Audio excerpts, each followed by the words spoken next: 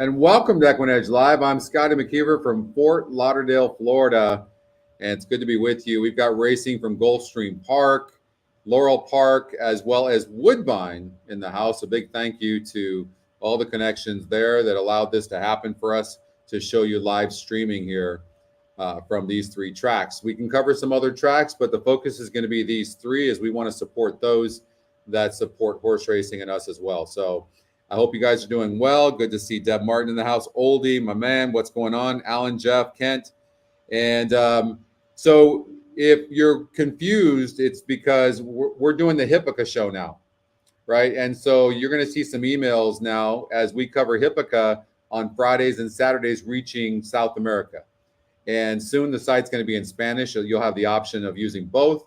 And that's going to be coming up in the next week or so. And we'll be transitioning into this process. You'll start seeing some updates every single week. So that's what some of those emails are about. You can go to YouTube and you can check out the show today. We'll talk about that. We covered on the Hippica show. We covered with Alfredo and Pasquale the late pick 5 here from Gulfstream Park. So I feel like I'm pretty versed on what's going on most of the races here today at Gulfstream Park. There is 11 races in all. 12 races in all at Gulfstream Park. I have not looked at Laurel Park. I have not looked at Woodbine, but I do feel like I know Woodbine pretty well. You've got to be tactical. Speed does not really hold up anymore. It used to at Woodbine. Something's changed there. You can't come from too far back, so you need tactical speed, but I feel like our pace number can really help you there. Also, we sent out an email. I don't know if you saw it on our pace number. Pace makes the race, which is absolutely true, along with class. Well, we've upgraded our pace number. We have a new pace metric now, and this pace metric is hitting at an average of 72.5%, which means that what that means is our top pace number will be in first or second 72% of the time.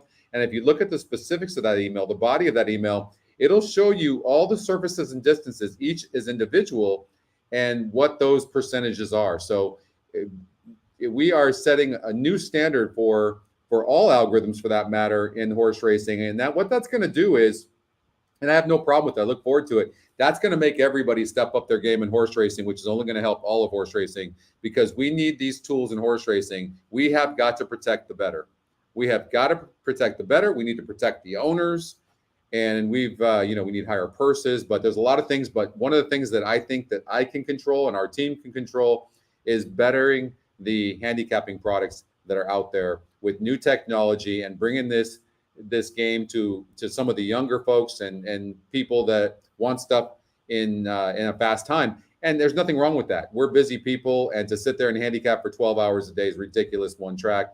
And so we're of course we are going to be doing a relaunch campaign here in the next couple of months, and the team is feverishly working right now to get you a bunch more upgrades, new tools, statistics, all that. So what's up, Andrew? Doug in the house. What's up, Jeff? Jeff was on the Hippica show. David, hello to you. Jonathan, hello, John. And Anthony was also there. I got a lot of improving to do, but I'm working on my Spanish. We're going to get better with that too. Oscar was there as well. Buenos dias, Oscar. Hopefully you're doing well. And we've got 9 minutes before race number 1 at Gulfstream Park. Although we did not cover that on the Hippica show, I handicapped that with Justin this morning because I thought we were covering the early pick 5. So I feel like now I feel really good about the late pick 5, but I felt pretty good about the early pick 5, although it's a tough sequence. And we've got many first-time starters here in this race, 2 scratches of the 3 and the 6. The 9 horse is very interesting to me because I really like this GSR. And I don't know how fast it is. This is a really tough race.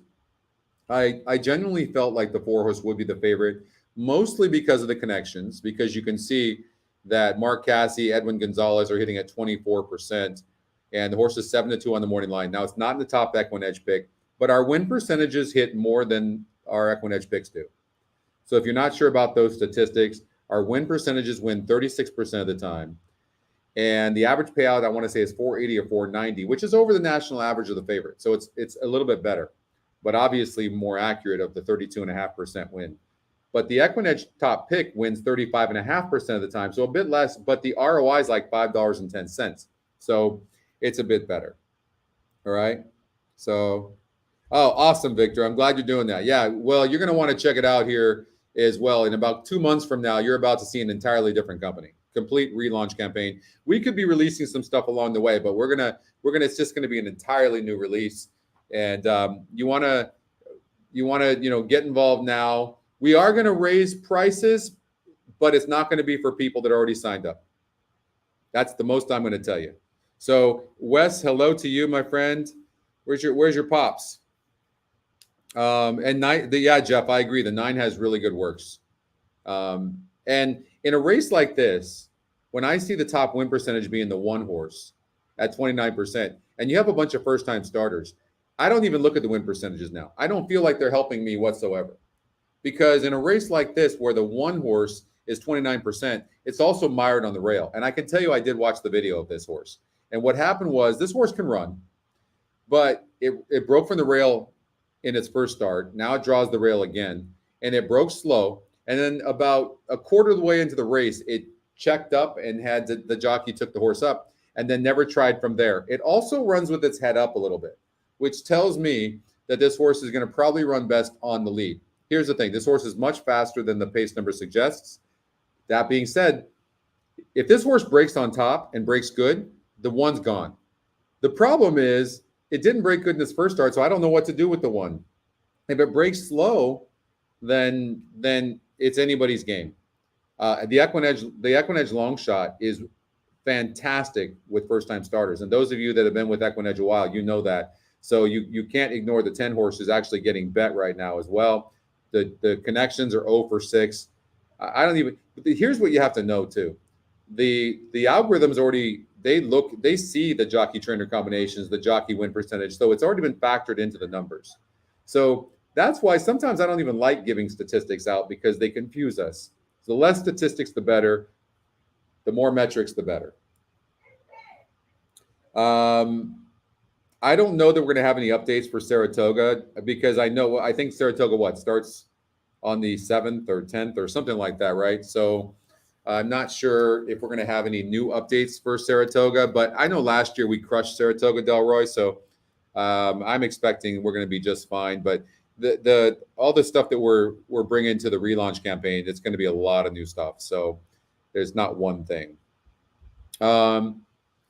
We'll throw a pick 5 in here right now. Here's what I'll tell you about the pick 5. So I'm just going to throw $80 in there.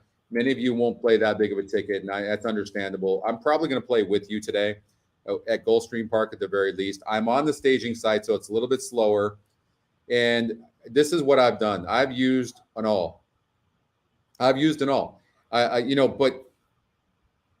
I will say this. The 7 horse I knew would be one of the favorites. The connections just don't win very often. 3% trainer, 4% jockey. So I didn't know what to do with that, but it is the Equinedge top pick. So you've got conflicting information there. July 14th. Thank you, Chuck. Maximo, I can tell you if this horse breaks on top, it's probably gone. But if it breaks slow, it's not going anywhere. So it's anybody's guess what's going to happen with this horse in the break. You want to take a chance and single a horse like that? Maybe. You've got great connections here, at least as it applies to this particular race, because a lot of the connections don't like to win in Edwin Gonzalez and Mark Casse. So, but at 2-1, first-time starter, only 22%, not in the top 2 Equinedge picks, not an Equinedge long shot. I don't know. Based on where the betting's going right now, I'm leaning more towards the 9 and the 10 horse. I'm leaning more towards the 9 and the 10. You can take horses that are dead on the board. Like I didn't like the 5, but before I threw it out, I wanted to make sure that the 5 wasn't getting bet. So I think they're confused with this 5. They don't know what to do with this horse. And he's using a jockey. He's only used 3 times and lost. So I'm going to eliminate the 5. Okay, the next leg, I think the 4 is a possible single. Amor Lejano, the Argentina bred. Look at this, 9-5 on the Equinedge morning line. It's the Equinedge long shot. How many times have we seen that do well? Edwin Gonzalez jumps aboard for a low win percentage trainer. Kent Sweezy has the 7 horse now. So I thought, and it's the speed of the race, maybe just use the 4 and the 7, but I thought maybe the 4 could be a single. In the next leg, I'm using an all. I don't want to overthink this. I can go over the race, but we don't have a lot of time because you've got 3 minutes before the race to get your wagers in. But if you gave me only 2 horses in race number 3, then it would be the the 2-horse Bad Bad Bobby, and the 3-horse Mitico. All right. So 2, 3 best. I think the 1 and the 6 are going to duel. In this race here, I thought the 4 more drama, this first time starter. I know, but I really like the works of this. I like everything I'm seeing. I think the 4 could be a single, and but the 2 and 6. I think the race between the 2, 4, and 6, and then lastly in this race, only the 2 and 4. And I also thought the 4 could be a single, but only the 2 and 4. All right, so that would cut the ticket down if you use the 4 here. In race 5, maybe single, but only 2 and 4. In here, 2, 4, 6, the 4 could be a single. And in this race, I thought it was an all. I like 2 and 3 best, but that means nothing because I'm using an all. In here, again, I thought the 4 could be a single and only use the 4 and 7. And the first leg, I had no idea. I kind of like the 9 as a long shot and the 10 as well, the Equinedge long shot. If the 1 breaks good, the 1's gone. At 4 to 1, it might be worth a play as a cover bet, or maybe just throw the 1 in there in your ticket. I'm leaving out, of course, the 5-horse. I don't like the 8% win with Vasquez. I maybe would do something like this and single the 4 here.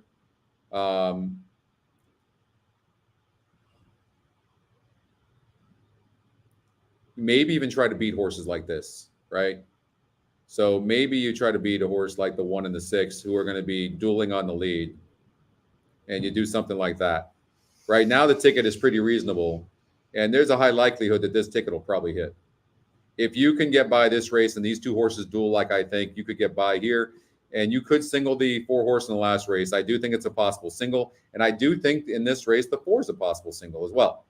All right, so hopefully that helps you on your wagers. We're going to get out to Gulfstream Park as they're about 2 minutes from the gate as well. And Oldie, which race has 0 chance in race 2? Okay, let's see. Oldie's saying in race number 2, the 4-horse has 0 chance, Amor Lejano. Who do you like, Oldie?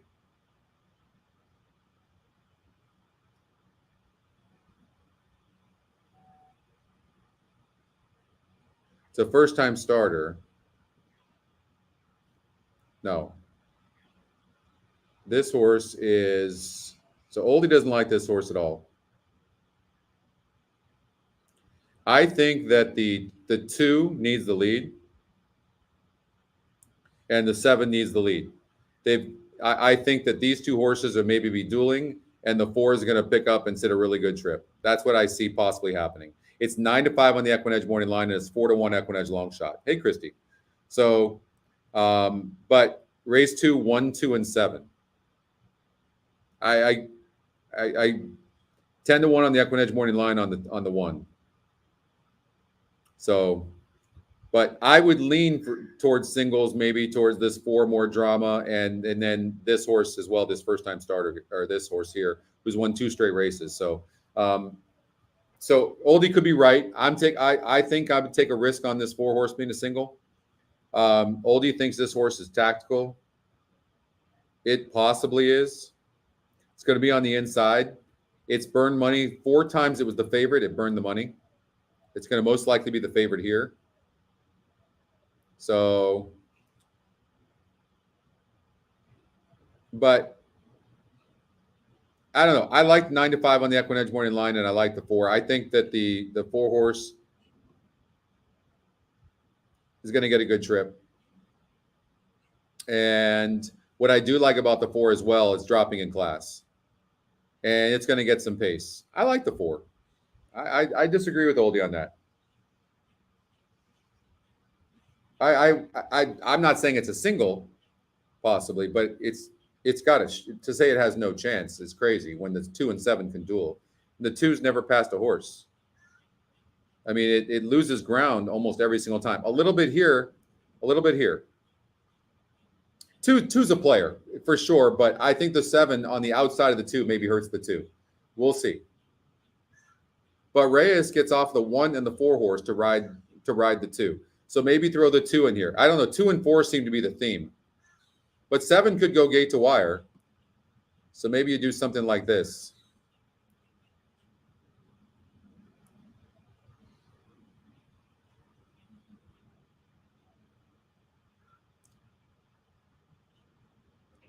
So maybe do something like this.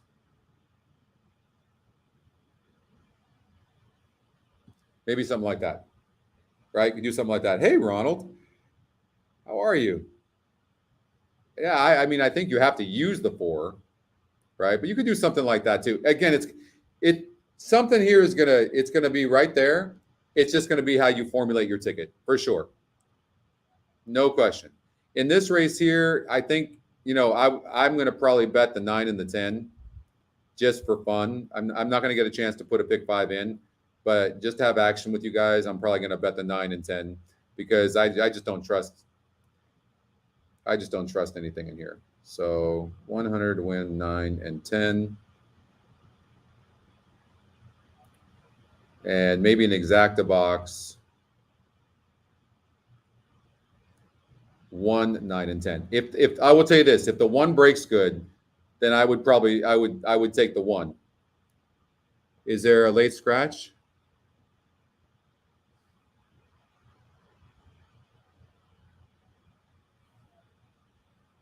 They're circling around.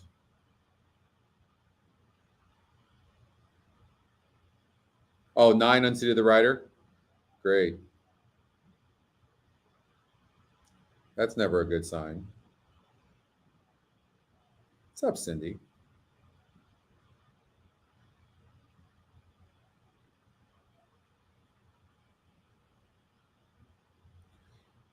This 10's going to run good. This 10's going to run good. And I would love to see this 1 horse break from the gate good. 4 is going to be in between horses, unless it's just like really fast.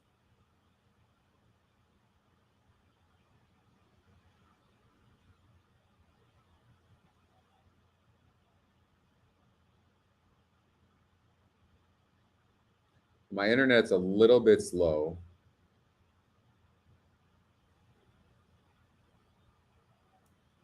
So I'm going to go 10-1.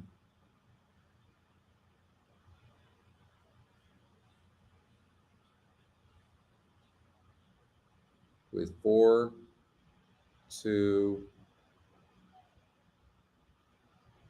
7. With all. With 2 and 4. And 6. With 2 and 4.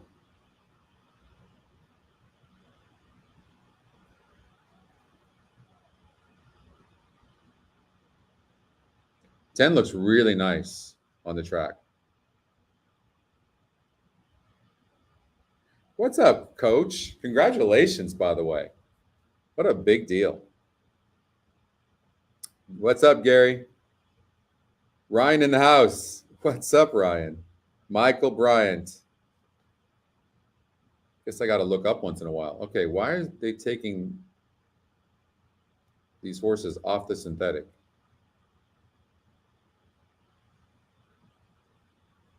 Late, okay, because the 9 was just scratched. Okay. 9 was just scratched.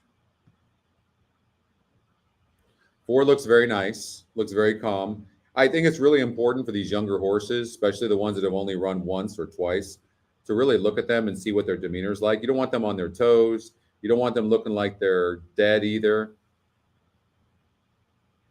I thought the 4 looked great. It's getting bet 7-5, but 8 looks really good at 13-1. 8 might outrun those odds for sure. I didn't think the 5 looked that great. 2 looked just average to me. 10 looked really good. I can't trust the connections on the 7 to win the race. The horse ran a good race first time out.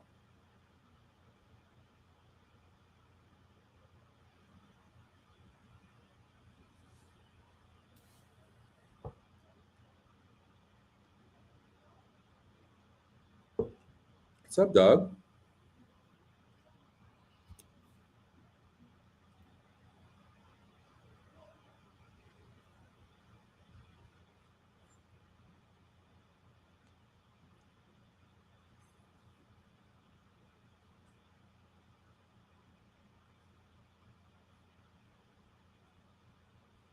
We'll check out Belmont race number 1 if we get a chance.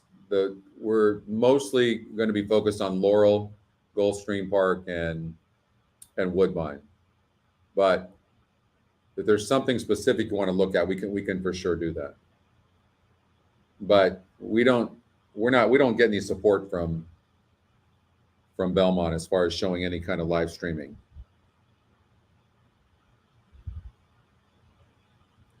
Thanks, Jeff. That was a lot of fun. Yeah, I got to brush up on my Spanish, but it's a lot of fun. I think that's going to grow as well. As a matter of fact, we're getting a lot of new subscribers from South America to Equinedge. And so hopefully soon we'll have part of the site in Spanish. That's coming.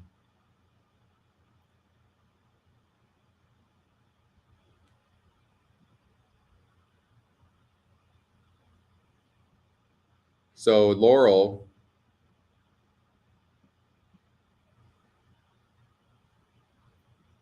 is coming up shortly. Let's see if there's anything that we can bet on.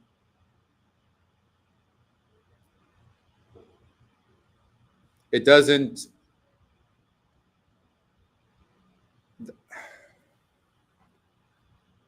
I've seen that happen a couple of times, Michael, and I don't know why it does that.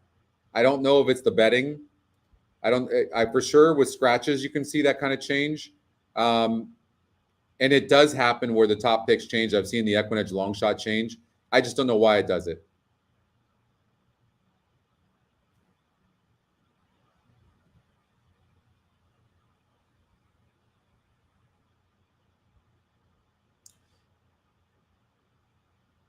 You know what I noticed at Laurel? Like, you need to be somewhat tactical, right? So for me, when you look at a tactical horse in here, you're looking at a horse like the 7 horse, is Equinedge's second pick, right? And this horse is 24%. It's got nice pace. Ruiz gets off the 6 horse. Repeating a scratch of the 9 here in the first at Gulfstream. I'll smile again. That's the reason for the delay. The 9 was loose on the course. Gulfstream Park Outriders attending to 9. I'll smile again. They'll clear the course, and then the horses will be brought back onto the Tapeta track for a start for race number 1. In the meanwhile, wagering windows remain open. 12. You can see Laurel on the right there, and the pace of the race is the 1. So the 1's going to get the lead. Our pace, I can tell you that when I see these pace numbers now, I feel so confident, unless the horse breaks bad or the jockey grabs the horse for some reason, that you can trust these pace numbers. And you can clearly see the 1 is going to probably have the lead, although it doesn't need the lead. You can see it won a race 8 back coming from behind, right? So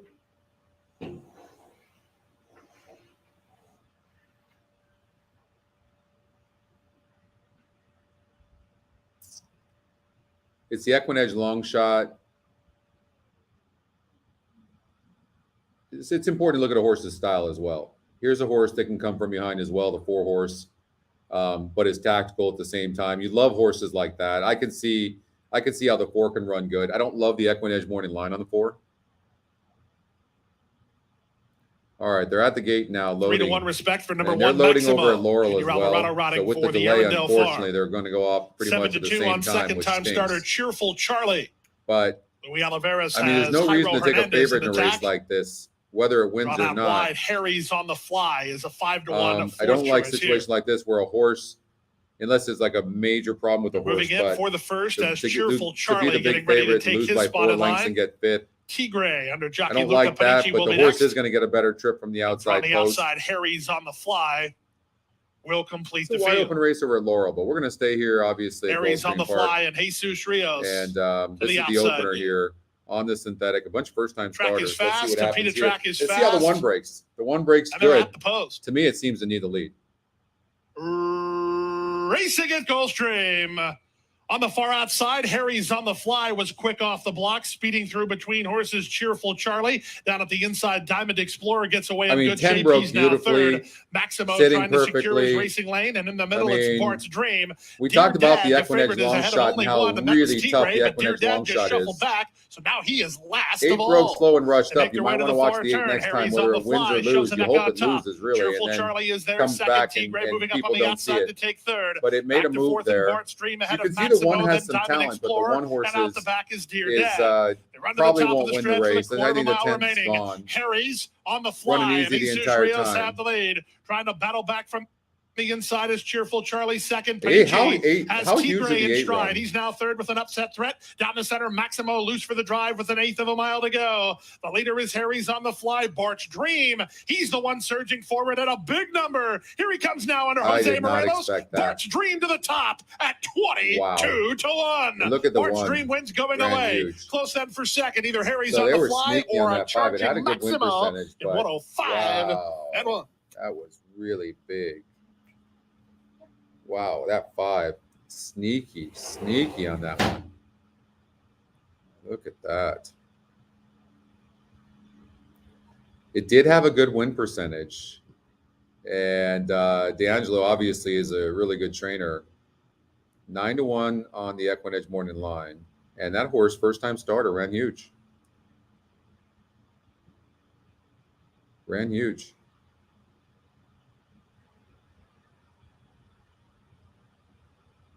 Wow, what a way to start. So 5, 10, 1. So we know that the 1 can run. Broke slow from the rail. Didn't like it. So that horse gets an outside post. It's going to be tough. You know, that's a really good point too, by the way. I mean, for sure. That makes a lot of sense. All right, so they haven't run yet over at Laurel Park, probably because of what happened over at Gulfstream Park. So we'll get out to Laurel and catch that race. Let's see if we can find a bet here. Nice GSR of the 9 horse, who's 2 to 1. No speed though. 0 speed. Draws the outside post. Not really a great place to be. I know. I'm in Parkland right now at Honest House, and so I'll see if I can show you. See right there. There's alligators in that water, for sure.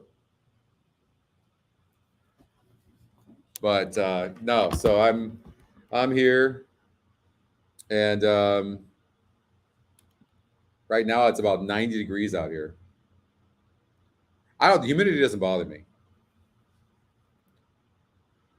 Oh, you canceled it, David? Oh, man. The 1 scratched at Laurel? Okay. So let's see what that does to the pace. I mean, that allows the 4 horse, but the 7 is going to be sitting a good trip too. I completely see the 7 getting a really good trip. 9 horse, they're not going to be going that fast.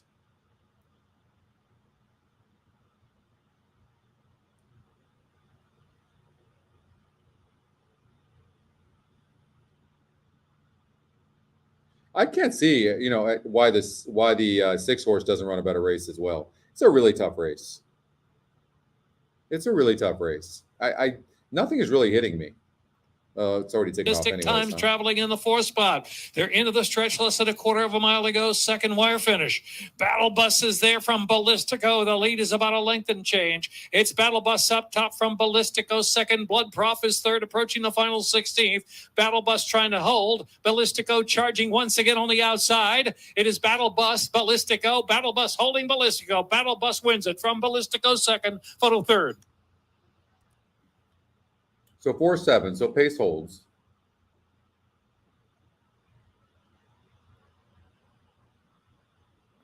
And look, that's what it showed.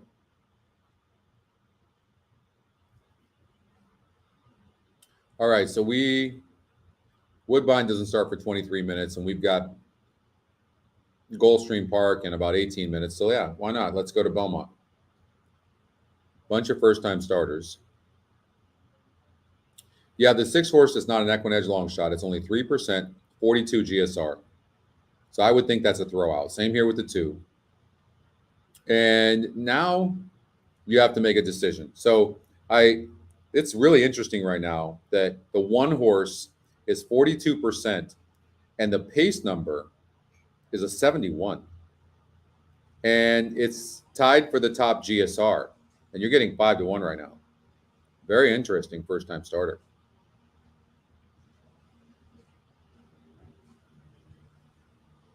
Now, it's interesting that the 4 horse is 6-5 on the Equinedge morning line, and the horse is 8-5. And I'll tell you what I mean. It doesn't mean the horse has to win. Maybe the Equinedge morning line is just predicting because of the connections that this horse is going to get bet. So, and with those connections, this is one of the reasons why you're getting 5-1 right now on Song Parity. Not to mention it's 9-2 on the odds makers morning line. With first-time starters, people can get influenced by that. And you see this horse 5, the Recognize, who's got a nice GSR, is 5-2 right now. For whatever reason, the Equinedge morning line didn't like the horse. Now, Mott does not win first time out very often, if I remember correctly. We don't show that stat on Equinedge, but if I remember correctly, he's better with second-time starters.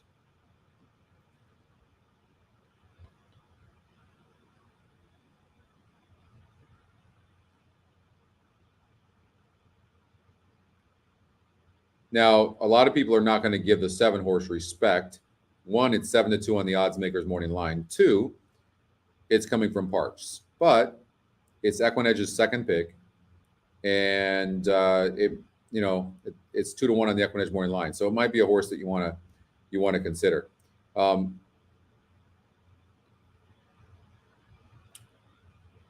me, I would probably do an exacta box 1-4-7 if I just wanted some action. But I mean, obviously 5's getting bet right now. Maybe this horse can run. Maybe, and it's 15%. It's not like it's a bad win percentage. But 7's going to get a good trip from that outside post.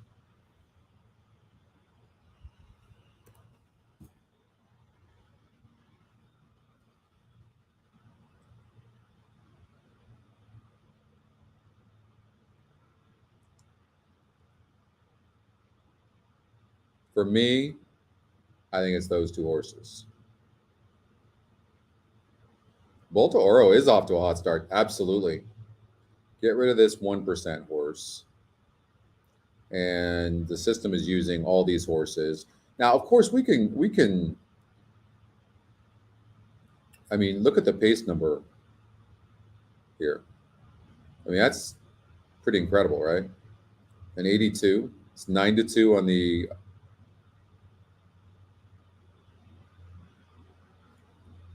on our morning line.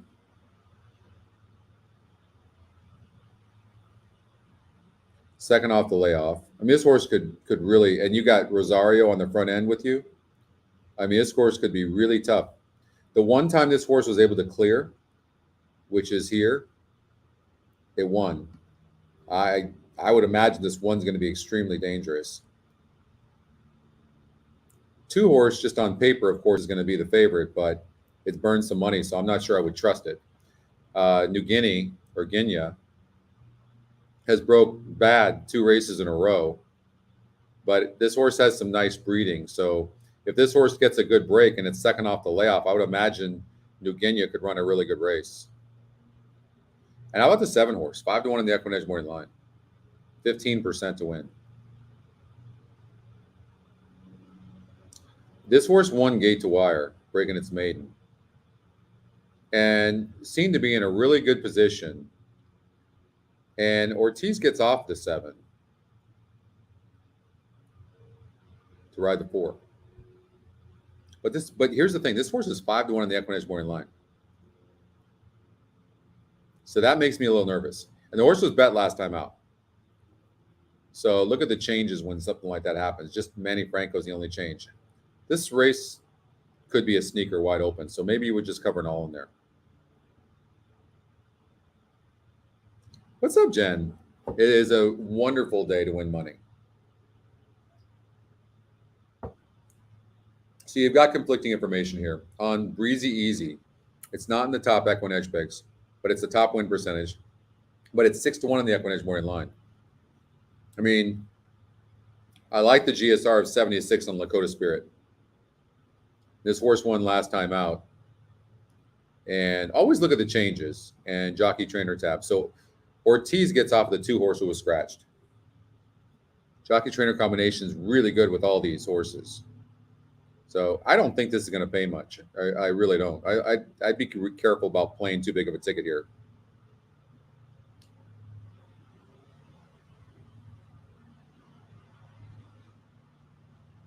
What's up, Dave?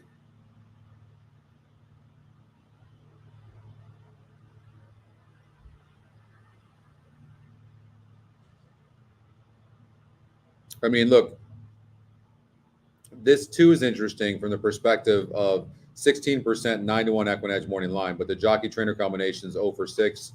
But you have to remember that the numbers have already calculated that. Does this horse need the lead? I don't know. It's been off a while. Did they take the blinkers off for its return? Yep, blinkers are off.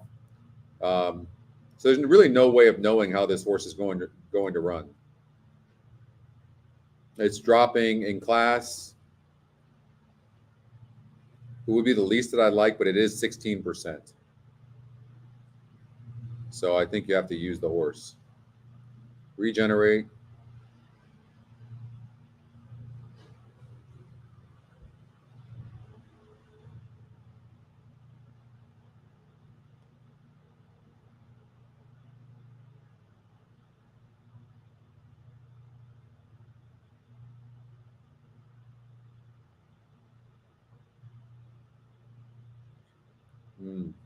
I remember looking at this race. I did look at it and thinking, wow, it might be tougher than it looks. You could get a price in there. So you might want to take a risk somewhere else. Hey, Van. When cheap speed is loan speed, I know. If it's got a really low GSR or SOR, I usually won't use a horse like that. Hey, Eric.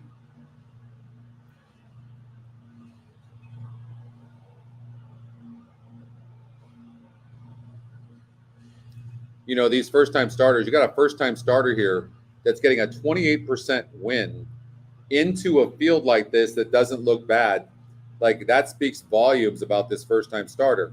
So since I don't know much about this race, and this 7-horse Lady Yellen has burned money, why not take a first-time starter, possibly like the 3, and single it? Something like that.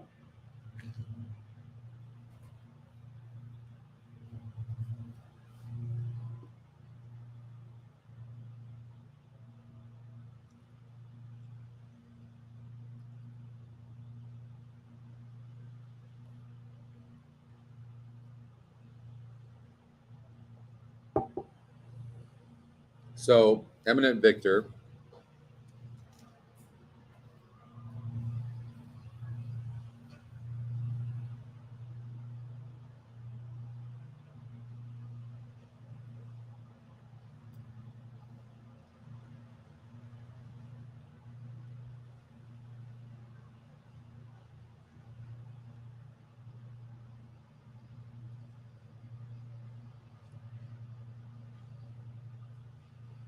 So Andrew singled the 5 in the 3rd. I think it's a fantastic single because first of all, the horse has been off since September. Connections are obviously good, but the horse broke from the 9. Had the outside post 2 races in a row, both races. Out 7 wide. I mean, crazy, right? And still ran good in both those starts and jumped up to a 74 SOR last time out. So this is a non-graded stakes race. So what you want to look at the horses and see.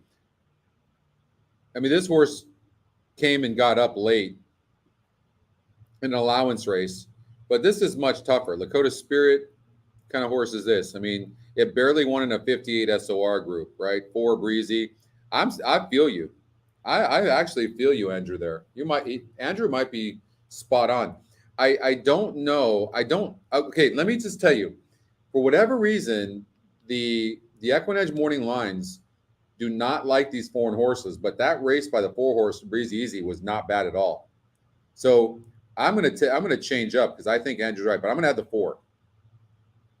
but I can see it because this ticket's too much anyways. Now it's gonna be $72.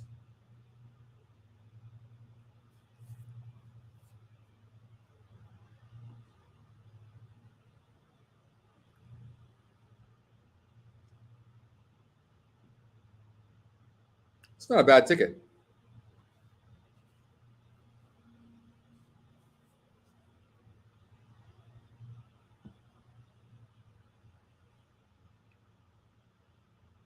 This guy is getting big time bet, and Bolta Oro's been on fire. I can't add him in this ticket, but Doug's not wrong. So you see Doug's note here.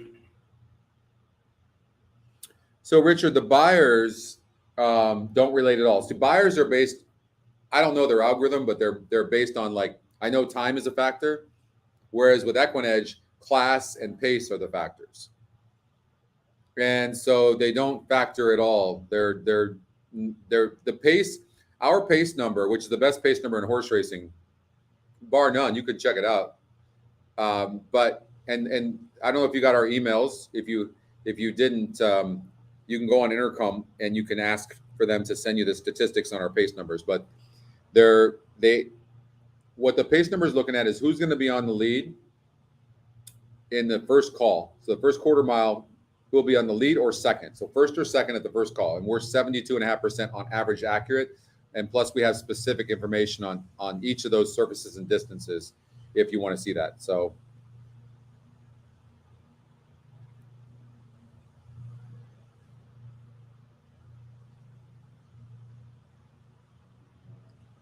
let's see here. Which one are you talking about, Jeff?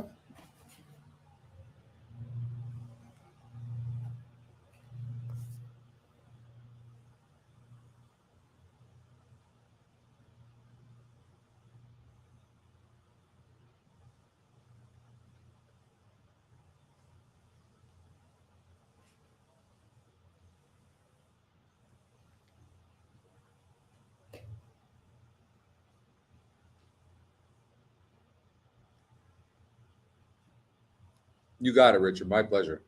Anytime. I'm just going to say this about the 3-horse Lakota Spirit. It is 5-2 on the Equinedge morning line. The more I look at it, I know it just got up, but it broke from the 10 hole. First time on the turf and did that. Now,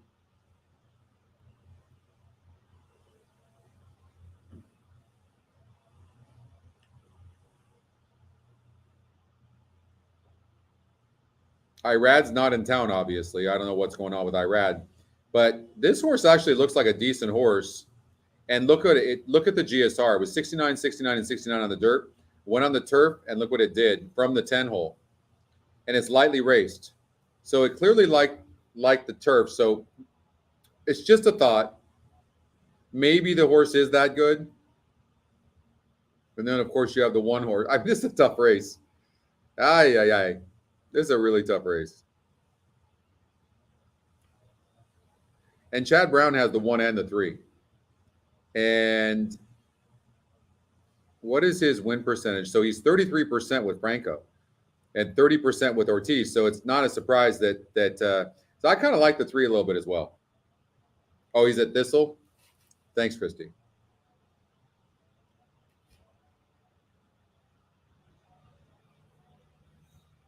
I like the 1 and the 4. But many of you like the 5. Doug likes the 5.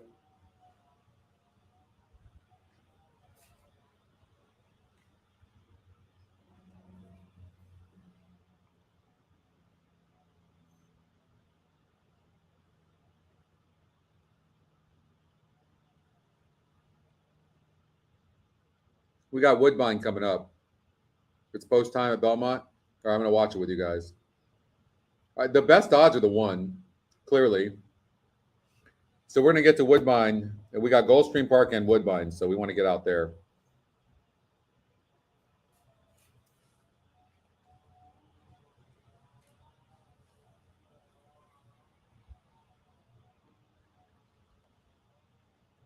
Yeah, I can understand you liking the 7.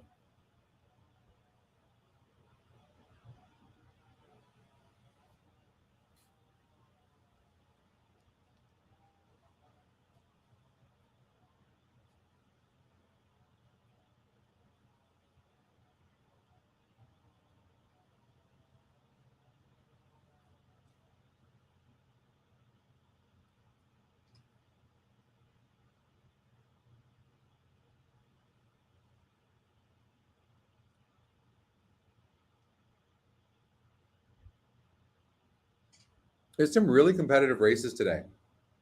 Waiting for Sweet Liberty. I know, Shad. It's a fair question. Everyone used to say to me, you can't give a win percentage to first-time starters as well. And I know our data scientists are insane. They're so good. And when they first came up and said, we can do a win percentage for first-time starters, like, are you serious? Everyone said, Scotty, you can't do that. But we did it, and we're accurate. And the same thing with the pace. Now, I will say this, Shad, it's not as accurate as the other numbers. Like, we'd even be higher on our pace number and better win percentage first-time starters because we want to include that. We don't want to leave. I don't want any situation in which a handicapper doesn't have something, tools to be able to handicap a horse. That's where we're going. By the time we're done, you'll never need to leave this site.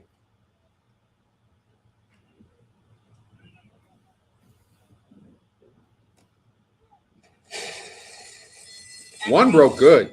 Huge. Wow. There goes Song Parody. Wow. 4-1. Sweet Liberty, along with a Recognize has moved into second. And then it's Bet of the Century, who's running in third. Lady Mine down on the inside, next in fourth, followed by Easy Toll in fifth. It's 2 lengths. Bolt Oro. There's your horse, Doug. At the back of the pack. A Gambling Girl, the favorite. The 4, I didn't see the break of the 4, but the 4 is way back there. Song Parody who ran the opening quarter mile in 22 and 2/5 seconds. How's this? Song Parody leads by 4-1 on the 1. Recognize on the outside. Lady Mine in the 42%. And then Bet of the Century. Come on, 1. All the way. One time for the good guys. One time. One time. 42%. Top pace number. Get out of here. Looking to go wire to wire here in this 5 furlong debut, and she has got it locked up. Woo! Who can do that?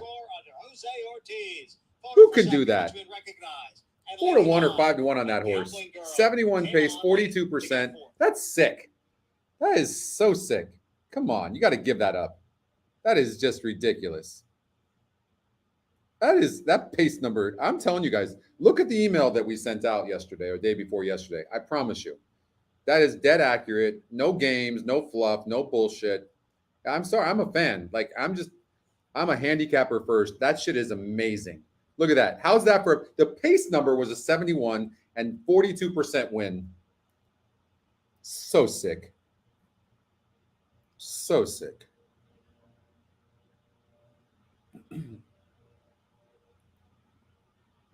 Wow. Amazing. So that's just cool as hell. I'm happy for you guys that got that. You got the exacta, Doug? So, oh, that's right, because you like the 5. Awesome. Awesome.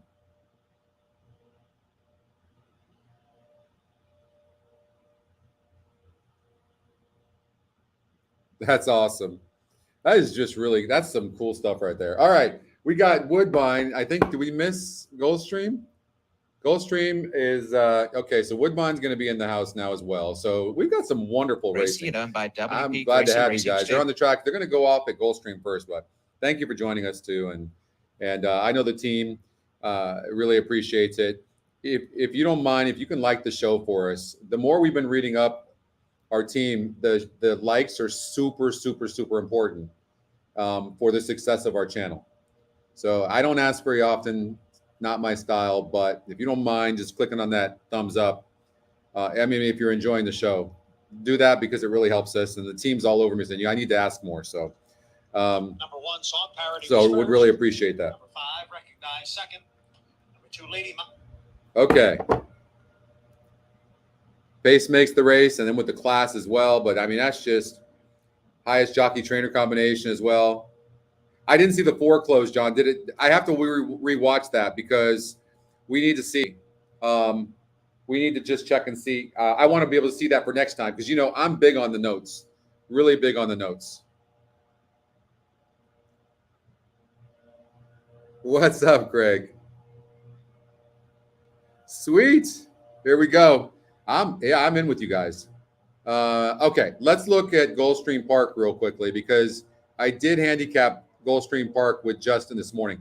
Again, if my site looks different or it's a little bit slower, it's because I'm on our test site. So, but I thought, and I know Oldie doesn't like this horse, but I thought the 4 horse Amar Lejano might be a single. its form looks terrible. So, but we've seen that with the numbers, that doesn't matter. It closed really good. Make sure you put a note on that. You know you can do that by just clicking right here, right? Pops up, you put a note, right?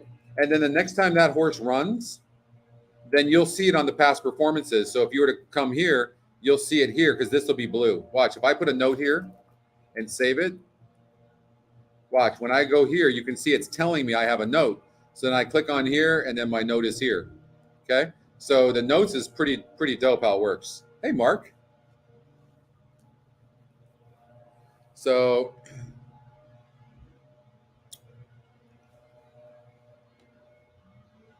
okay. That's really good, Jen. So I'm a big Kent Sweezy fan, but Miguel Vasquez, who's a good jockey, Kent Sweezy, they're only 8%. And this horse is only 21%, and the horse is 6-5. But it is the top pace number, but the 2 is fast as well and on the inside. And did they add blinkers to this horse? No, they didn't add blinkers, though. I think the 7 either goes gate to wire, but I could be overlooking. I want to just tell you, I could be overlooking the 2. I could. And if you look at it, the top 3 picks are the 2, 7, and 4. But what I thought might happen was 2 would send from the inside because that's what it did last time out. And I don't like how this horse, the last 4 times, has been the big favorite. It's lost. I just don't like that. And look, it was 48% and 51% respectively in the last 2 races and still lost.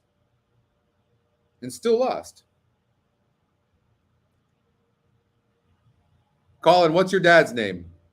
What's your pop's name? Your dad's Mike. Oh, there it is. I see it. What's up, Mike?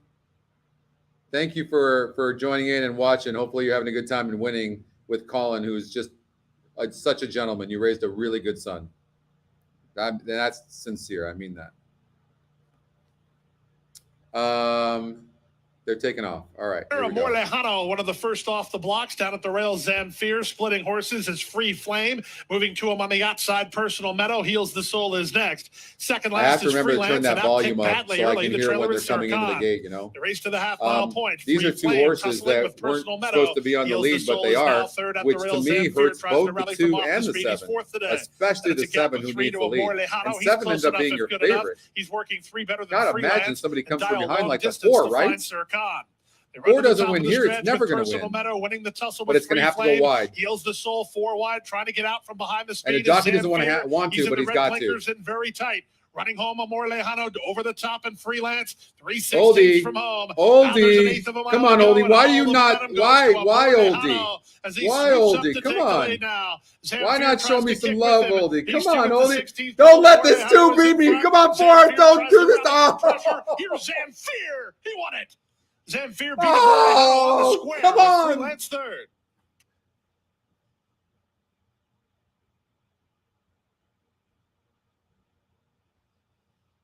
Come on. You're going to let Oldie win like that? You're going to let Oldie beat me like that? Oh, my. Come on now. I was. Well. Oh, my gosh. That was brutal. Brutal.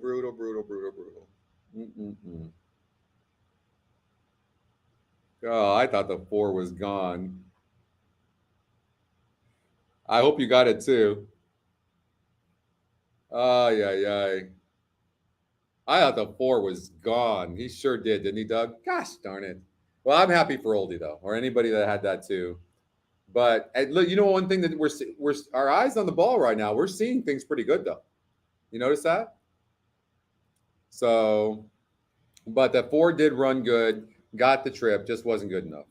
All right, Woodbine's going off, but you know what? Since we missed that first race, we're just going to go straight to Laurel where we can try to get a bet in, okay? Let's do that. I know. I mean, that horse looked gone. The 2 looked like it was stopping. I don't even know what the heck just happened there. Oh, God. All right, we got some first-time starters. And I know. The jockey did, no question, Patrick, for sure. All right. I will just say this. What about Choose something like the this? winners. Zamfir. Because you can't make any money on the two favorites Freelance, who have the top win percentages as well. 6 personal medal. Okay, but what I will say is,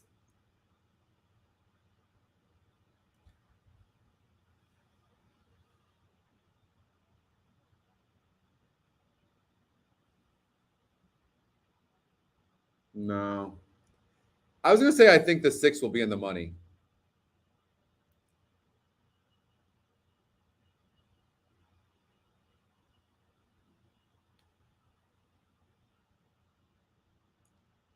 Top 2 GSRs, top 2 win percentages, top 2 equine edge picks. I mean, I just don't think you go anywhere. You go away from these 2 horses, right? The same pace number. The 2 is going to get the lead, but this is a stronger group than what the 2 faced last time out. And the ones on the rail, I think the 5 gets a really good trip. First time starter for breaks good. So I would probably lean towards the 5. And the 2 might stop. And the 4, I don't think the system really loves the 4. I mean, maybe. And then the ones on the rail, I like the 5 to win, and maybe the 6 could get in the money. Oh, I already took off. By Tis No Clown for the outside. Ice Cold Frosty ahead in front from Tis No Clown. Here's Tall Order. So that's what we thought. Outside, 2.5 from them in 3rd position, and Quincy Cafe back in 4th, and Theo Loves a winner trailing the field. So 1 does not like the rail. It's Tis No Clown from Ice Cold 5's Frosty. going to win the race. Neck, and there's Tall Order getting a bit closer under a right of the outside. Now with 3 furlongs left to run. 4's another 5 lengths back. probably Theo toast, Loves a but winner's 6 is going to not pick it really up. doing Same very 2 well for either. Quincy Cafe down to the inside. 1 really ran Racing disappointing, to and the the top 5 of the is running stretch. disappointing Tis as No well. Clown is that leader from Tall Order, charging hard of the outside under a ride in 2nd, a length and a half behind. And then it's Ice Cold Frosty 3rd down to the inside, and still resilient and coming back for a little more is Ice Cold 2's Frosty. not changing And leads. Quincy Cafe showing a bit But of late gonna interest, win. trying to pick up there on the inside. 1 furlong left to go, and it's Tis No Clown. Tis No Clown in front by 3 from Ice Cold Frosty. And here's Quincy Cafe on the outside, trying to make it close for 2nd. Tis No Clown and Yoma Ortiz. Ice Cold Frosty was 2nd. Quincy Cafe was 3rd, and Tall Order 4th. So, really good question. This is a good question, Jesse. So, first-time starters always start with a 50, no matter what. That's where they start. So, when you see a lot of first-time starters, you'll see that, and so there's also a little bit of an adjustment in there that the algorithm does, but by the most part, you can expect that first-time starters are going to start with a 50. Yeah. So the 2 horse with that pace won the race, and you had that, Oldie, and you got 7-2 as well, which is incredible.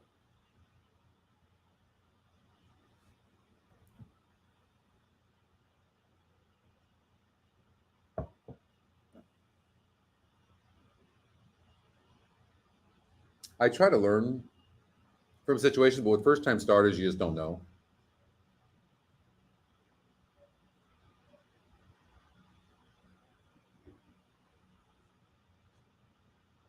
So this horse came in from Pimlico and won the race. Clearly, this type of horse that needs a lead. And this was a really weak race. Now, you could put a note on both the 1 and 5 and go pretty crappy because the 2 didn't even change the leads and won that race.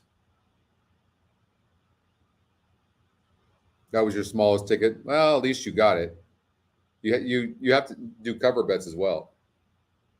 I've told this story a few times, but when I won the Pegasus tournament back in last year, I had a saver bet where I liked it was a 5. I know it was number 5. I don't remember the name of the horse, but I bet I was in the tournament. I played the 5 to win. It was 10-1. So I like to take some long shots and then predict if I think they're going to at least be in the money. So then I'll bet it to win, and then I'll take, if it doesn't win, I'll take the other horses I think have a chance of winning and do an exacta, and then I put the 5 in the second spot. And then I did a $25 trifecta, and that day I had 4 horses I thought could win. So I did the 4 horses over the 4 horses over the 5 horse in the third spot as well. So I covered it to come in first, second, or third. It ended up getting third, and that ended up being my best payout. I got back $17,500 on that bet.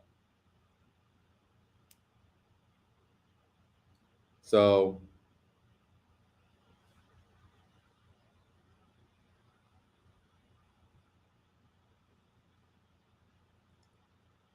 let's see here.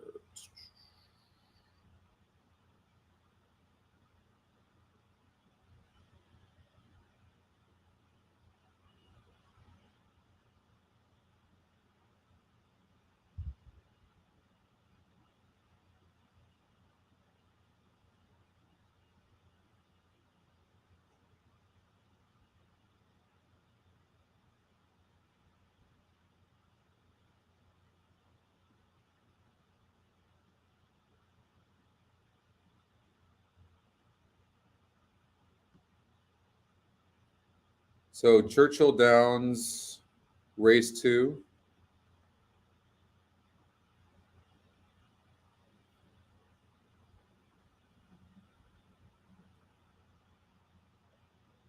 The number 1. So it had the lukewarm top GSR. Yeah, let's do that, Oli. That's a good call.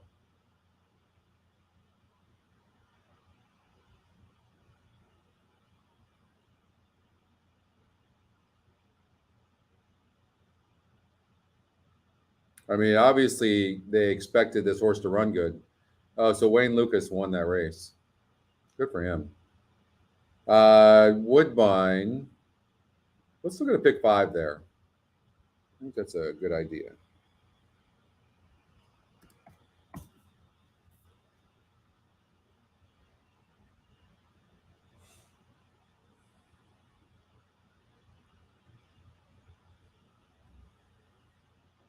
See, so when I see stuff like this, hey, Martin, when I see stuff like this, yeah, the 1 horse is 20 to 1 on the Equinedge morning line, 12 to 1 on the odds maker, but it's a price play, which is a long shot algorithm.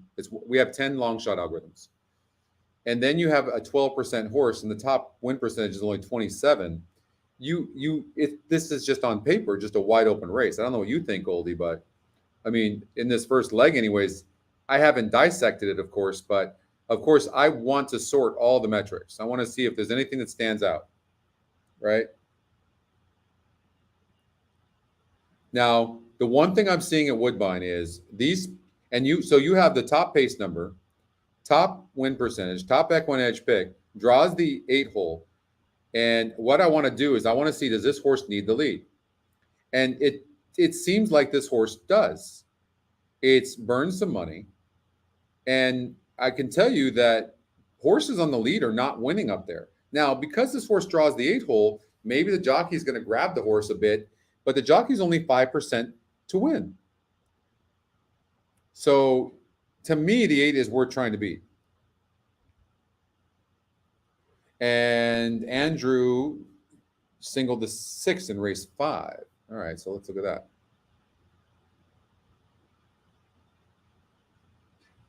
So Everyday Magics, 28%.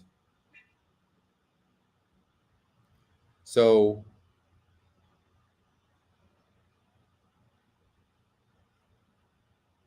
it drops in class a little bit.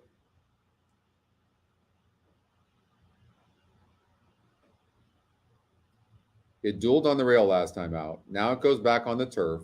The GSR drops. It's run decent on the turf against tougher. I mean, it's a ballsy ass single, I can tell you that. I would never single the horse, but I think it's probably a contender for sure. It's 28%.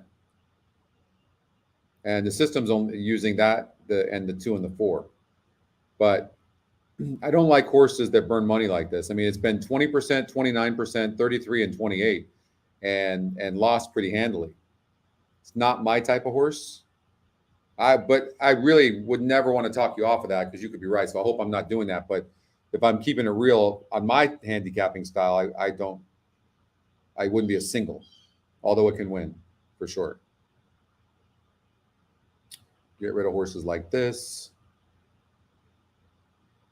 It's a nice look at the 2-horse Kodo, 17%, 6-1 in the Equinedge morning line, and a nice GSR. It looks like crap, absolute crap, and it's been off since July. But I mean, you get a horse like this to win, you're going to get paid. I would never leave this 2-horse out. Then you have the 1 horse, top Equinedge pick, only 9%, but 5-2 on the Equinedge morning line, right? I mean, you see how tough this race is? And the horse got second with 7 furlongs last time out and broke 10th.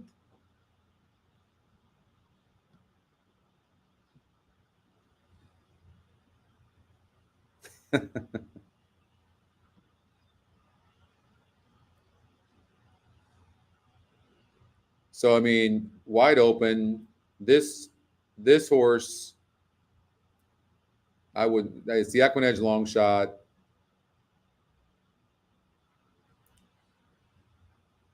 Yeah, I wouldn't like this. I don't like the Equinedge. I don't like that horse at all. I kind of like the 2. I would probably use these horses. I couldn't leave out the 1.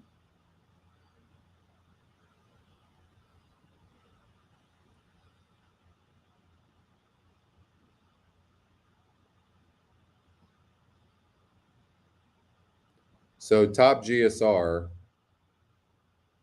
So you've got some conflicting information. You got 35% horse in the 6, but it's got the lowest GSR. So what I do is I like to sort this. You've got the synthetic, and I'm looking to see, like, so the 2 horse is very interesting. And this horse is all sprint pedigree, the 1, all sprint. So's the 2. Same with the 3. So that looks like a wide open race. I don't think we could do anything less there.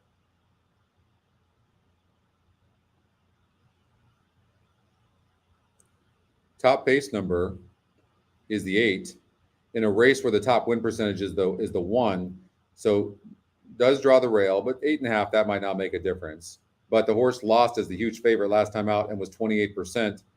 And now is stretching out. GSR goes up a little bit, but this horse has burned money.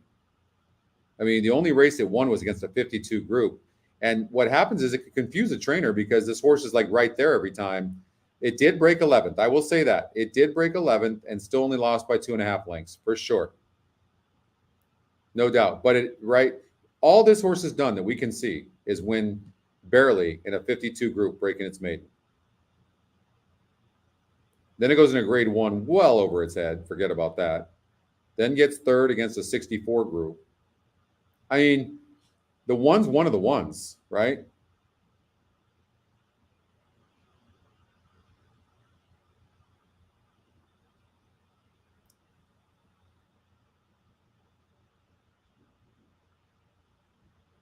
So Cindy dislikes the 1, 2, 4.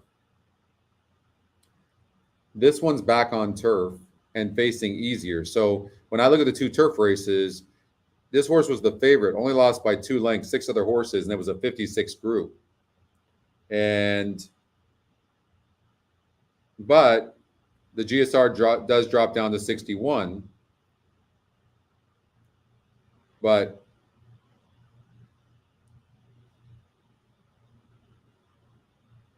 that's a tough one.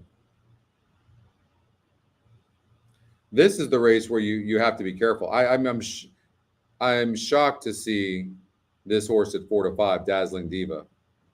Why does it keep doing that?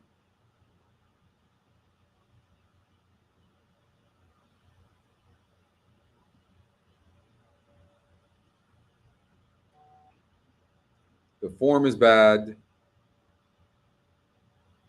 It's dropping in class. But I mean, it has no speed. Jockey's hot. But usually at Woodbine, you don't come from that far back. Okay, so that is something we have to really consider too in these races. Like, who's tactical? Those horses look wide, look even. Horses like this just are not going to win very often. So we're going to get rid of that horse, and regenerate. It's going to take the 9 out. And it'll add. So if you make the right changes, it'll add horses. Here, man, I would love to be able to use all in here. I would love to be able to do that. Sometimes what you can do is you can get away with just using the top 3 Equinedge picks instead of doing what I did here. But let's see what happens.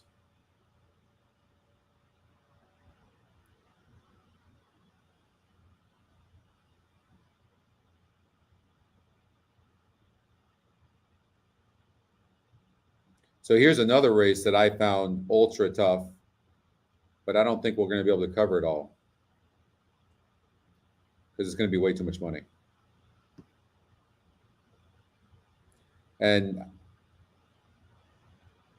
so you got an Equinedge long shot, 23% to win, top pace number. I mean, it's not the worst single in the world. I will tell you that. The problem with this horse for me is it needs the lead for its best. And it might get it. It might get it, but this 2 horse is very fast as well, and it needs the lead, so it's sending.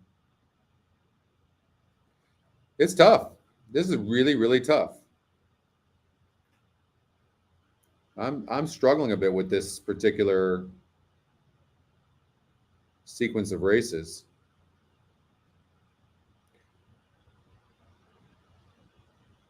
So I will say this about the 6 horse. It's 26%.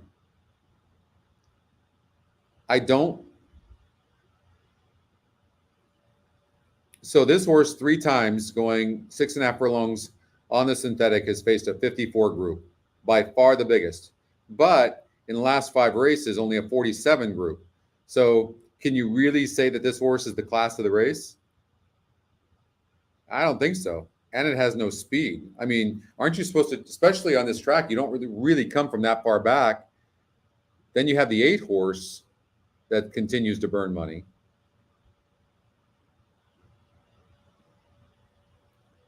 The 3's fast, seems to need the lead. So the 3 and the 8 are going. So there's going to be, so who's tactical? So the next horse that I see as tactical is the 5.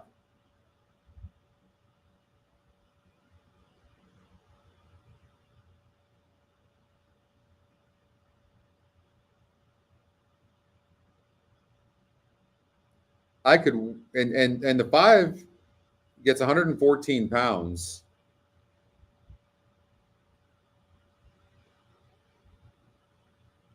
I would say this: if you said, "Give me one horse to be in the money," I would probably say the 5.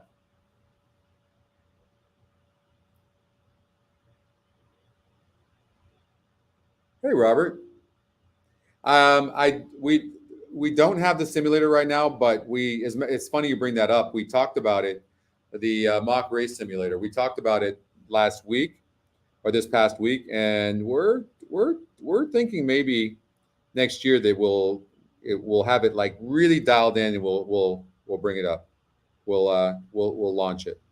It will be launched one of these days, hopefully sooner than later.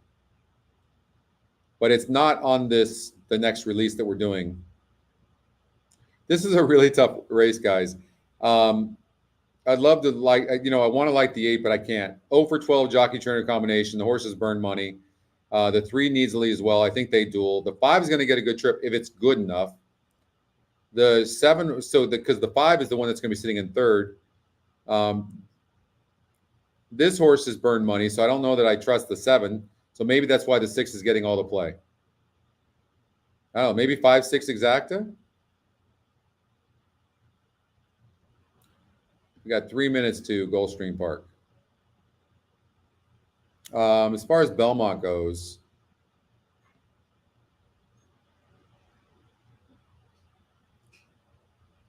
I know we're alive on our pick 5. So we have the 1, 2. Did I play that? I don't think I ended up betting that, did I? No.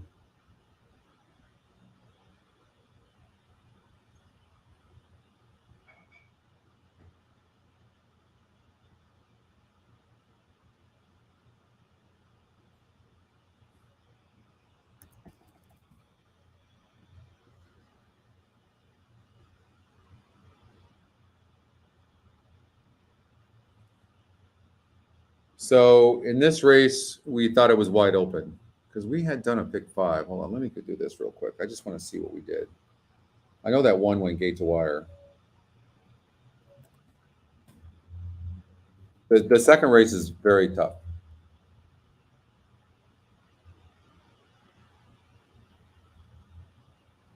All right. So for those of you that are alive in the pick 5, by the way, too, we said that watch this horse really finished, right? Watch for next.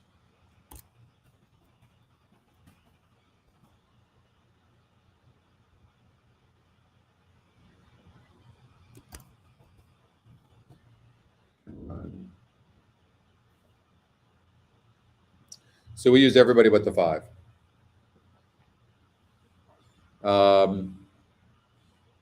I never like to see a 19% horse 4-1 on the Equinedge morning line go off at 6-5, but it is second off the layoff. But it's never broke well. So maybe if it breaks well, maybe it is Equinedge's second pick. I did think the horse was decent, but I don't know.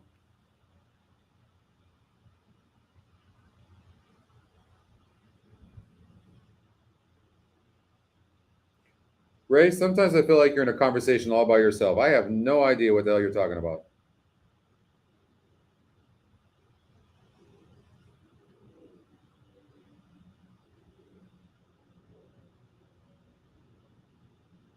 Rayum, and now she comes on through. And on the extreme outside, here comes New Guinea now, who's kicking in late. It is home for Christmas. Rayum, New Guinea on the outside. The Hold up one. Hold up one. Hold up one. Yes. For Christmas. I mean, top pace number 4-1, 24%. Insane. So good. I imagine you should like that result.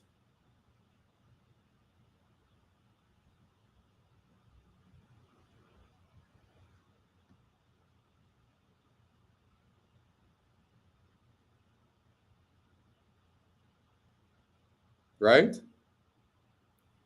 Huge. That's a really nice. That's really nice. It is so good. It's just so good. 1, 2. So you got, and look, the thing about it is it's 24%, and you got you did the double, Andrew. Nice going. It's just such a good pace number. Look at this. Look at that. 82 pace, 24. So you take the pace number and then you look at the win percentage. You go, okay. I mean, this horse has a good look. 42% first time starter with a 71 pace on top of that. This daily double, I would imagine, would pay good. $51 double. Holy crap! That's amazing. That's amazing.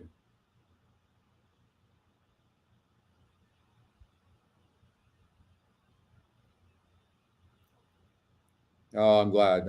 I'm happy for you guys. I'm like a proud parent, like that's how, because these to get to this point here with Equinedge has not been easy. And then to see stuff like this, and we're doing it live, right? You're in the morning mind frame.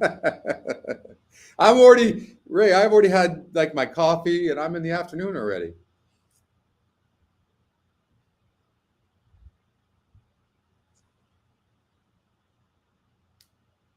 But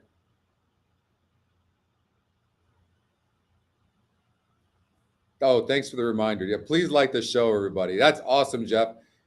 I love it.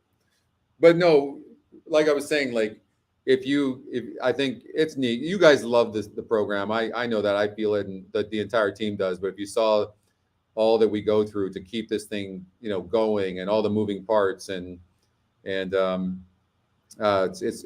a lot of moving parts to this. You got 31 algorithms on this website. You've got to have real time going good, the live odds, upcoming races. I mean, there's a lot of moving parts to this thing. I promise you. The ticket generator. There's 11 different algorithms. 10 or 11 on the ticket generator. We never even show the dashboard. That one popped up there, but yeah, here's our dashboard too. That you can click to and see what each thing does. on the information buttons. Hot jockeys. I guess we didn't look at this, right? Are there any hot jockeys or hot trainers? Delaware Park is post time over there, but Delaware Park's winning at 50%. The win percentage is. Churchill Downs is hot. Woodbine is hot. You want to borrow the car? And $5,000? Now you're really getting pushy, Jay.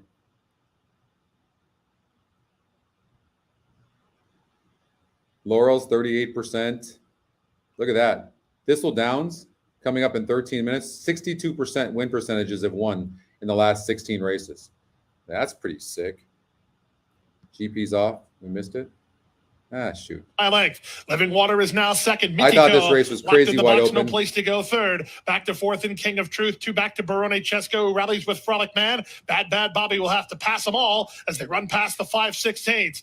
Living Water on the outside of Full Disclosure. Their heads apart. Mitiko, he's had a good trip, and now he has an opportunity to launch to the outside. He's 2.5 lengths off the Battle Duo, and it's a gap of 3 to King of Truth, and they're at the top of the stretch. On the inside, Full Disclosure toward the outside. Catch these horses. Living Water Change for a narrow lead. leads. Full Disclosure Left-handed. right back at him. Left-handed. Takes No. the lead again. Living Water tries to get back on terms. Mitiko off that good trip's not going to get it done today, as Full Disclosure is proving game. Full Disclosure battles back to win it. Living Water second, Mitiko third, King of Truth fourth in 110-1. The reason I was rooting for the 3, I had said that I like the 2 She and the 3 makes me earlier. tizzy.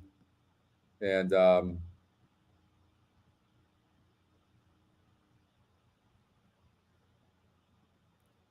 there was just, I think we had an all in that race, right? It was just really tough. But the one horse, well, look at this. The 1 and 6 were the top pace. Look at that. How's that? Top pace number 1, gate to wire, Full Disclosure, 6-1. 12% is not bad when you're talking about the top win percentage of the 6 who got second. Top 2 pace numbers, though, 99 and 94. Look at that. Pretty incredible, right? Look at that. The pace numbers are crushing today. We watch that and only play that, right? Yeah, I know, right, Doug? 6-1, though.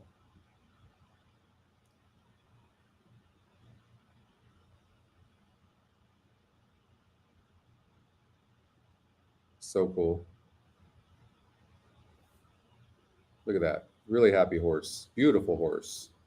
Jockey loving on the horse too like that is really cool. Uh-oh.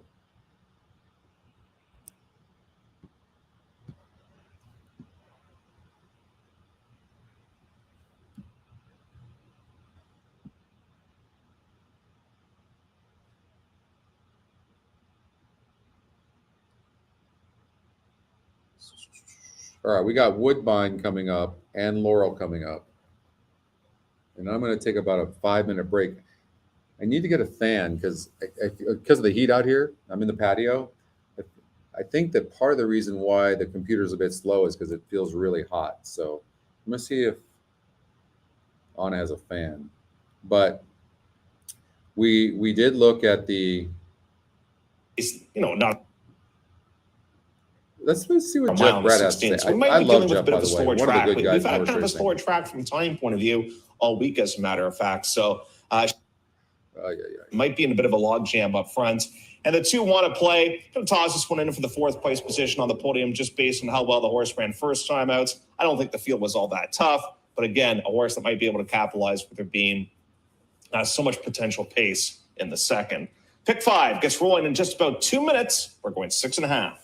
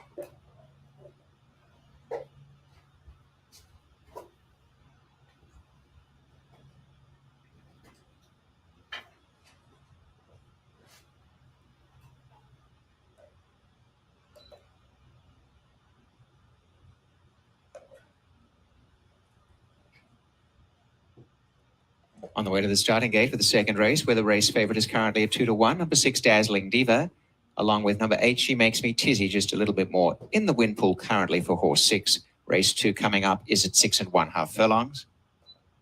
First leg here in the $50,000 guaranteed pick 5.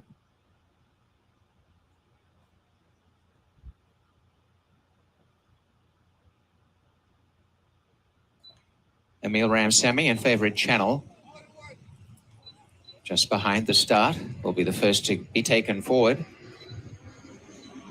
Gate crew bringing Favourite Channel up.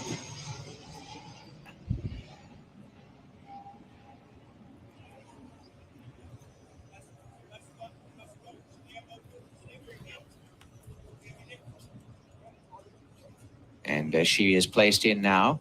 Gate 2 is Wanna Play. Vivian Ann has gate 3.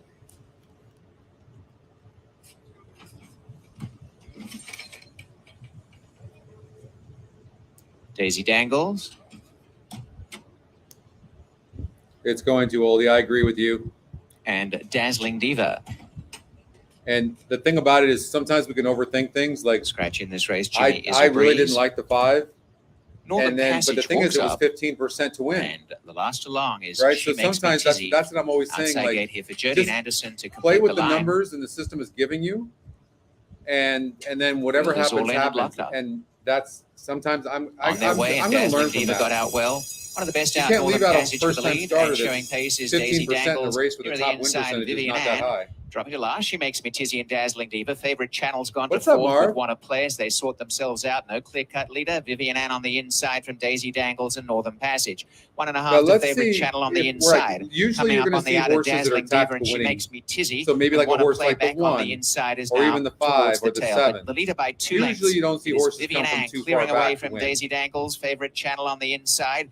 Going around Here them, comes the Dazzling 6. Diva. Northern Passage Well, the is 6 pushing is up kinda- as well. A break of 2 to 6 She is Makes Me usually further Tizzy, back, who's I second believe, last. wasn't it? Or was And it the last first-time is starter? Wanna I can't Play. remember now. Vivian Ann's lead about a length and 3/4. Dazzling Diva. How about this In third 25 to placing 1 is shot on the Northern lead? Passage, and they're 3 in front. She Makes Me Tizzy and Favourite Channel.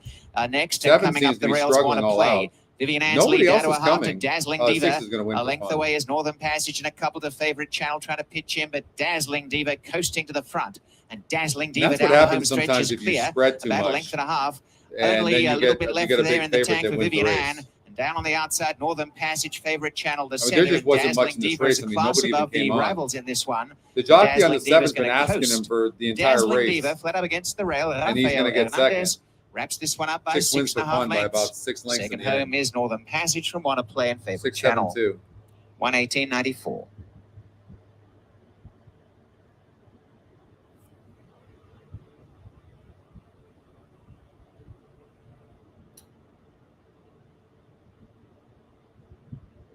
Well, and we the 8 was on the lead. No, the 3 was on the lead. I don't know what happened to the 8, but the 8 just stopped. We talked about that 8. Like you can't use horses like the 8. Can't. All right, Laurel Park race number 3.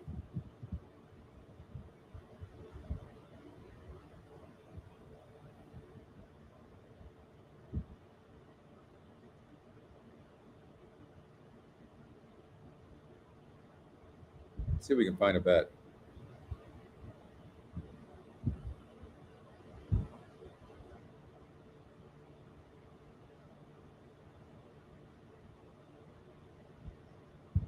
Well, top win percentage is only 18%. Maybe the GSR can help us sort this out.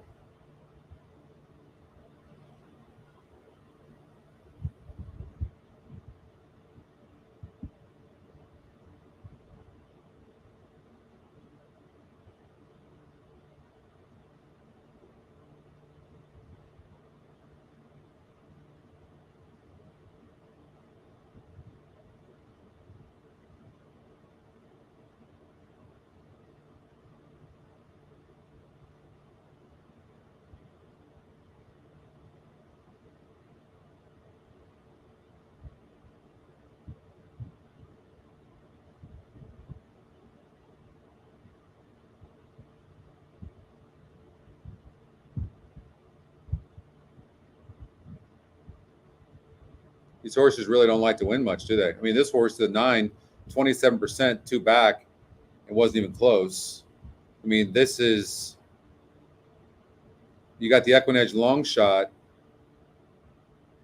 I don't know if the horse can rate or not, but this horse barely lost against 9 other horses in the last 2 races.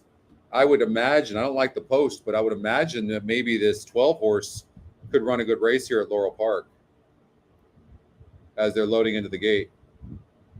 Maybe it's worth a little bit of a flyer. 82 years old. It's now, a lot like Christmas. Happy birthday, Mom. Leading at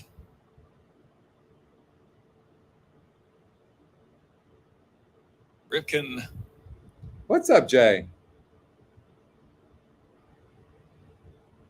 Happy birthday, Mom. War and Roses. I don't know who's going to... This is a wide open race.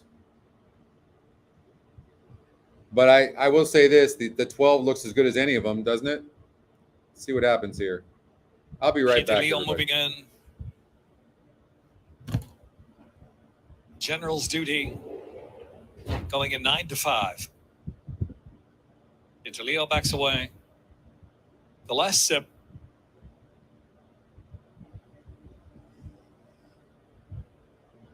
Vote them all out.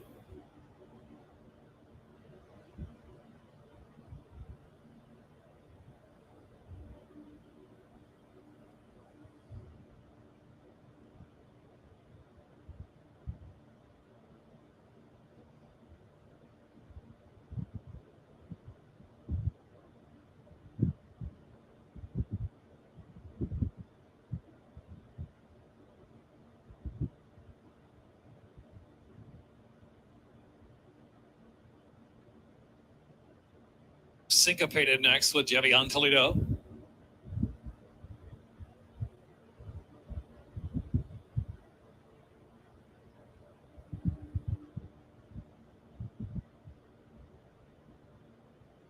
Rixie Rocket.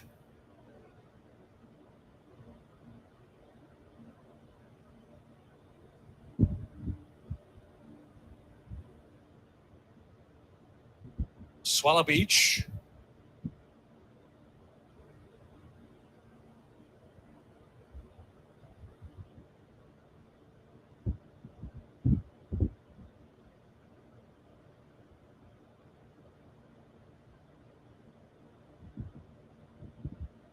Crossland last up.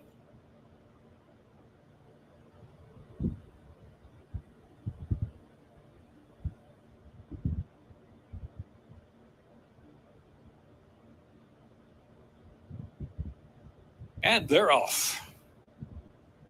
Gerald's Duty was last away. There was the favorite.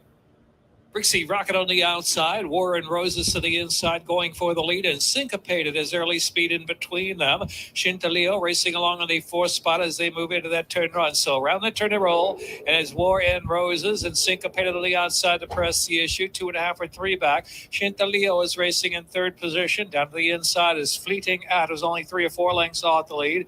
And back to Rixie Rocket, who's racing out there the 3 path. Vote them all out. And the last sip racing side by side. They're 6 to 7 from a speed. Ripken follows that group, and Crossland alongside of Ripken, a lot like Christmas, racing to the back of the pack. General's Duty and Swallow Beach trailing the field. Swallow Beach has 16 or 17 to make up. Leader gets away. It's Syncopated now, almost a 3-length advantage from Ward Roses in 2nd, and Shintaleo on the outside 3rd. Fleeting At ground saving there in 4th, and Rixie Rocket is in 5th. Vote them all out of between horses next in 6th. Ripken on the inside, 8 from the front, saving ground into the turn. The last sip tries to rally on the far outside. The last sip begins to move widest of them all. From in between horses, General's Duty is beginning to move as well, but in a little bit of traffic there. General's Duty now about 7 to close in. Top of the stretch, 1.5 left to go. Wide open scramble all of a sudden. And a narrow lead to War and Roses just in front. Here's Ripken on the outside is Vote Them All Out. Ripken, Vote Them All Out. Head to head. The far outside is the last sip. Vote Them All Out. General's Duty searching lane in between horses. Vote them all out. There's going to be an Vote inquiry them all for out. sure. And Ripken in the photo finish. They're right together in the line. 9 General's possibly. Duty was next, followed on the inside by a lot like Christmas. It's light. It's light, Scotty. It's light. That's what that race looked like, did it not? That crazy? Photo. I believe it came in 849, but either the 8 came out or the 4 came in or both. Minute 30 is 6 at 0.67.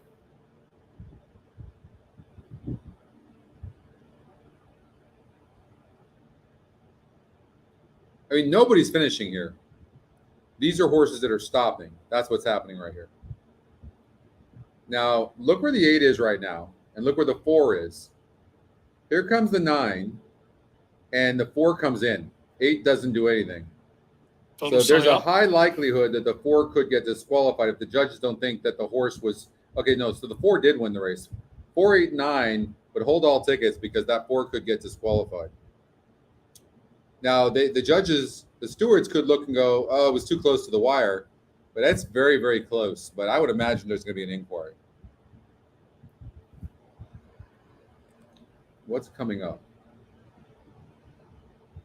So we have Belmont race number 3 coming up in 9 minutes, and we're alive in the pick 5, which I didn't play, but I know many of you did play. You have to be feeling good about the 1-1 daily double that paid, I think, $52 for a buck. Was it a buck or $2? Jockey's feeling good right now, but I don't know. He shouldn't be. I don't know. I mean, there's at the very least going to be an objection. Jockey in the 9 doesn't look too interested in calling an objection. I don't know. Vote them all out.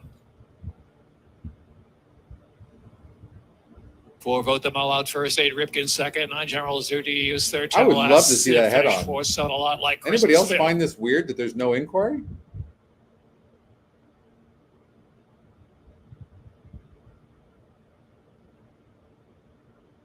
He's peacocking. He is, isn't he? He's like this. He's like his posture's like perfect, sitting up there. Yeah, I'm with you, 10-7. Dave. I'm with you. All right. Well, I'm wrong. Won't be the first time. Wouldn't be the first time. Won't be the last. Normally, I wouldn't be so interested in Belmont, but we are alive.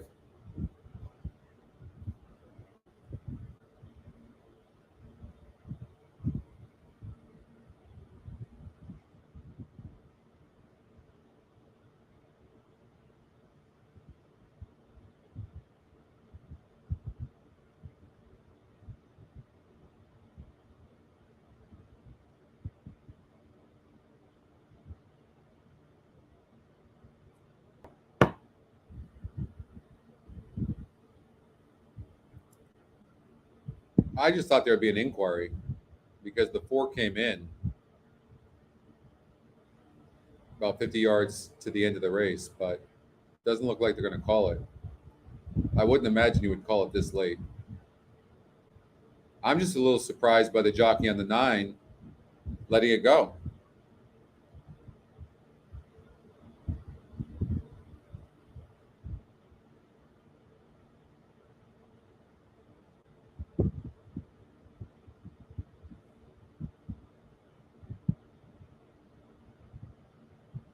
You remember that Richard Pryor movie? What was that Richard Pryor movie where I forget the name of the movie, where he wanted to become the mayor of New York or something like that? What was it? I can't remember what it was. What was it called? But his slogan was vote for none or something like that. That's appropriate.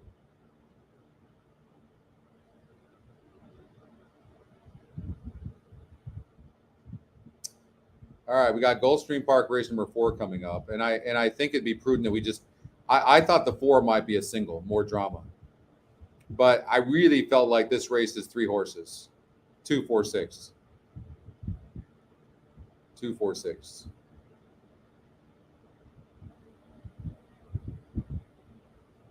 In fact, Brewster's Millions. That's right, Cindy. I should have known you would know.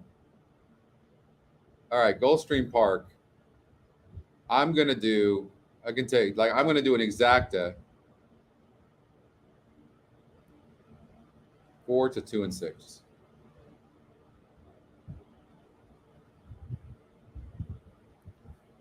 And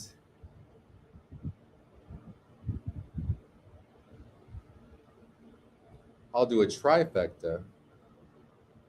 2, 6 with 4 with 2, 6, and then you. A lot of times in this situation, like, who would be the horse to like get up for third?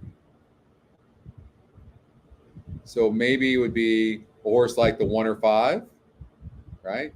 Don't forget, when you see these win percentages, that's exactly, in fact, what it is: win percentages.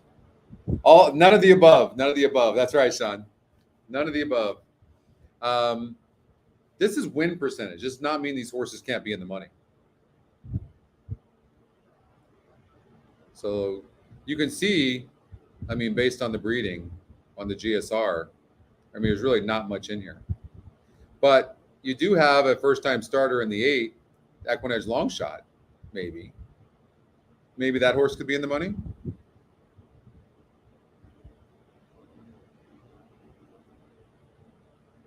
Throw that in there.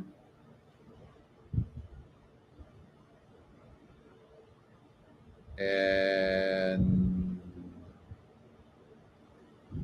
now the end is near. Though I faced the final curtain.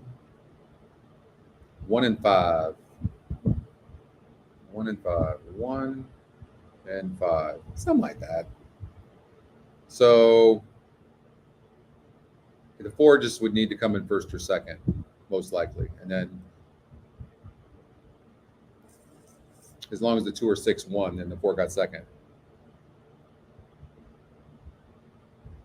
What's up, Al? It's raining over there, huh? That's a little cloudy over here. It's a little muggy, but I don't know, for whatever reason the temperature, it doesn't bother me. All right, Belmont Park. Let's get out here to race number 3. Look at that. I've got a fan right behind my computer, and we're having no internet issues at all. Look how fast that is. Boom. All right, race number 3. So we'll go back to race number 1 because we did a pick 5. And I'm only pissed off that we used so many horses in race number 2. But we got the 1. This is the most amazing thing to me so far today, is you've got a first-time starter that was 42% to win and had a 71 pace number and went gate to wire. Oh, and had the top GSR along with the 3 horse. The 5 horse, who got second, by the way. Top 2 GSRs came in first and second. That's sick. And you're always trying, no way you're paying a price of 6 to 5. I talked about this too. On this 18% horse, and it's 6 to 5, but it was the connections. And so the system, the EE Morning Line, sees Pratt, sees Pletcher, and I'm sure that's part of it. I'm just guessing because I don't know what it's looking at, but I know it does look at jockeys and trainers, and it should. So you could have predicted this horse is going to get bet 6 to 5, and that's in fact exactly what happened. That does not mean it's a bet, just so you know. So be careful about that. Then you have the 1 horse, and these are good connections. And then bam. I mean, they're 19%. Look at this. A lot of times you can go to the jockey trainer combination and learn a lot. Like, look at the 1 and 5, both 19% jockey trainer combinations. Look at the 8, 0 for 11, 0 for 7 on the 3, 13% only in 31 tries with Todd Pletcher and Flavian Pratt. Why wasn't Jose Ortiz on Todd Pletcher's horse when they're probably about 35% win? Right? The 1 goes gate to wire, 82 pace, 24%. So it also, in fact, had a nice win percentage as well. So in our ticket, we're only using the 3, 4, and 5, but I mean the one can run for sure. Waiting now for Breeze Easy and Eminent Victor. I like the 5 best, but I think the 3 can run. Maybe but the 4 horse Breeze Easy, I like that horse too, but I'm going to say 5-3.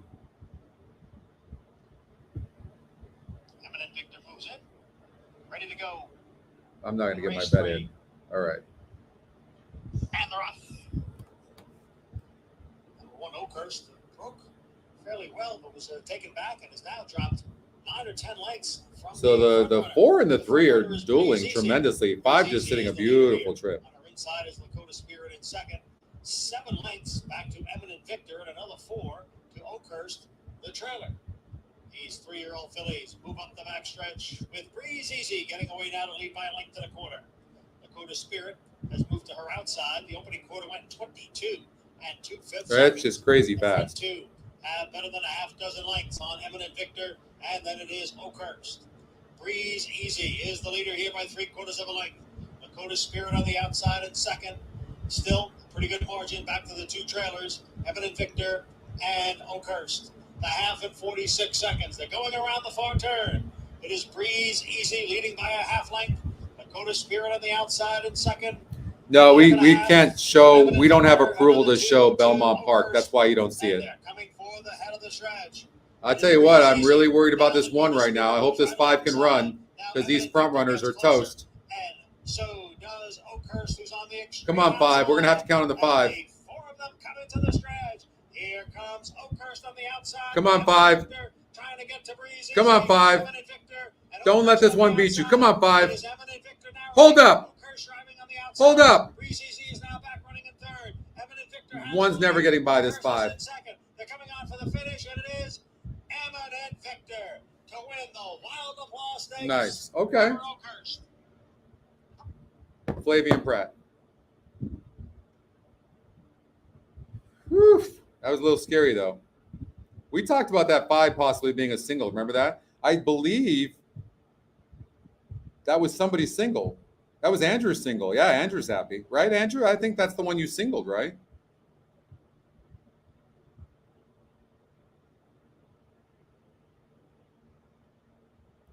Nice going. Yeah, did you see those bad steps the 5 took? Yeah. We had talked about this horse having wide posts 2 times in a row and then breaking slow in each of those. Yeah, nice single. Really happy for you, Andrew. Right on. All right, Gulfstream Park race number 4. And all right, we're just moving along, covering races from all over. Booms. Yeah, right? Ice cold. Exacta. Nice going, Art. Only used 4 and 5. Christy got the boom. Yeah, it still hung on. Yeah, that was good. Good stuff.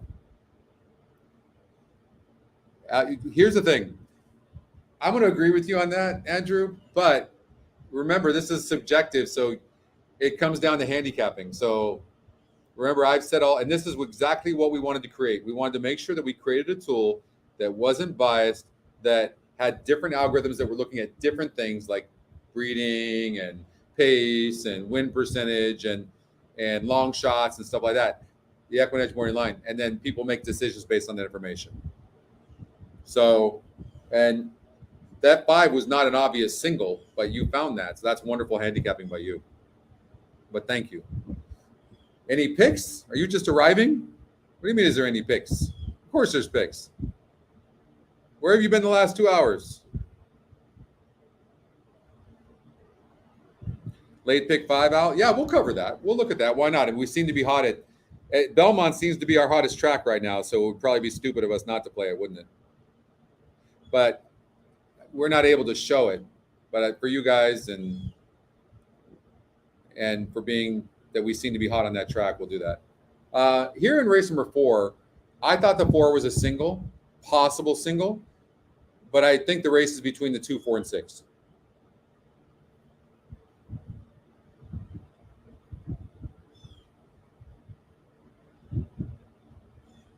About step on the track over at Woodbine, 9 minutes. I love betting Woodbine. You get wonderful prices. Big shout out to the team over at Woodbine as well. And of course, the Stronach group. My man's Andrew and Tyler as well.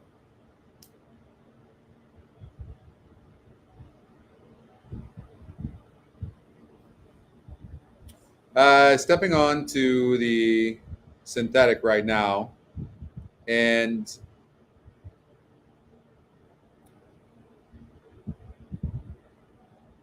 the 2-horse seems to be the best value right now based on the win percentage. That's Phobia. All the steam is on this horse here, but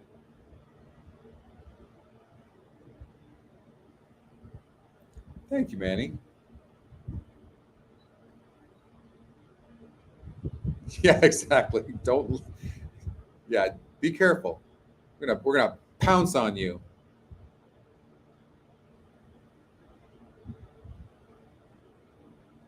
We're missing Tony today. Tony's not here.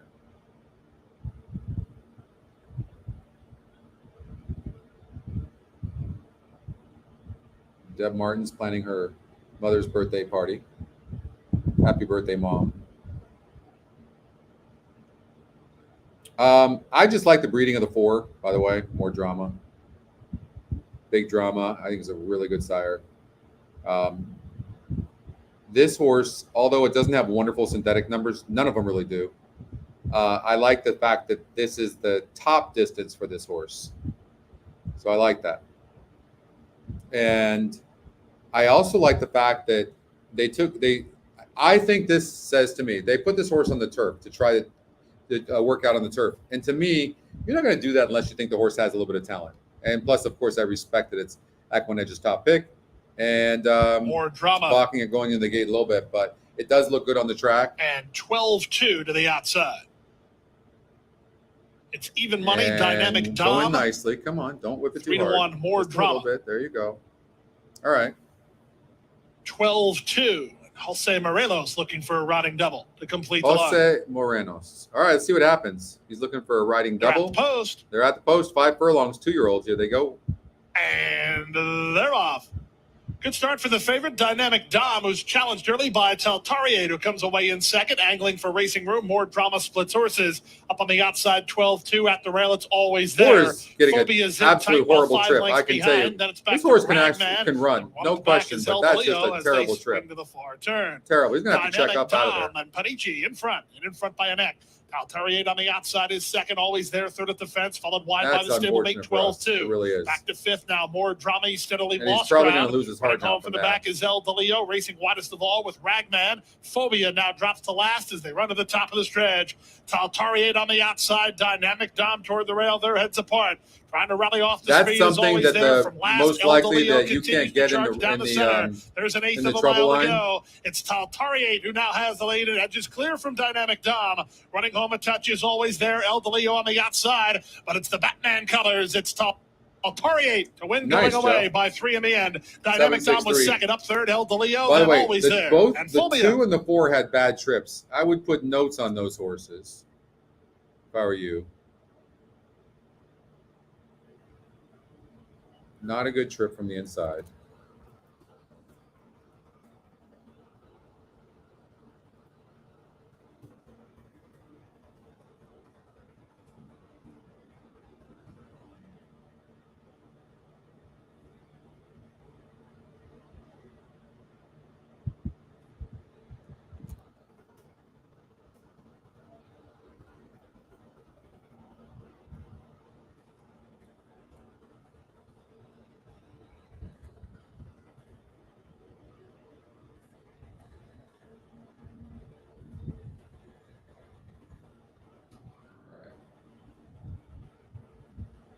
Yeah.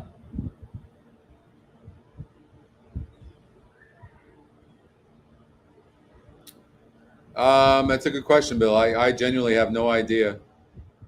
I'm going to guess they don't because the oval's kind of thinner, but they might.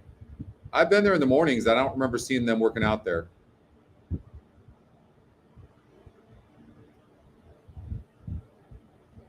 All right, Woodbine. We got 7 minutes before race number 4 at Laurel Park and 4 minutes to race number 3 at Woodbine. Okay.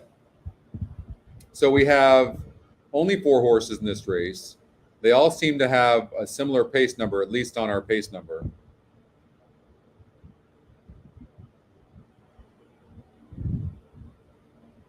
Jen said to look at this race at Thistle Downs. So let's take a look.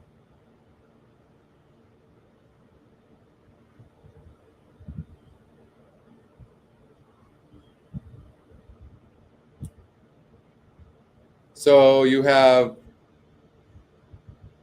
a lukewarm 23% of the 2, 4 to 5 Equinedge morning line, top Equinedge pick, 96 pace, 67 on the SOR. This SOR is a 66, 6 wins in 10 tries, and a top GSR. Now, I don't think the GSR matters as much when the horses have all had so many races at the current conditions, but I don't know why this horse is so dead on the board. But it is 3-1 on the odds makers morning line.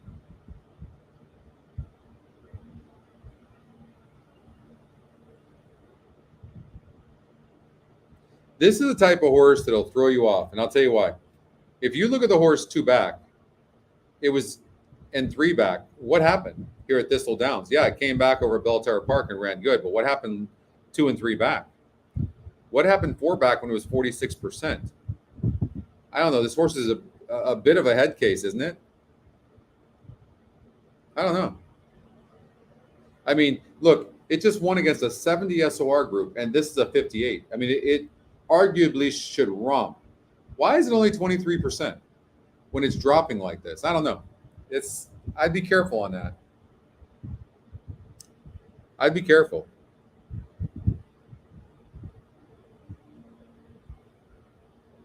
All right.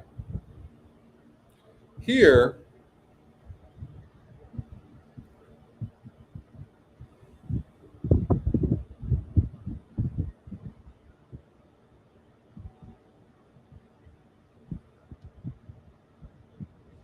when I look at a sprint race like this, 5 furlongs, I'm looking for like a pure sprinter. When I look at the pure sprinter in the race, it's the 1, Trick or Treat. This horse is 7-2 right now. It was 6-1 on the Equinedge morning line. 23%. I'm going to guess that this horse is pretty darn fast.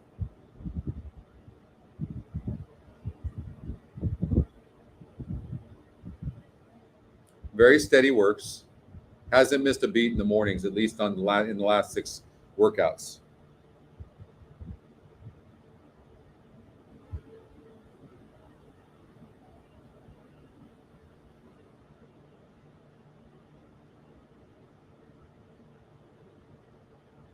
You know, you have to. So what's interesting about the 2 horse? First of all, it's not in the top 2 Equinedge picks. It is 22%, but that's not that great in this field. It's 9-2 on the Equinedge morning line, and it's not in the top 2 Equinedge picks. So I'm just think this horse is getting overbet. Then you look at the 6 horse, who's 35%. I like that, but I don't like that it's 45 on the GSR. I mean, just using the top 2 GSRs, you know, or 3 GSRs, or if you don't like the 2, maybe, I don't know, maybe it's a 1-3 exacta. I think the 3 is going to run good. Equinedge long shot, first time starters, crush.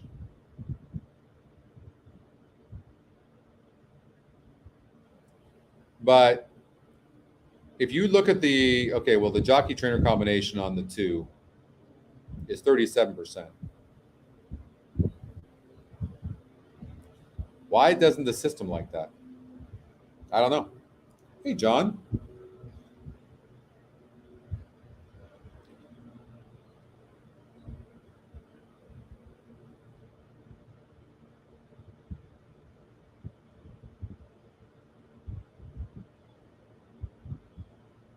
I will just say this. Well, first of all, Josie Carroll is the trainer of the 2 and the 6.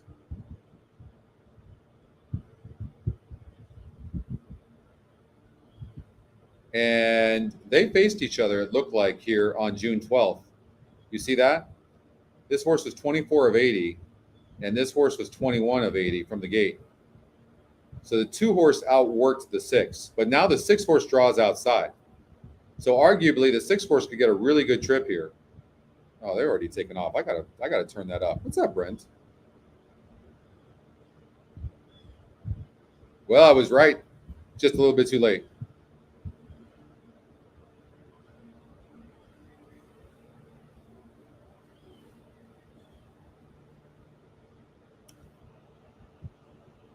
I have got to turn that volume up. All right.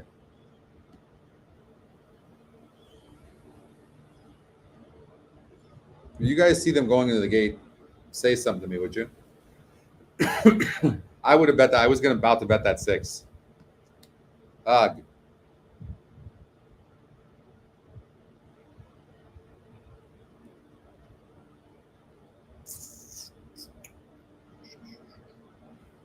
Oh, excuse 1 me. minute.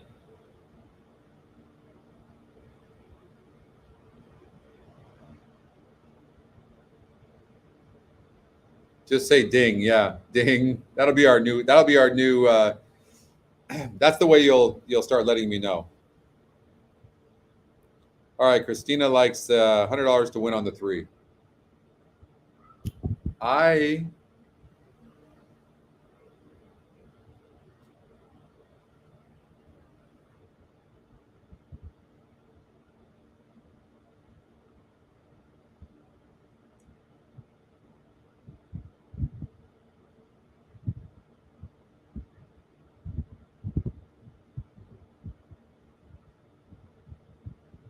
I really want to like the 6, but it's been very inconsistent. And it has burned money as well. And it just doesn't seem to get there. 1 win in 20 tries. I mean, that's what these horses do, but at least some of these horses aren't proven losers. The 5 horse seems to need the lead, and it's going to get it. The 3 horse seems to need the lead for its best as well, or it won't win. So I would like the 5 over the 3. I don't know, Christina, that I like the 3 actually, because I think it needs a lead. This 4 is going to run a better race. Horses have now reached the starting gate.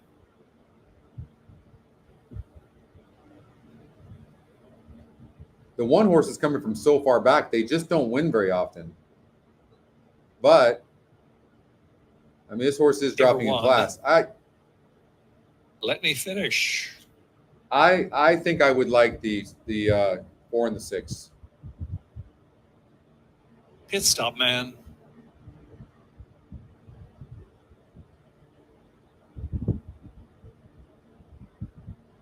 Amicalola Falls.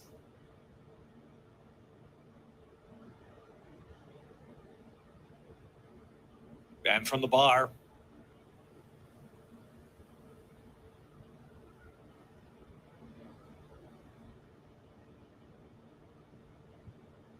Don't forget to blink. I like the 4 just a Last little bit one more than coming the up. 6 because I think it's going to get first run.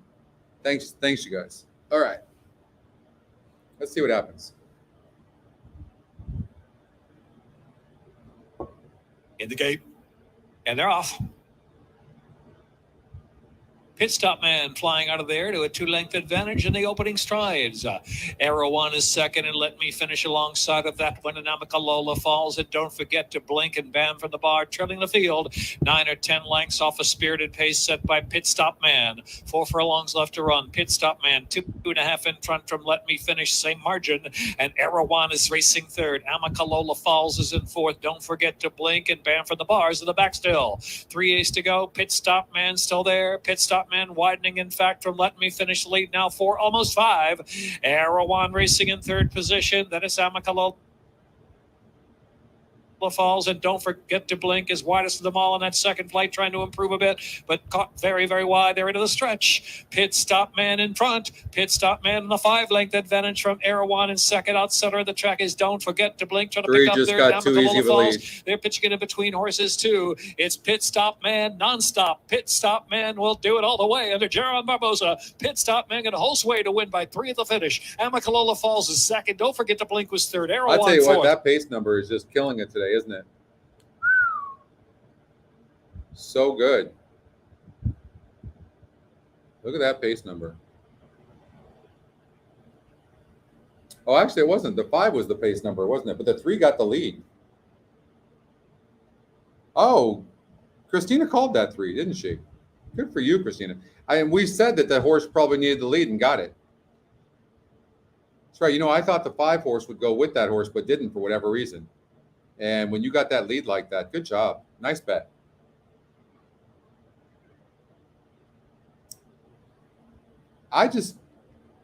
This is the hard part. Sometimes it happens. You can see clearly this horse needs a lead. But you look at the 5 and you see the exact same thing. But the 5 doesn't go. I don't know if the 5 broke bad or what happened.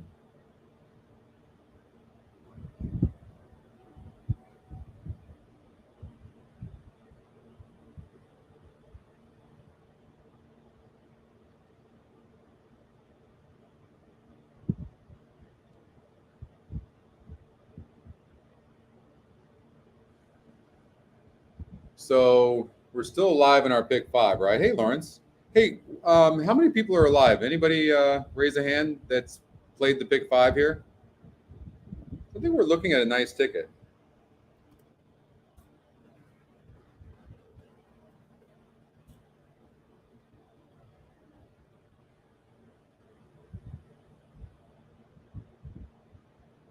So the 3-horse Dancing Rosalie still alive. Joe Them is alive. Jen's alive. Topher's alive. Gary's alive. No? Is that a raise of the hand or is it like this? I don't know. Delroy's alive. Okay. Well, you didn't even have to sweat that one, Christina.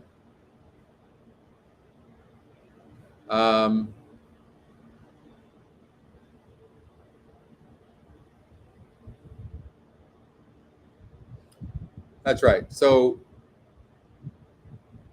we decided to go with the first-time starter here because we felt like the other ones were just money burners, and that really the only one really getting bet is the 3, which is a great sign for us.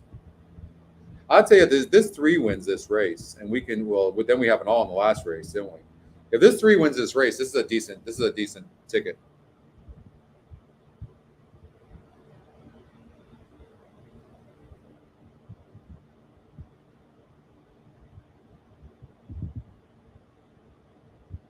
Very, very funny, Bill. Christy's alive. Juice is alive. I'm alive. All right. So we got Belmont Park coming up in 8 minutes. I'm just going to get a glass of water. I'll be uno momento.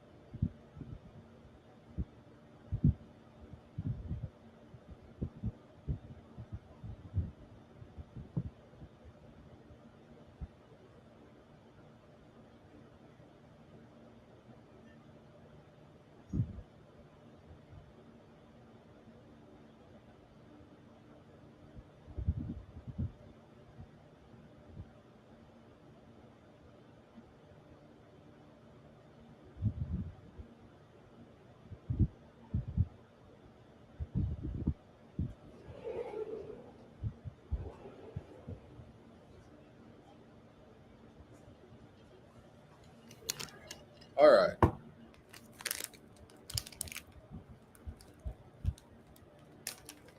The 2-1 easy at Thistledowns. Nice. Nice.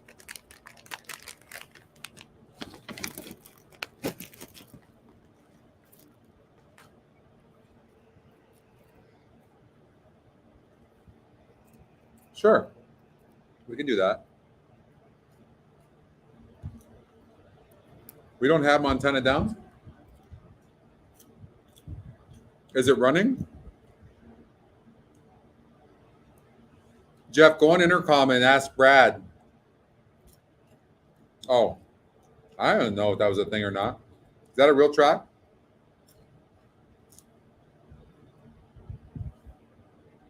Well, it's not that I thought 3 was great.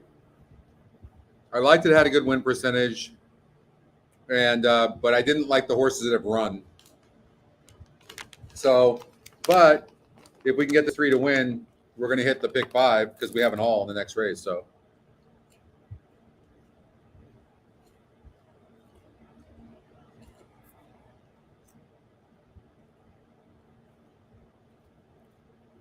on the Hippica show this morning, we covered a late pick 5 at Gulfstream Park. So, we'll definitely do that.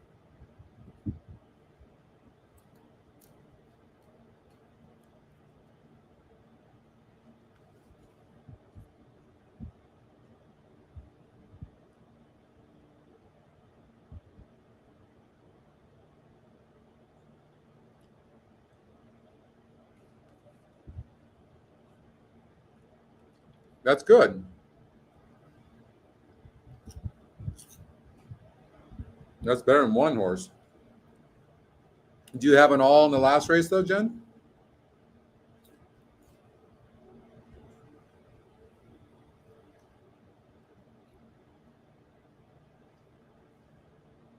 I think 2 to 1 on the 3 says a lot. Let's go with the 5 horse real quickly.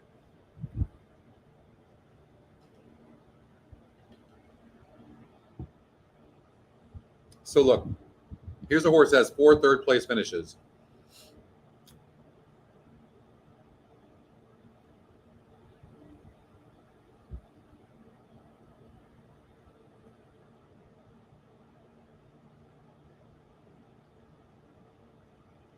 Well, it was a sloppy track last time out. It was a 44 group like today. And it got 5th as the 2 to 1 favorite. I mean, it just doesn't seem to like to win. I mean, it's definitely the type of horse you try to beat. That's one of the reasons why I'm looking at that. And then you look at the 7 horse. I mean, it was the favorite, got the lead 6 to 5, and it stopped. Then dropped to 44, stopped. And then last time out, it stopped as well. It seems to need the lead, but the 4 seems to need the lead as well. I just think the 3 horse sits a good trip, probably. I don't know how fast it is. Maybe it'll jump and get the lead. But Jose Ortiz is just riding good. So I'd imagine I'm expecting this 3 to run good. And I hope the odds continue to rise. 5 to 2 right now.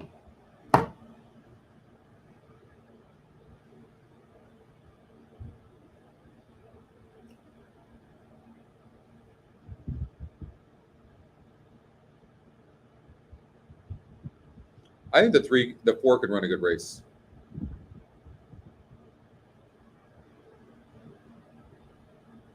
So I'm going to say 3-4. Ice cold.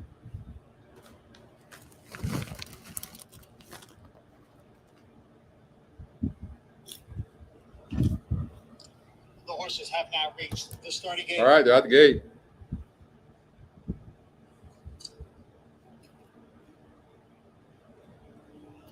Yeah, I saw that, John.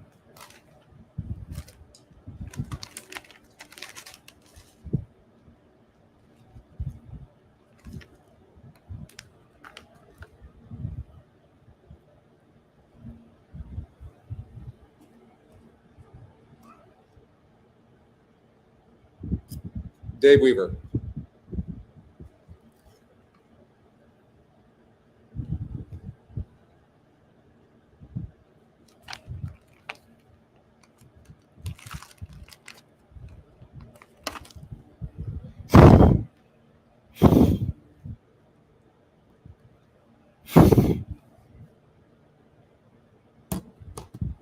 I got crumbs all over this. All right. Dave's a good friend of mine.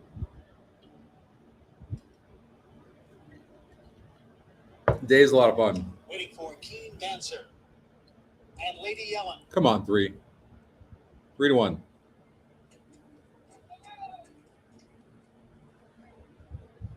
They're in the gate.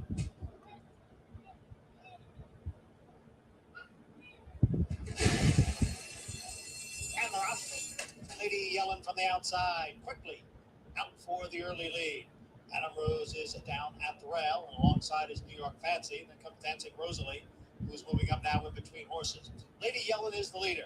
Dancing Rosalie, Jet Set Juliet, Madame Rose at the rail. Darn That Song on the outside advances from 5th. New York Fancy has been shuffled back to 6th, and the trailer is Keen Dancer. The quarter 22 and 4. It is Lady Yellen on top here by 3/4 of a length. Darn That Song and the pink blinkers on the outside, getting closer now in second. The first time starter, Dancing Rosalie, just behind the front 2 and 3rd. And then Jet Set Juliet passed there by Madame Rose as they hit the quarter pole now. It's Lady Yellen on the inside and Darn That Song on the outside. The half went in 46 and 4. It is Darn That Song and Lady Yellen, and they are right together as they pass the 3/16 pole with Madame Rose. Here comes the 1. Get up for Jen. From 3rd. Get up 1. The 8th pole now. Get up 1.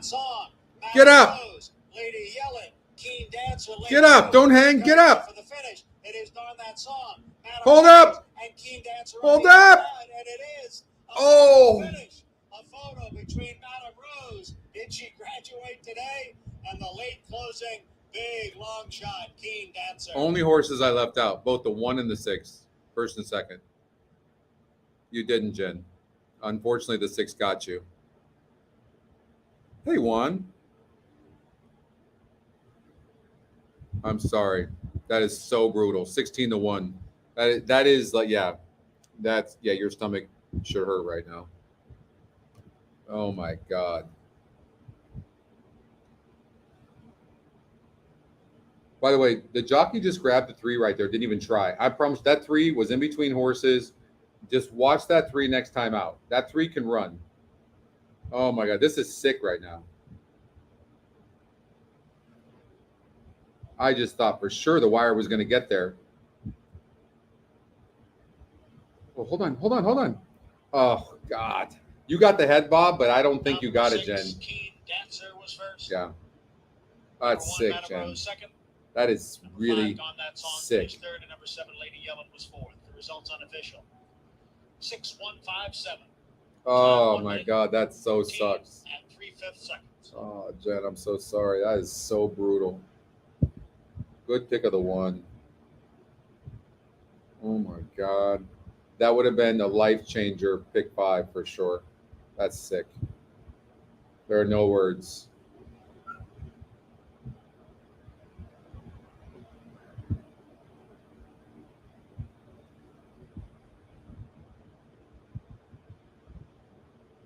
I don't even know how you could have ever used that 6 horse, honestly.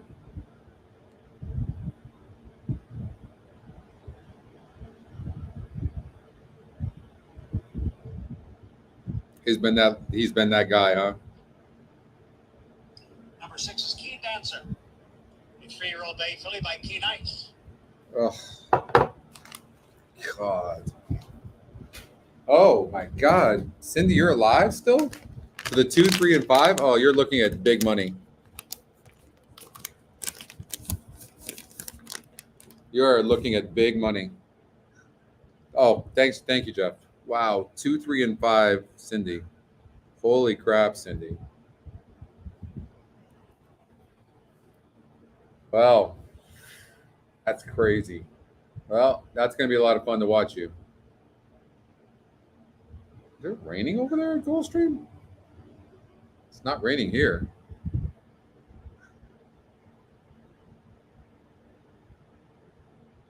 Yeah.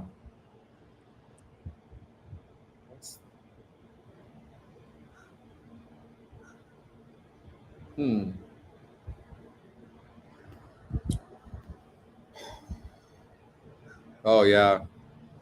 Let us know what those payouts are going to be. Yeah, for sure, Richard. It was a bad exacta? A late pick 5 at Thistle Downs? I guess we could try.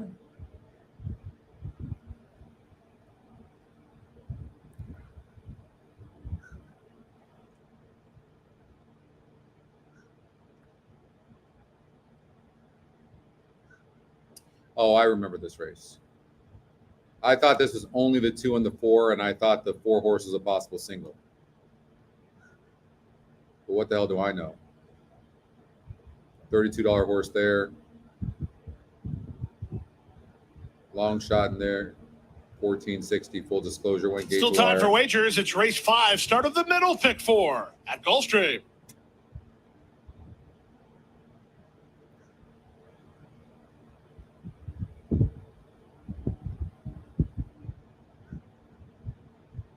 Well, yeah, we've actually talked about that, having a late pace figure. We've talked about that for sure. The 4 is getting bet. I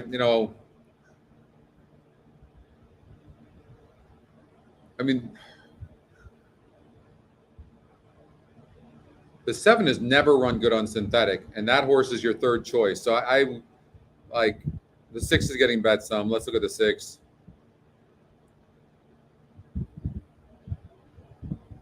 This horse broke its maiden. No, not its maiden. What was this race? So it won 4 back in a cheaper race, much cheaper race on the synthetic. But I just think this level is too tough for this horse. That's what I think. But it tries. This 6 horse tries. I think the race between the 2 and 4, but I think the 6 horse is going to be in the money. So The horses are at what the I would gate. do is like a 2-4 It's exacta now box, post time. and then I would do Loading maybe up now for race number 5. Nice field assembled here on the a Tapeta track. 2-4 with Meteorito 2-4 with all the 6 rage. trifecta, He's 4-5 in the Joker Racing red colors. something like 4-1 that. respect for number 2, King Theo. 9-2 on especially. 5-1 Fly the W. Over $30,000 in that middle pick 4 pool, as Colonist is the longest price in the field here. He's 23-1.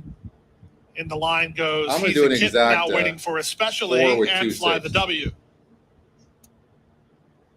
I'm gonna do a trifecta as a cover, 2-4, 2-4 with 6. They're at the post. All right. And they're off. Level beginning. Nobody really intent on getting to the front. Meteorito will be part of the early action. Fly the W moving up on the outside. Holding rail position is King Theo. He's not far away. These 3 across the course. Especially the gray is now 4th from the rail. It's Colonist. And the early trailer is He's a Kitten. They make their way into the clubhouse turn with Meteorito as the public pick. He has the lead. He leads now by 1.5 lengths. Fly the W is 2nd. King Theo is racing from 3rd.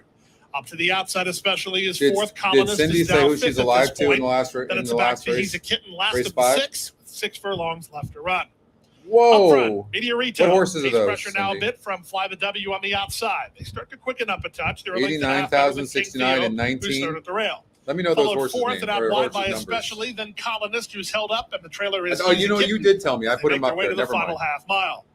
With the advantage, it's still Meteorito. Up on the outside, Fly the W tries to inject some pace into the race. From 3rd, that's especially 4th and King Theo.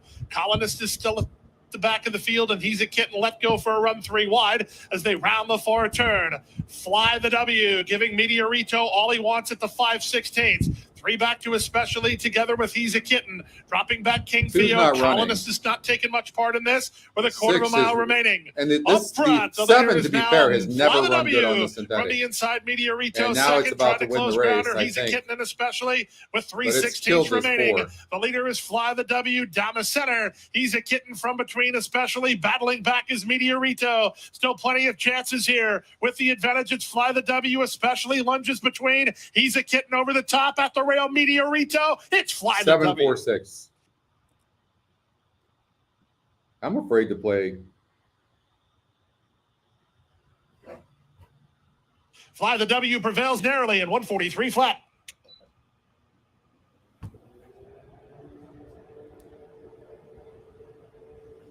I'm afraid to play Gulfstream Park. That horse had never done anything at Gulfstream. Fly the W. On the synthetic, nothing.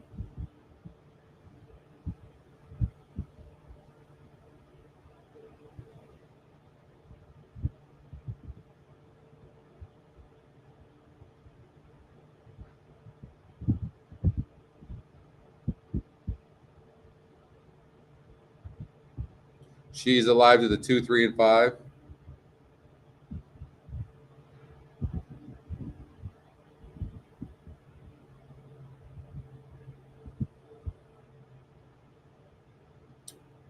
Paying 89,000, 89K. The 2. What was the 3 payout? 84K, 65. Let's see. 84K. The 2. 3 horses, 65. Okay, 65K. And then the 5 horse is 18K. And it's dead on the board. Oh. Okay, we got to beat the 1. 1 to 9.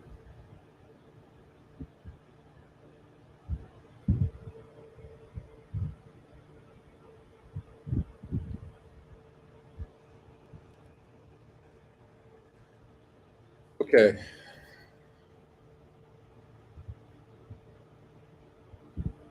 Thistle Downs, late pick 5.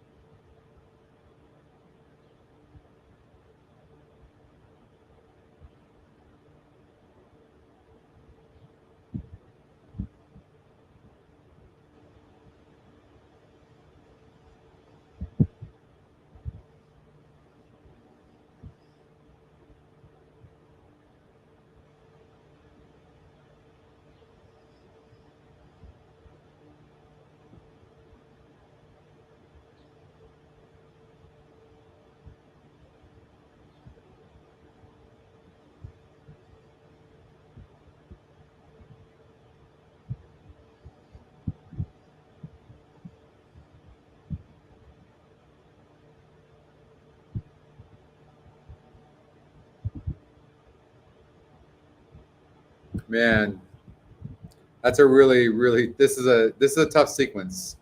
I'm not gonna lie.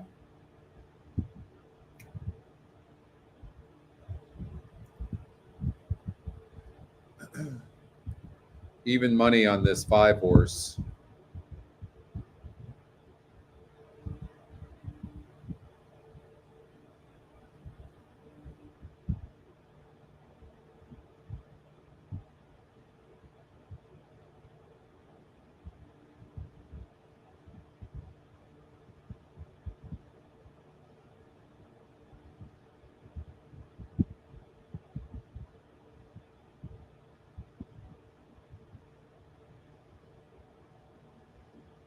Oof. Man, that's the best I can do for you, honestly.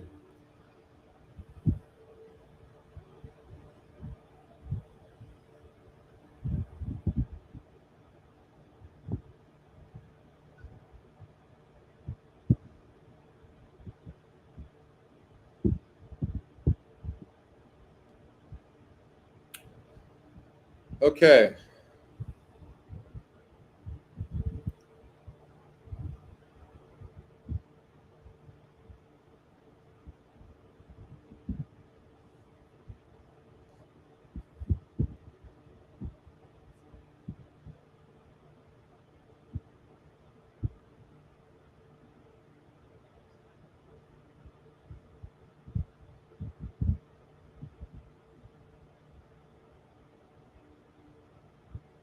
Woodbine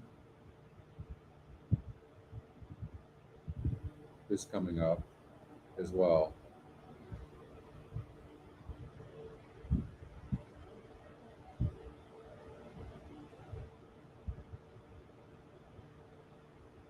Let's look at Woodbine. You got it.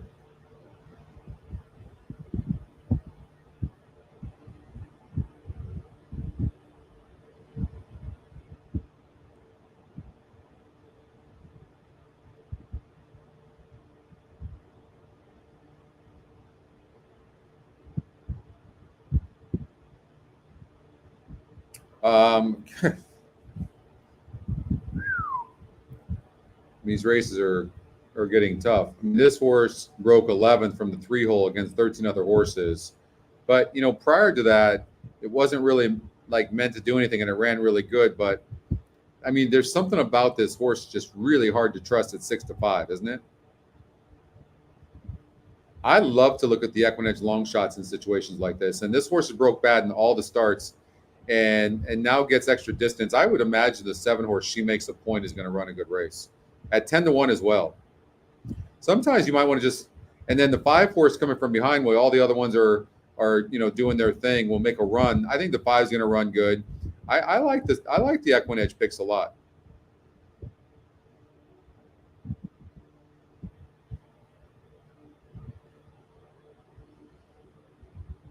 I mean, there's no reason why this 8 horse couldn't be tough going gate to wire as well. So you got to watch out for that.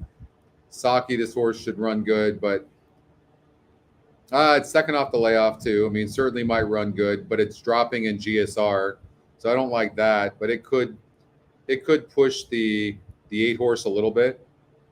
1 is tactical, but I do like the 5 and the 7 mostly, and Gibson also mentioned the 1 and 8. For a start, Amazing Queen has gate 2 for Daisuke Fukumoto. Kazushi Kimura rides Sleek Links for Mark Cassie from gate 3.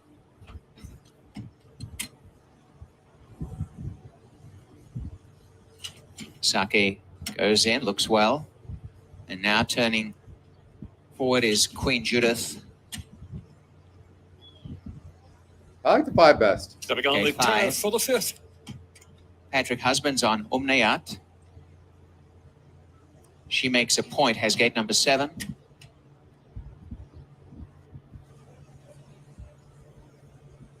Mo Turing walks up. And Bequia outside gate, stand by for a start.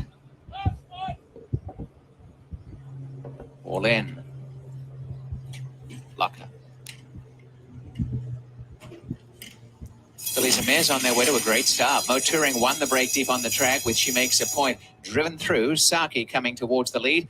Taking a bit of a hold of, allowing Mo Turing across in the lead by 2 lengths and content I like to settle how good second. the She 5 Makes broke. a point and Saki 5 doesn't 2 have away any third. speed, but the 5 broke nicely.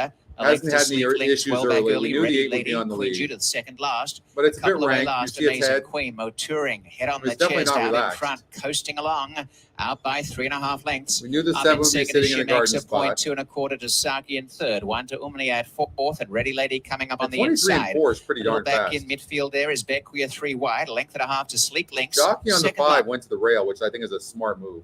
as Queen Judith, and at the back, Amazing Queen. You're gonna Left have to all get a little alone. bit Mo lucky, though, Turing has the but works to no other support this choice. too, and Mo Turing's lead is 8 lengths as they head down to the half mile. In second, The she fact makes that a the point. jockey on the 2.5 7 to hasn't Saki asked third. yet and is Ready being Lady on the patient like inside that from Unliat Bequia. In makes behind me those really runners, like Queen the Judith 5's is on the chances right inside now. with towards the back here. I like the fact Snake this horse is Links saving and last ground a of all, lot. Amazing Queen. Mo Touring well ahead for Rafael Hernandez. They go inside the final 3/8 by 8 lengths, and there hasn't been any anxiety from the other riders yet. But just how far ahead does Mo Touring need to be? Mo Touring with a commanding advantage here down the lane. Out by 6 or 7 to She Makes a Point, Sake. Now they're all being ridden. Sleek Links is finishing. Queen Judith. And now up the inside, Ready Lady. They're coming. We aren't getting Ready the best Lady trip, after are them. we? She Makes a Point, and Ready I Lady mean, this horse has had consuming Mo horse. Touring. Down the outside is Amazing Queen from last. Out in front narrowly, it's on the outside. She Makes a Point on the rails. Ready Lady trying to come back, but She Makes a Point. Ready Lady's in a head bob right at the wire with She Makes a Point. A photo to decide it. Ready Lady bobbing in third. Queen Judith out wider on the track was Amazing Queen. A photo for the win. One horse does get the win. 139.81. She Makes the Point second at 12-1. The Equinedge long shot ran huge, and the 5 horse got third. So the top 3 Equinedge picks. So some of you should have had that, I would imagine. I would have loved to see the 5 horse get there, but it just didn't. That didn't happen. But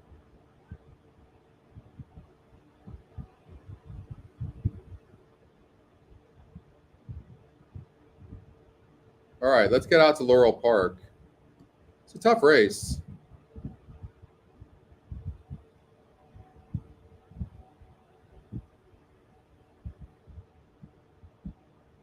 And often pace does very well here. So maybe take a horse like the 9 horse who sits a good pace. The 5 horse is, well, 5 horse looks very tough, Lunar Dash. And so I would probably look at the 5.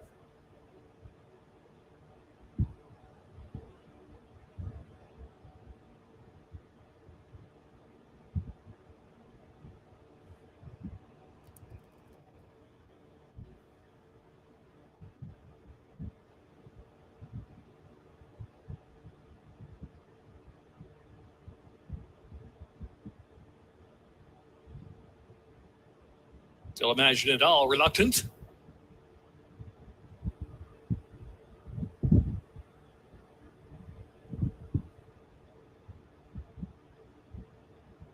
And maybe a long shot to come from behind based on the numbers would be the 3 and the 7.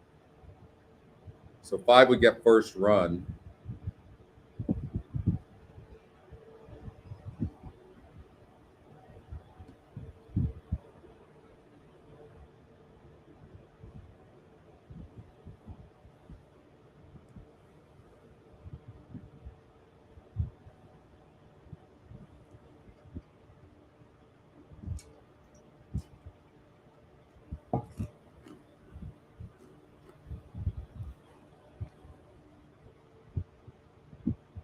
Imagine It All finally cooperates. Yeah, it's the worst, Jeff. None of us bet the race at Woodbine correctly. I mean, that 7 horse, the Equinedge long shot, went up at 12-1. Frog Prince. You have all, Jeff?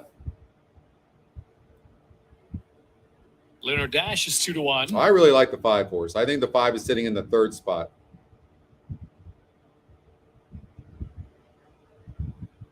Oh, you had the 1 and 8?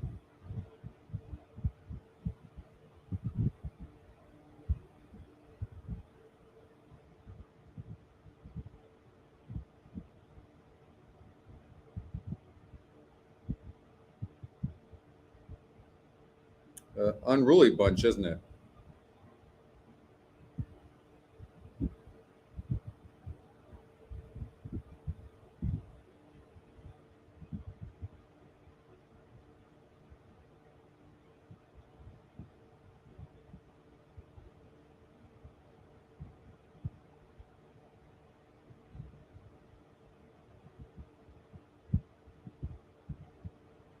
Skeptical is just that. Riders off. The 3's been acting up as well, I think.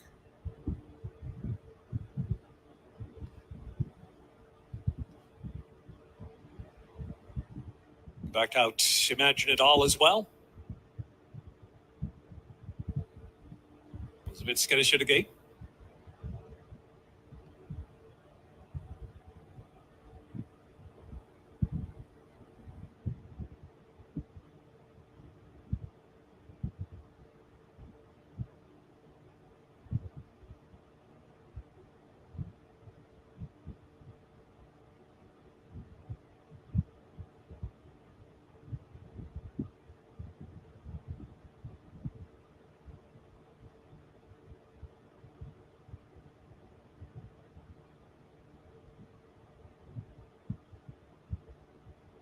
Stand by.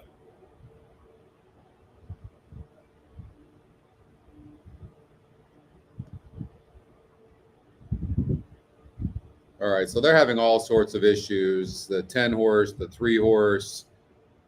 They might back them out and regroup, and that's exactly what they're going to do here at Laurel. It's about as unruly a group as I've seen.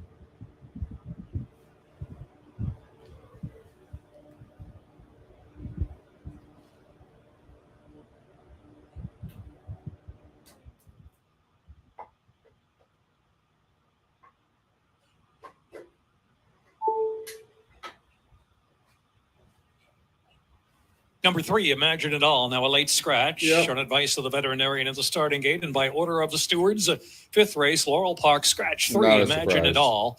Refunds here, win, place, show, exacta, trifecta, superfecta, and super high 5 wagers. So we got But number Belmont 3, race number Imagine It 5. All. We're There gonna will be a go out consolation there double paid with a 4th race winner. because 3 pit stop. we got to man. root for 2, Cindy. 3, Imagine It All. So Belmont Park. We're obviously trying to beat this 1 horse. So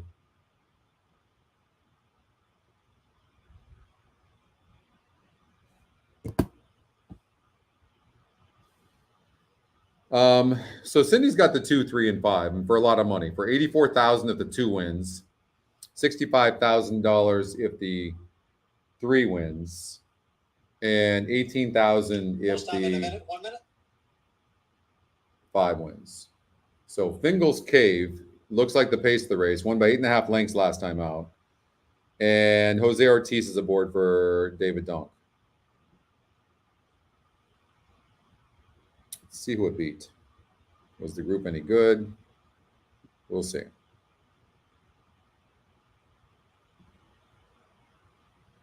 So the horse went off at 6-5. Was well meant.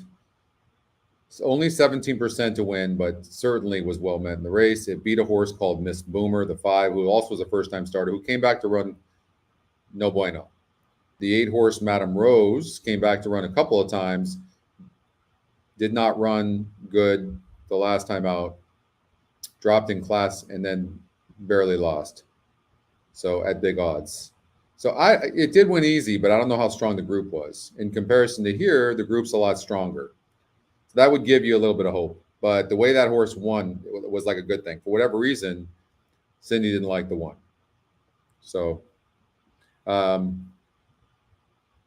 interesting that Luis Cardenas was aboard, 5% jockey, and now Jose Ortiz is aboard.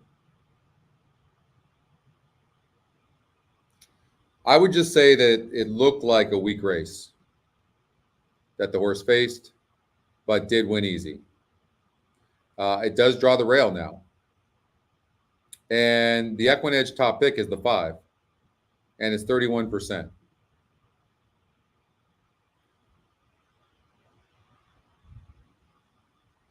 And the Equinedge top pick is dropping in class as well. The problem with the 5 horse is it's a proven loser. It likes to run good, but it's got 7 second-place finishes. The 3 horse, Gringotts, didn't run good last time out. Cuts back here. GSR goes up 4 points. And here's another one that hasn't shown an affinity to win, but it looks like that kind of group. I mean, I can understand why the 1 horse is getting bet so hard, but it still hasn't proven anything against winners. And these types of horses only come back to win 5% of the time. It does have a nice GSR, 8 points the best. Fingal's Cave.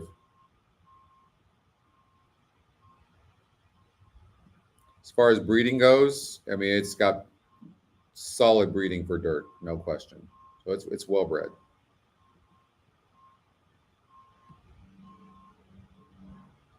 Well, this is where the rubber meets the road. Cindy, we are praying for you. Okay, let's beat this one horse. Let's have it stumble but not get hurt. And let's get the 2 to win the race. Captivating Cara to get up late. And the roar of the crowd. Come on. Let's go, Cindy. Here's race number 5 from Belmont Park. Waiting for Banker's Daughter and Pancho Song.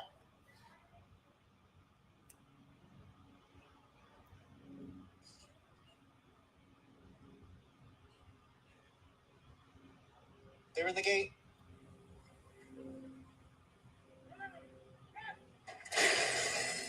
And they're off. A good start from the rail for Fingal's Cave, who is out for the lead along with Banker's Daughter. It's Banker's Stay up Daughter 5. Don't let that one go. One's dueling. The more we can get that 1 to duel with the 5, the better chance that these 2 will stop, and the 2 horse in third will win. And the trailer is Pancho Song. I mean, I like the beginning of this race so far. That the 1 tried to get the lead and couldn't get it. I will say that. Fingal's Cave, the quarter went in 22 and 3/5 seconds. Banker's Daughter on top. Fingal's Cave now getting closer on the outside. It is Banker's Daughter by a neck. Fingal's Cave on the outside, second by 5. Captivating Cara races in third. Down at the rail is Gringotts. Then Freddie Mo, Factor, and farther back, it is Pancho Song.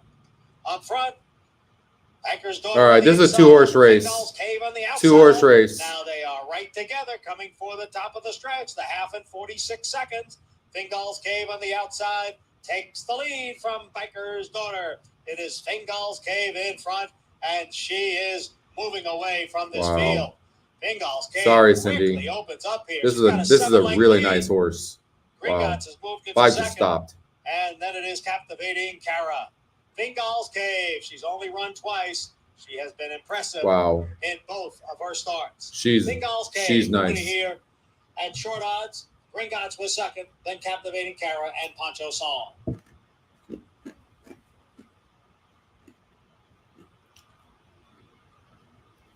Can't trust this 5.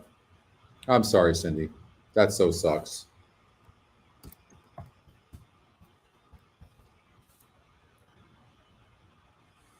The 1 is a very nice horse. God, that so sucks. Yeah, good point, Jeff. Great handicapping, Cindy.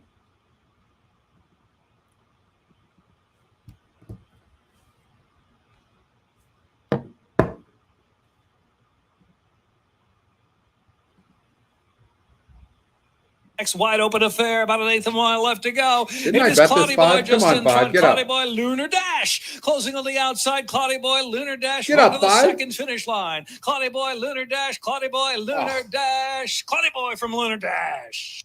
Gosh darn it.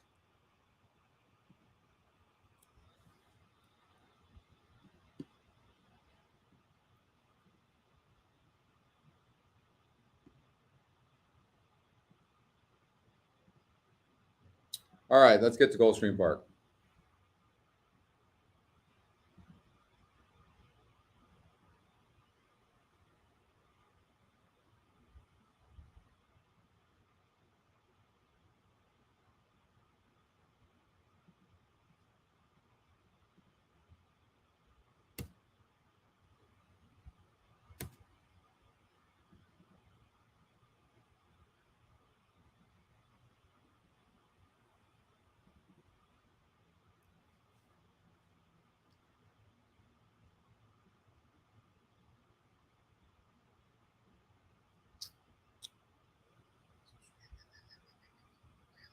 So I'm going to I'll play this race with you guys, and then I'm going to do a late pick 5 from Gulfstream Park with you guys, and then I have to go.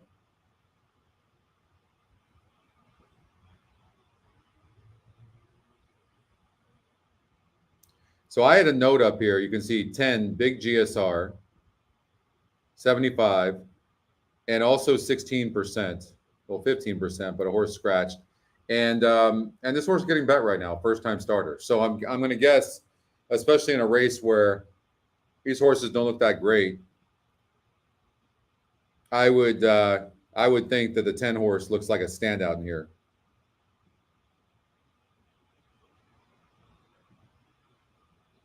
We might be able to do that, Aldo. But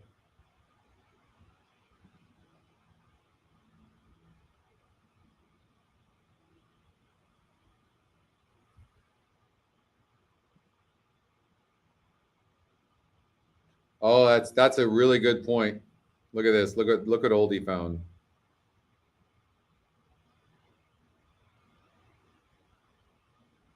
I saw that somewhere too.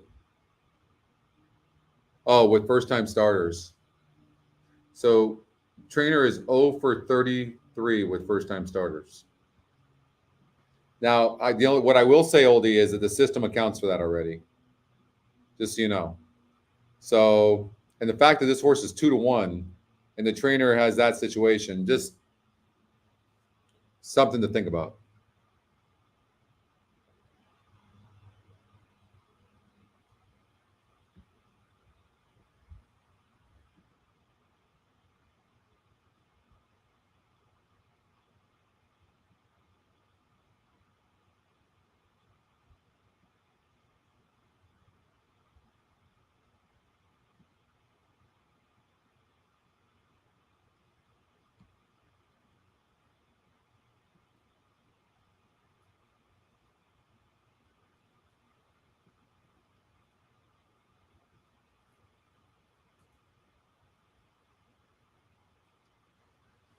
So I do like the 2 horse in this race, and I'll tell you why.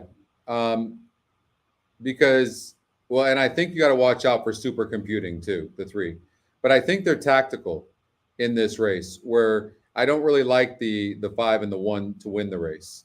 So I think there's speed in here, and you need to be tactical. So I do think that you could see the 2 and the 3 run a really good race. But 7 horse Big John is your 9-5 favorite, second time starter. D'Angelo takes over. So that is one thing to consider. Already had a winner today. That first time starter, the 5 horse in the first race. It's a tough race. Hard to narrow down on any one horse here.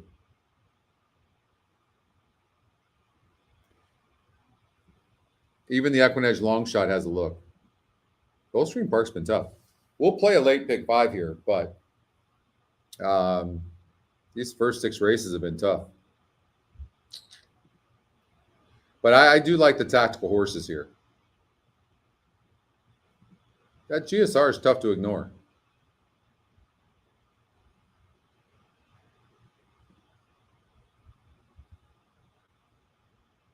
Nice, Richard. I didn't look at the Ohio Derby, did I? Or I just missed the race that it was. Is that what's going on at Thistle?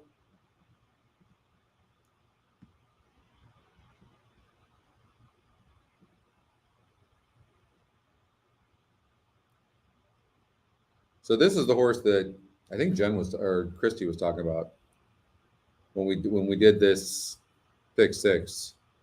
The 2-1 6 horse. Look at the pace number has just been unbelievable today. I mean, it's just winning everywhere. And there you go. You got a horse that's 17-1, 11% in Mr. Luch. Let's see. $250,000 Lady Jacqueline. There's the Ohio Derby right now. So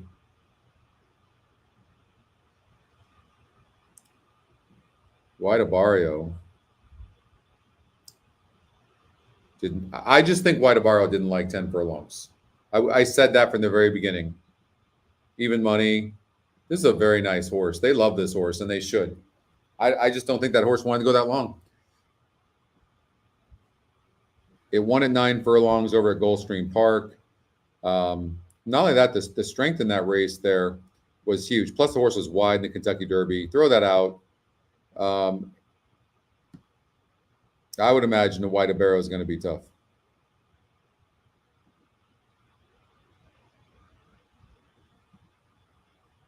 All right, here's a horse that won a grade 3. It's supposed to compete with White Abario.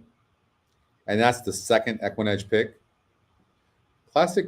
This horse has just been such a disappointment. And it could definitely run better today. It's 9-2 on the Equinedge morning line. There's not much in this race, honestly. I mean, this horse won the Sir Barton. It couldn't even win the grade 3. In the Rebel, it did get second. That was a while ago. Bluegrass, nothing. Lexington, nothing. And if you look at the Sir Barton, look at the SORs, right? 62. So that competition in that race was a lot weaker. So, and now the Equinedge morning line is 12-1 on this horse. So if this was a horse that's the second pick, I would imagine White Abario is going to be really, really tough to beat. 7-2 on the morning lines. Oddsmakers morning line is crazy. Ours is even money on this horse. It's 1-for-1 at the surface and distance, and it's got an 88 GSR. White Abario, I would single that horse.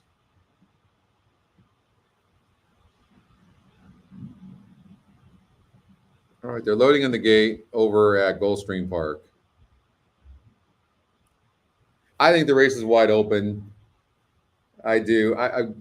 The 7-horse Big John is probably the horse to beat because of the new connections. Right? Second-time starter. Maybe this horse is going to run good. The 2-horse is going to get a really tactical trip for sure, and there's no reason why this 2 Malcolms on the run couldn't run better. Maybe the 7 is getting overbet because of the connections. I'd probably lean towards the 2, and I kind of like the 10 a bit. I don't like the post of the 10 though. But and the 1 and 5 are going to go dueling. I mean, there's some speed in here, which is going to set up for a horse like the 7-horse to come from behind. Nice some professional load here. That GSR on the 10's huge. So Oldie likes Just the 7 waiting and for 2. the outside duo Conrado and Commandment. Conrado. The 2 gets the first run. I'm going to say 2-7 exact. That leaves Commandment to complete the line.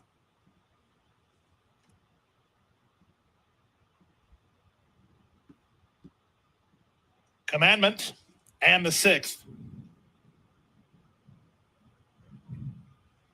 They're at the post. I'd imagine seeing the 2 like they're sitting off. in third, fourth Good start for position. Big John. He's out in the center. Reaching up for the early advantage is JR's Pride, and he clears at once. JR's Pride is now 4 on top. Supercomputing is second. Malcolm's on the run is at the rail. Big John is 4 wide. The market is 3 wide, and it's a gap of answer. JR's Pride with a sharp beginning. He parlays it to a 4-length lead with 5:16 remaining. Supercomputing taking up the slack second. Beast Market up on the Two's outside. got horse, Third, but Big just John. been on the He'll need to inside, pick up his feet. He's not just getting a better good than trip that. at Well, all. one on Now the course. jockey's going to have to Winding cut up to the wide is rail. Commandment. There's still plenty of chances as they turn for And home. that was Across good the move course by with him right JR's there. Pride But still now in he's going to front. get squeezed. On the outside, here comes Cajun Hope, and on the far outside, Commandment's rolling. Here comes the 10. Commandment surging forward at Cajun Hope. Cajun Hope takes the lead. Malcolm's on the run, is through at the fence. Commandment surging forward. Commandment in front. Cajun Huge, Hope is second. huge It's close GSR. for third. Maybe Malcolm's on the run over Beast Market. I mean, in 59 left. Now, I didn't bet it right, Oldie, but remember that the system is taking into account the 0 for 33 with first-time starters. That's the reason why you can't beat metrics over statistics. That's why I'm so careful to give you guys statistics, honestly, for that reason right there. I know it's easy to say after the fact, but that GSR was huge, and the win percentage wasn't bad.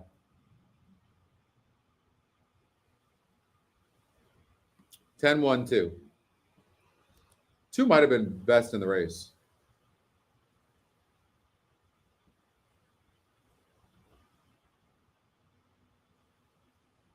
Oh, you had that, Brett? Nice. Nice hit.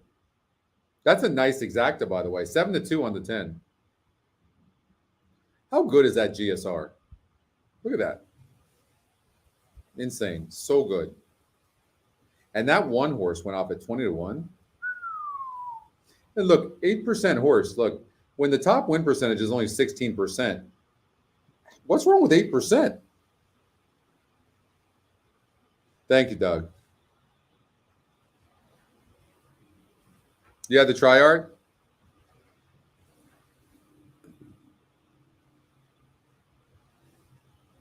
Yeah, the 2 had a bad trip.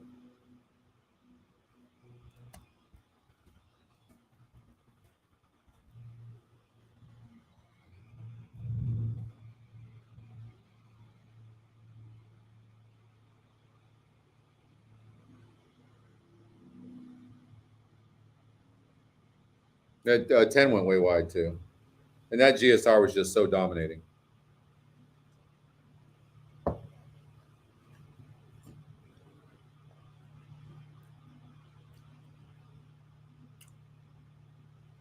All right, they're on the track at Woodbine. Let's look at the late pick 5 over at Gulfstream Park. Since I covered it on the Hippica show this morning, we might as well look at it. So you might want to write down my thoughts. I liked this card.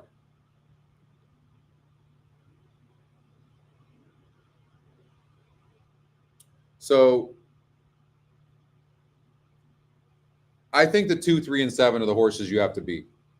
I felt like the 5 horse and the 7 were going to duel, and I don't know how good the field was. Not strong. We can look at it together, but the field was not strong on the 7.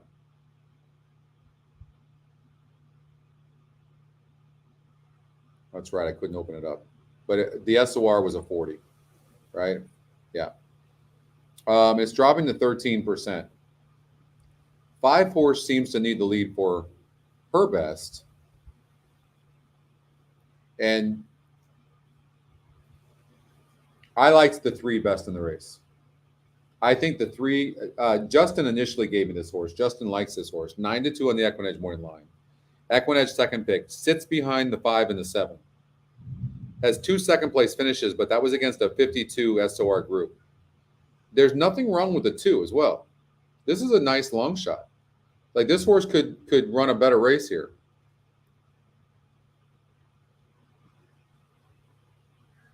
But if you think about it, the 5 and 7 are going to be on the lead, and clearly the 3's going to be right. The 3 is going to be right there, right? Clearly. So it just seems to me like this horse might be the horse we have to watch out for. Who are the connections? So Vasquez and Epler, Mary Epler. But here's what's interesting. After winning going gate to wire, Jaramillo gets off of the 7. Well, it's a new trainer. It's a new trainer. So this horse was claimed for 12.5. But Jaramillo is off the 4. But that horse didn't run well. 6 has been scratched off the 6. I don't know if the 6 is any. Well, we can't look at it. But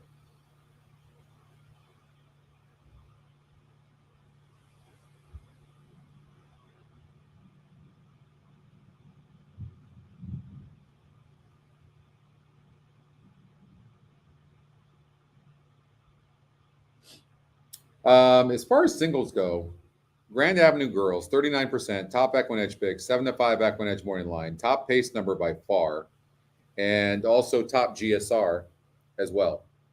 Top SOR, it's too many things going for the 8 horse to not single the 8.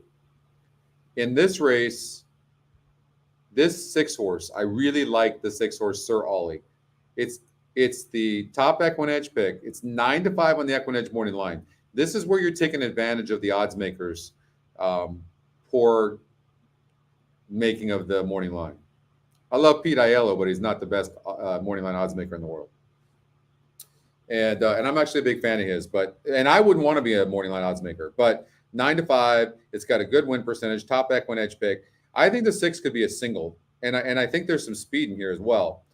And this horse can be forwardly placed. Brasstown forwardly placed. Tune In's going to be forwardly placed. So, but I think Sir Ollie gets the best trip. And Safi Joseph and Zayas are 31% jockey trainer combination. No way. This horse is going to go off as a favorite. You know, not 8-1, but because this horse is 8-1 in the morning line, it might be a good horse for you to where maybe a bunch of people aren't singling it. I actually thought it might be a single. But Edwin Gonzalez gets on for Ralph Nix. This horse, I just am not convinced completely that this horse can rate. That's my only concern. And 3 is going to have the lead. And the same with the 5. Can this horse rate? I guess it can. Here it did. But the problem I had with the 5 tune-in is, 44% here, but that was a 60 group. Then 68 group, it goes off at 28-1, back down to 60, you see? And that was only 4 other horses. Now there's 6 other horses or 5 other horses, and this horse just doesn't seem to be fitting at this class level. This horse won easily against a 64 group. The problem with the 4 is I think it might need the lead. You see what's going on here? And then you have the 6 horse who's we know has the class, we know is tactical. The more I'm looking at this, the more I think the 6 is a single. Honestly, I'm going to recommend the 6 is a single because I have no clue who's going to win the last race.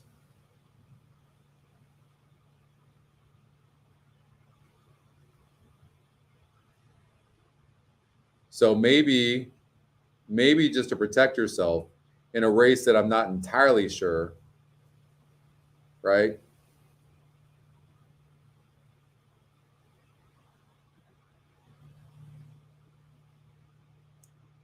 Well, now I'm getting crazy, but I think you have 2 singles. So now you just cut back from there. I think you leave race 12 alone. One of those 7 horses is going to win. And then you just make a decision in the first 2 races which horses you want to cover. I think 3 sits a good trip. I do. I think Chasing Joy is could be very tough. And the 5 and 7 could duel themselves into submission as well. So it could be the 3, or if for whatever reason the 3 doesn't win, you could see the 2, 4, 9 get up there. So it just depends on how you want to play it. But I think the 8 wins. I think the 6 is a really nice single. I think race number 12, we've covered the contenders. A long shot probably wins there. And so it's a matter of what you want to do in the first 2 legs. Okay? You think the 7 horse I'm a G6 will win? And by the way, I'm not going to be surprised that this horse wins. Actually, it won't surprise me. I agree with Oldie, but I don't like the pace of or not the pace, but the post of this horse. 6 is going to sit a better trip. 6 is a little bit more tactical. I just think that the 6 will do better than the 7. But I agree. I think the 7 is going to run a good race, Oldie. I'm with you.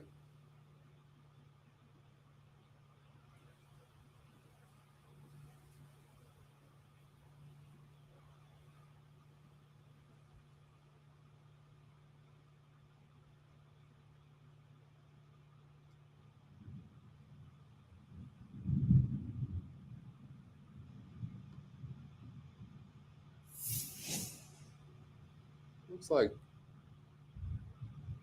ooh, that's a tough one. 4-6. 4-6-1, I think, over at Woodbine.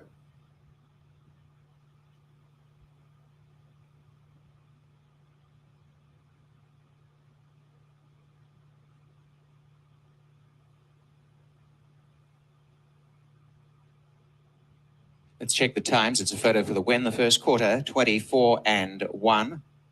A half a mile, 49-1. 3/4, 1:14 flat.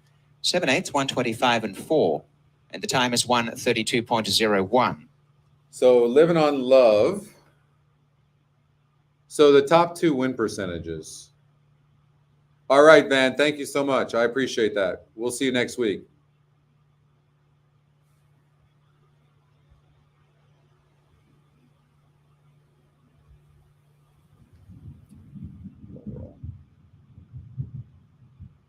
The winner is 6, Everyday Magic. Second is 4, Living on Love. Third is 1, Grace on the Green. And fourth was 7, Kimono Kate. 6417.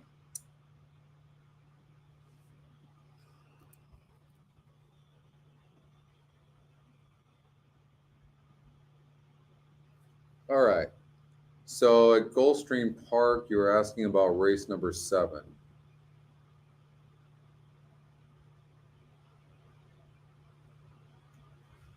I put Brutal Race. I thought the 6 could run better, Unique Time, who's your lukewarm 5-1 favorite right now. I mean, it's ugly. That's just craziness. That's about as tough a race you're going to see on paper. Right there. Top win percentage is 14%.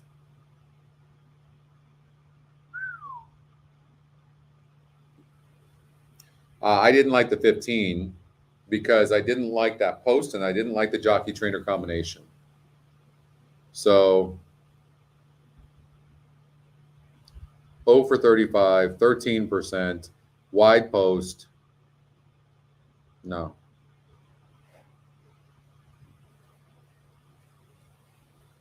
Mark likes Townie Point, the 7. I believe that's the 7, right, Mark?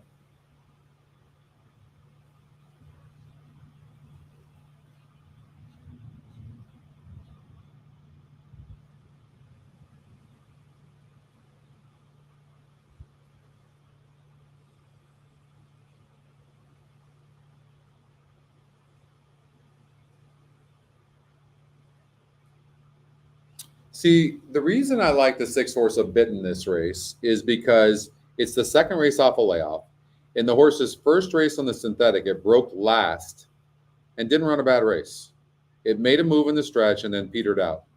This is not a world beater here, but this is a horse that is a competitive horse in this race for sure.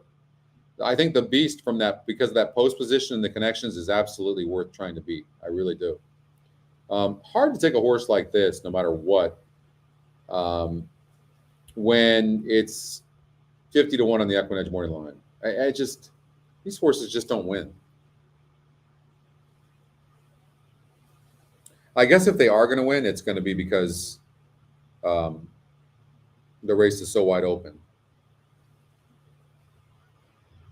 Everyday Magic is the winner, and a nice effort by this 3-year-old bay filly. She is raced by Manfred and Penny Conrad. All right, let's see. And bred by the late Billy Graham. Mark Cassie is the winning trainer of this. So Laurel Park, race number 6.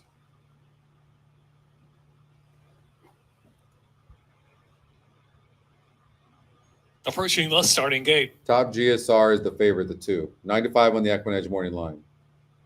Top Equinedge pick, 46%. It's got 3 second-place finishes. That's the problem. Then you have a horse like the 4 horse who actually has a win and a 3rd-place finish against the same average group. So you have to imagine that this horse can run a better race here.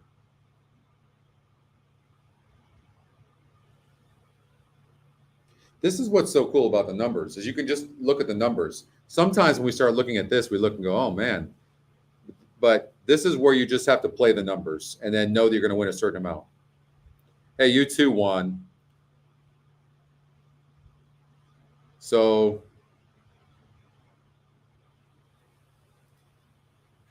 top pace number, the 7. But maybe the jockey doesn't realize that, based on this form, the jockey probably doesn't have a clue that he's on the fastest horse in the race. Why would you think that? Right? There's no speed in the race. The horses have reached the starting gate. I like the top 2 Equinedge picks. And I would imagine a horse like the 1, Auction Kingdom, the 1, this horse can run better. So maybe do a 1-2. I think the 2 will be first or second. 1-4 over 2 and win on 2.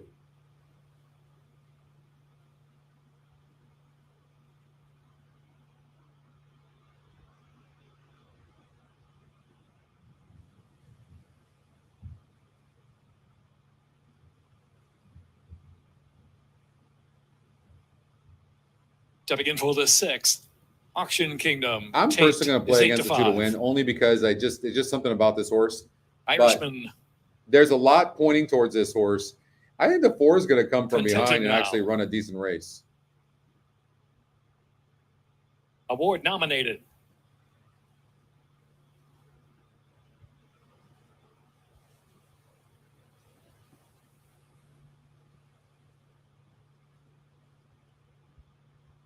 But I could be overthinking this Make because that way. 2's got big.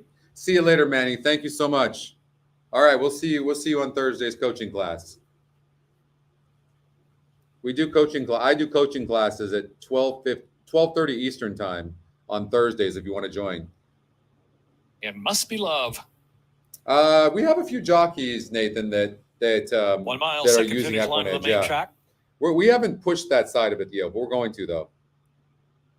And they're off. I'm shocked to see the 4 so close to the pace, Must right? be love at the outside, 3 in the line early. Here's Make Way out of the clear racing in the 4th spot as they journey down the chute. Irishman right there in between horses, and on the outside now is Irishman, who takes to the outside of the top 4. So they're 3 lengths back, and Tate second to last position. You find it Auction weird that Kingdom the trailing 2 field. horse is not near Must the be lead? Love going to try to slow it down. Leads Weird. 3/4 of a length from Contented now, and Award nominated. Make Way's on the outside, another length and a half more. And the outside next is I love the Irishman, the 4 horse, who I think is the best closer in the race. By Tate, one off the is right on the pace. Auction Kingdom 25 advancing flat. up the rail. Heading Wow. on the back stretch into the far turn run, and it is Must Be Love 4.5 furlongs out. Must Be Love leads away 3/4 of a length from Contented now in second, as Tate has worked up to 3rd position. Award nominated. Make Way is out there 3 wide on the turn. Auction Kingdom dropped back after a bit, and Irishman trailing the field. There are about 3 furlongs left to go now, and it's Must Be Love just in front from Contented now in second.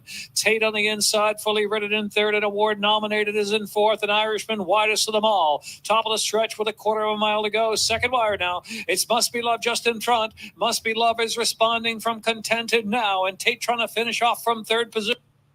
For a long and a half left to run. Contented now right back at Must Be Love. Contented now ahead in front from Must Be Love with a furlong to go. Come on, Tate is 2, get running up. in 3rd. It's Contented now. Come on, with 2, get 16th up. left to go, and Gene Get up. Alvaro is Contented Don't sit, now. get up. Contented now in front. 2.5. There we Tate go. surging up second, and Must Be Love was 3rd.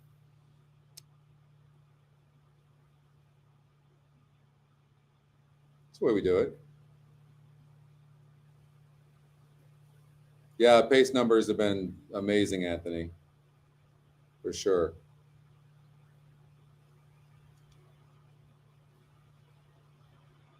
I told you that 2 horse just did not look like a winner. I can, Christy, you got like, look, we got that. You guys should have this 4 too, right? I forget how I bet this. I know I bet the 4 to win. I hope I did the exacta. I think I did. I think I did a 4 with 1-2 exacta, didn't I? Oh yeah, I did a 1-4 and with 2. Okay, so I got the exacta and I got the win. All right, what did that guy go off at? 4-2, 7-1. 7-2. Contented now. 7-2. Wow. 2 Tate second. 7 Must Be Love Nice. 3rd. 1 Auction Kingdom 4th. I told you that 2 horse couldn't be trusted. I don't even understand why that 2 horse was in the back of the pack like that. That was just weird. I mean, I know he's not really, really fast, but it had to be that far back. They weren't going fast.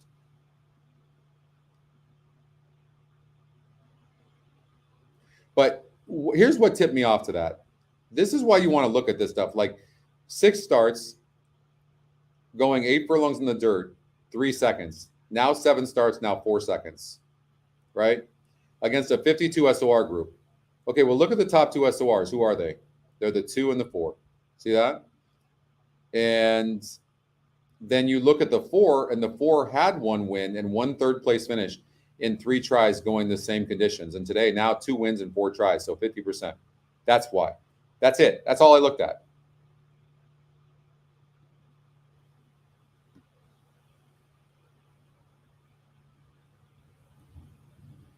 Michael.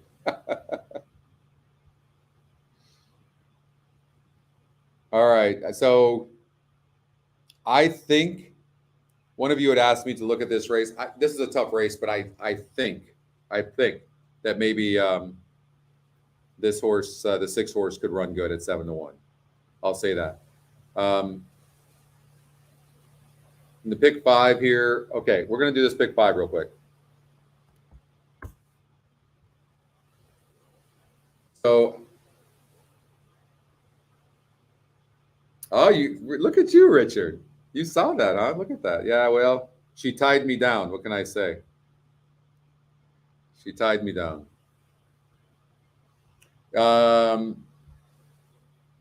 Okay, I know we talked about this a little bit, but I think the 6 could be a single. If you go past this 6 here, Ollie's Sir Ollie, then it could be wide open. If you go past the 6, Sir Ollie, and I think the 6 is single. I think it's the 4 or 7. I know Oldie likes I'm a G6, and I like that horse. The horse is 18%, and I think the 7 horse I'm a G6 is going to run a good race. Thank you, Richard. It's just a promise. It's not. We're not married. We're just a promise ring, but we will get married. You said that about the 4 horse. You barely beat me by a nose.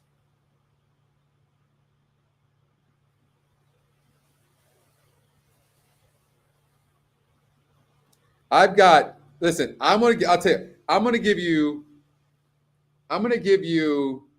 3-1 that my 6 horse beats your 7 horse, Oldie. 3-1. The 6 beats your 7. I've got $5 that says my 6 beats your 7. No, not married. Just it's just a promise ring. Okay, you got it, Oldie. Okay. Let's see what this paid. Oh, not bad. So I bet a total of $900, and I got back $5,200 almost. $5,190. Oh, nice. All right. Well, I think now am I even? I think I might be even. Thank you, everybody. I was just going to say the same thing to you, Oldie. I'll send you my Venmo. After you're going to pay me this 5 times 3. Okay, no, so you just $5. You're going to pay me that $5, Oldie.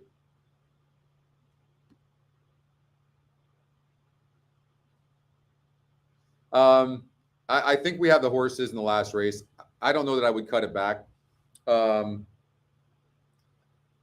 like the 6. Oldie likes the 7, and I like the 7 too. But I think the 6 is a single.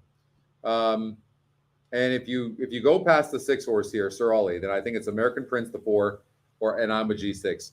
And I'm not even sold on this horse because when this horse doesn't get the lead, it just does not win. And Brasstown is fast as hell. And the 4 is gunning for the lead. Gonzalez is gunning for the lead. And there's a chance, for whatever reason. Well, if you look at this horse is usually always in the first position, like right there. So I mean, 3 is the Equinedge long shot assured. Yeah, it's starting to rain now, and it's really cloudy and thundery, and but anyways, and then again, we talked about this here. There's no synthetic breeding on the 2 at all. Let me tell you who I liked.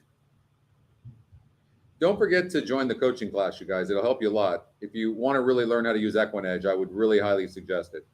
All right, so the ticket that I had done on Hippica this morning was 237 with 2345. But I don't like the 2. This was Pasquale's pick, Madeira Wine. So I'm going to say no on the 2, no on the 1.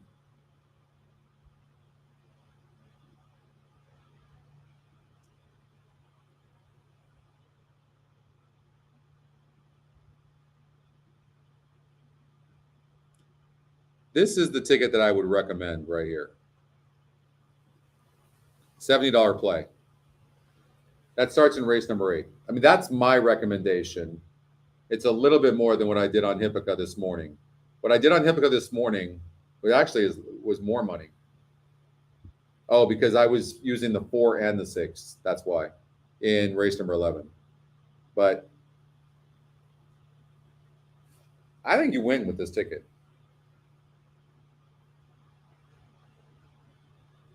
Yeah, we can look at it. No problem. No problemo. Let's see here. Gulfstream Park, race 7. Um, probably about 3 minutes before this race here at Gulfstream Park.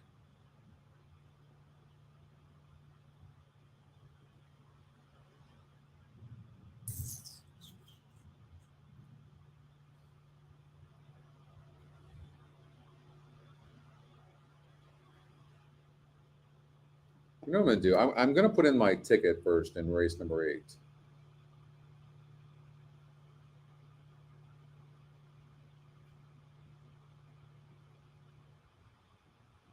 I actually really like this ticket. Big 5, 2, 3, 4. I'm going to leave out the 5 and the 7. I'm going to go with the 9. 2, 3, 4, and 9. Now, it's not for the faint of heart. This is just me.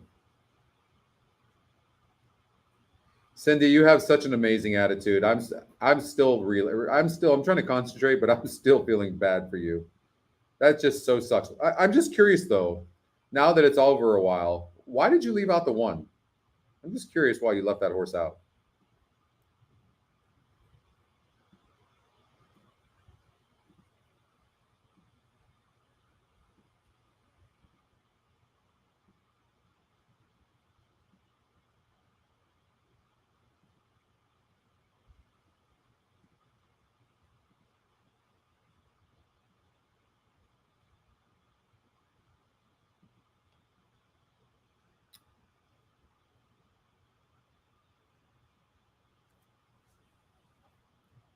So I'm about, Oldie, I'm about, I want to say 35, 40 miles away from Gulfstream Park right now.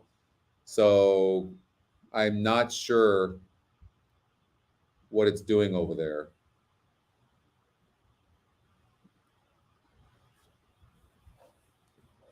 So the 7 horse over at Gulfstream Park and the 13 and the 14 are scratched. I really don't like the 15, the Beast. I really don't. You're not big on back-to-back winners? Fair enough. Hey, listen, you got farther than any of us.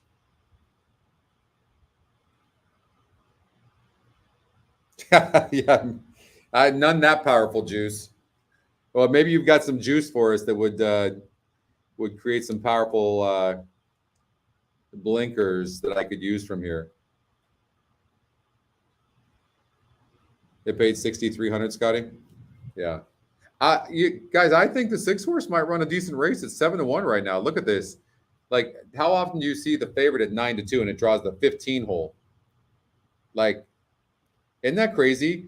And the top win percentage is only 14%. That's the 6.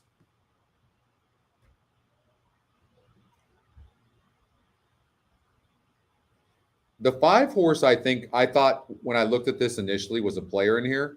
I just can't take how slow this horse breaks every time. Terribly slow breaker and going to be so far back.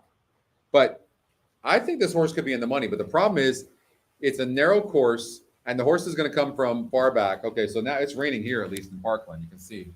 See that?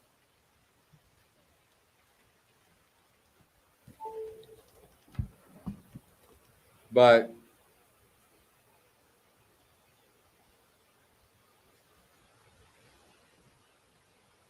chance to get involved on the Rainbow Six, $200,000 in a gross jackpot pool guarantee. Full field of maiden claimers to choose from, but choose now. They're approaching the gate. that's true.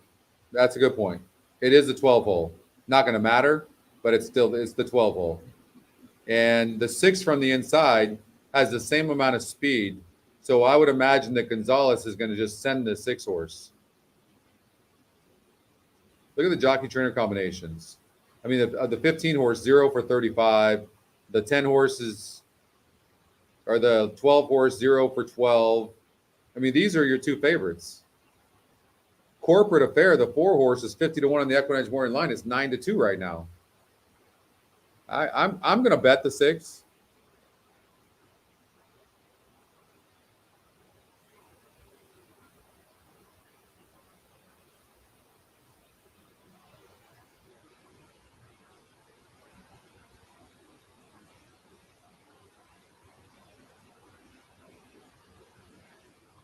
The horses are at the gate. It's now post time. Lining up and moving in for race number 7, starting leg of a Rainbow 6.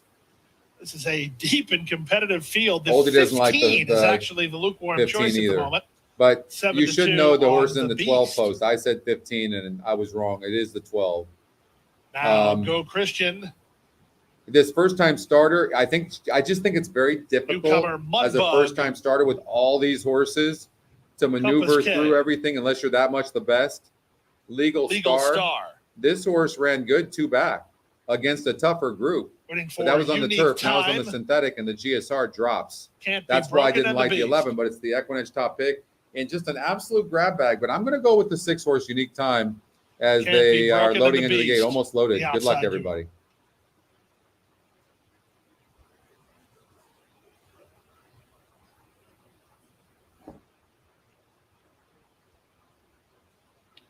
They're in the gate.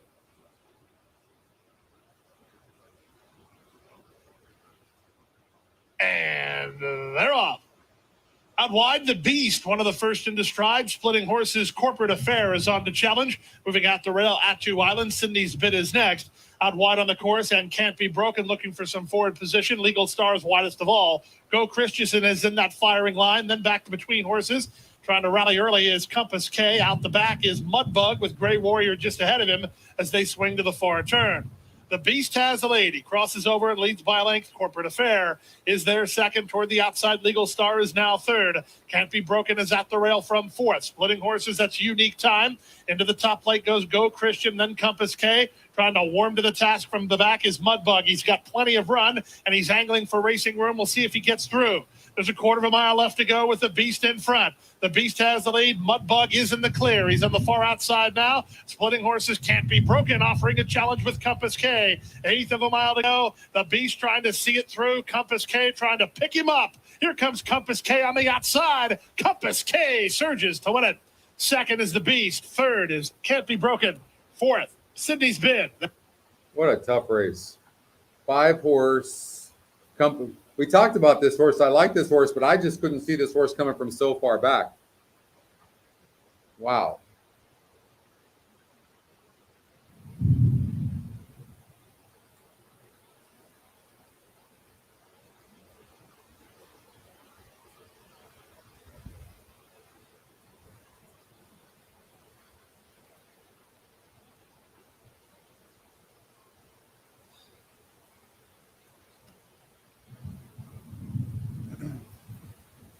Four minutes before race number 6 over at Woodbine.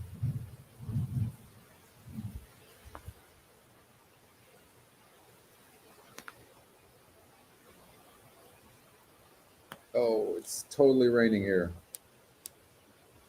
On the computers.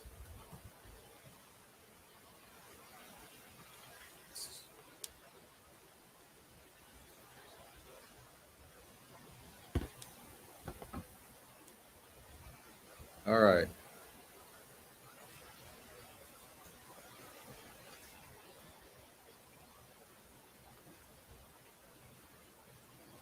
Woodbine race number 6. Pick 5.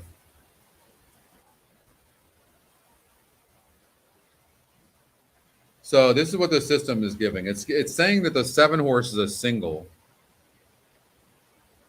And it's 41%. It's got a good SOR.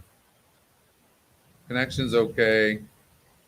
GSR is good. Remember, you're not looking for just top metrics. You're looking for one horse you like that has good metrics, competitive in all the metrics or a lot of the metrics. Top Equinedge pick, 9 to 5 Equinedge morning line, 41%. It does have, against a 62 group, it does have 2 second-place finishes, so that's good. But there's nothing wrong with the 4-horse Forest Drift, who has a average 60 SOR with 3 wins. And there's nothing wrong with this 3-horse Big Long Shot here with 1 win in 6 tries, only 6%. But you have to watch out for, let's see, this 4-horse. So it went gate to wire last time out on the turf. Now it's on the synthetic. The GSR actually goes up. So we know that this horse needs the lead in order to win. And it's going to get the lead here most likely. It's very, very fast. I don't see why this this horse couldn't go gate to wire. So I don't think I would like the 7 necessarily as a single.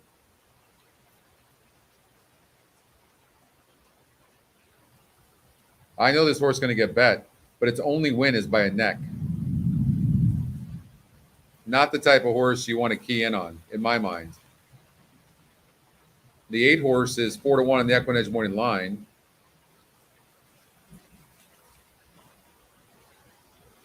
I'm looking to take a tactical horse as well.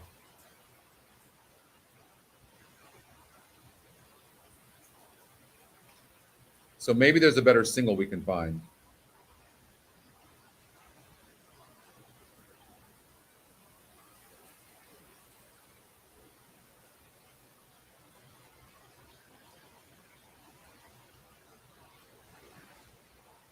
Nice GSR right there on the 7 horse.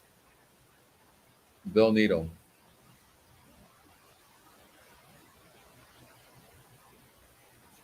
I mean, this horse is just ready to break through, right? 522. Waiting to start now. Race 6 at 6 furlongs. A check of the betting sees number 6 as the This favourite horse runner, broke from and the 11 what hole was last 9 to time 5, out. Now 2-1. I'm a Daredevil. 3-1 for Cephalo. I think the Equine Edge 4-1 picks. for Valley Girl. 9-2 D Sol. They're the top 4 as they arrive.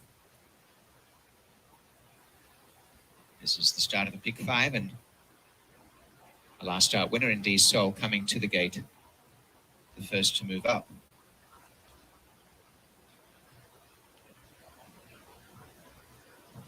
D Sol going in.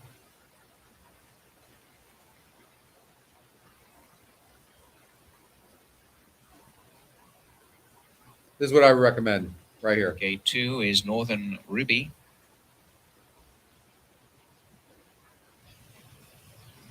Being led forward.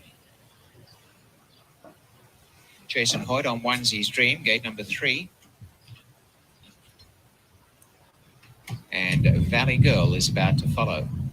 Onesies Dream stepping in. Valley Girl is next. Cephalo, the bay mare. 4, 5, has 6 odds now exacta box is 3-1. what I just bet. Looks well, goes up for S1 Flores, gate 5. Now I'm a Daredevil. And to the outside gate is Wake Up Maggie. Race 6 of What's the up, day. Curtis? Wake Up You Maggie got it, waits of as I'm a course. Daredevil and Kazushi Kimura settle in. Wake Up Maggie for Justin Wake Stein. up, Maggie. I think I've got something to Not to be say odds to today. The you. field is all in. Not quite locked up yet. Now they are all in and locked up. All right, come on. 4, 5, and 6. On their way. And And back the to last is 4 Valley broke Girl. A good terrible. start. Wake Up Maggie. Cephalo hunts for the lead and driving through Onesies Dream. And near the inside, both D Sol and Northern Ruby closing good ground to share the lead. And as they settle, the top trio fighting out for the lead are Northern Ruby, the setter. And on the outside, Cephalo, and on the rails, D Sol by 2 to Onesies Dream. Valley Girl snugged up on the inside. In the center, I'm a Daredevils at the back with Wake Up Maggie. The pace fair and a little keener earlier, but now relaxing in front. Northern Ruby, a neck to Cephalo, left D Sol, Onesies Dream. Snookered on the inside, Valley Girl with I'm a Daredevil edging up. And last is Wake Up Maggie. Inside the 3/8 and still out in front is Northern Ruby, narrowly from Cephalo. A length and a half to Onesies Dream, and finishing well is I'm a Daredevil on the outside, 2 behind. Valley Girl's got a long way back, but starting to wind up from the center as they corner. Northern Ruby, Cephalo taken on by Onesies Dream. I'm a 6 Daredevil is running coming very, forward very nicely. down the outside. Valley Girl towards the center, and out wide is Wake Up Maggie holding out. Still Northern Ruby on the outside. Onesies Dream. I'm a Daredevil. They're coming on fairly strongly with Cephalo kicking on. Out in front, still Northern Ruby. A real tussle here with Cephalo fighting back. Northern Ruby on the inside, narrowly from 2, Cephalo. 5, I'm a 6. Daredevil and Onesies Wow. Dream. A gap. Wake Up Maggie. 111. 2, 5, 6. Right, we talked about these tactical horses. Look at that.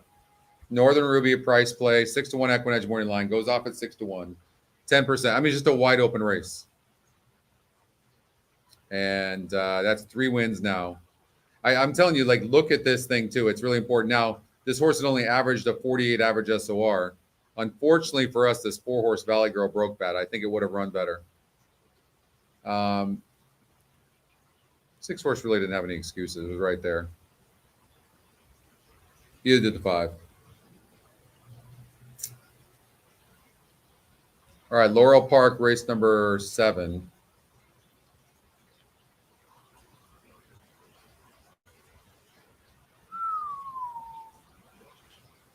Get rid of that. Get rid of that. Get rid of that.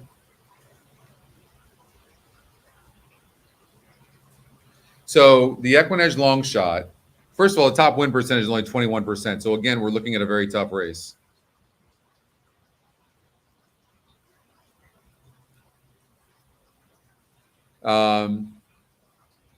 This horse is fast, no doubt about it. The 6, no more mask. But this 4 horse, 3-1 Equinedge morning line. And it had the 3 hole last time out going 7 furlongs. And I think maybe it got forced to try to get the lead. Now it's going on turf. If you look at the tab, it's not terrible. I think this horse can run on turf. And there's really no world beaters in here. But an interesting horse here is a 7, Madame Claude, who's the top GSR, 11% in what looks to be a wide open race. First time on the turf. This horse might surprise. This horse might surprise. Madame Claude. Maybe take the top 3. What's interesting here is maybe take the top 3 GSRs. Just do like a 178 exacta box in what appears to be a wide open race. I'm gonna do that. Why not?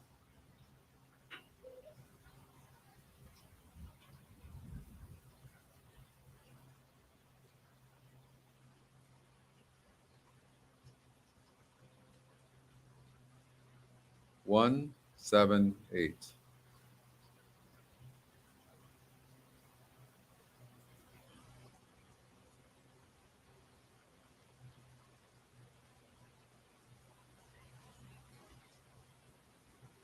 Horses stepping on the turf course for the 7th race.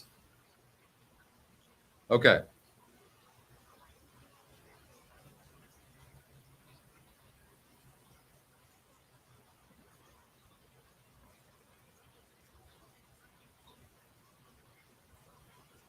This horse won easy last time out, but again, trying to stay within, like face easier competition.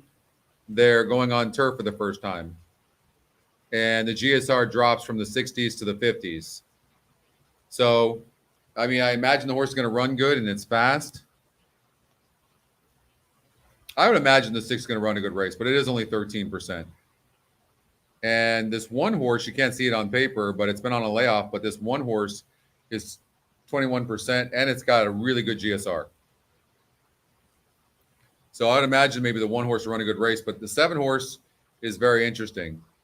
Nearing the starting gate. Let's see what happens. Oh, there. So I'm going to try something like this.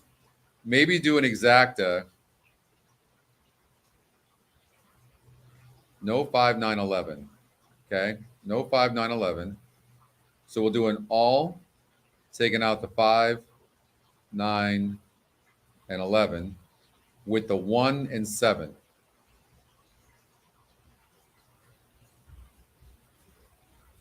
And then maybe a trifecta. No 1, 9, 1, no 5, 9, 11. Second now. With the 1 Model and the Claude, 7. Oil on canvas. Might pay big. Tricky Nicky's in. It's a fun bet anyways. Shiny Penny. I'm in. Dixie's Fascinator.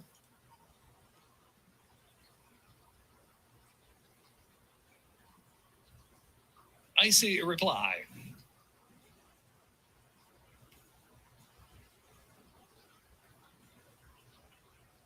No more mask. All right, let's see what happens. Thank you, Oldie. Harness? I like harness. I like harness races. Just play play every horse that has the 5 hole. I don't know what it is about that 5 hole. Bullets Lady.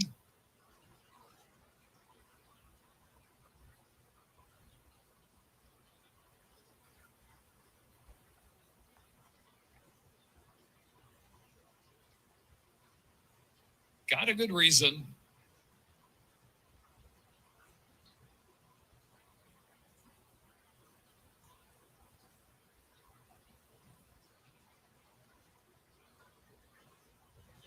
Hello, Gracie. Second finish line.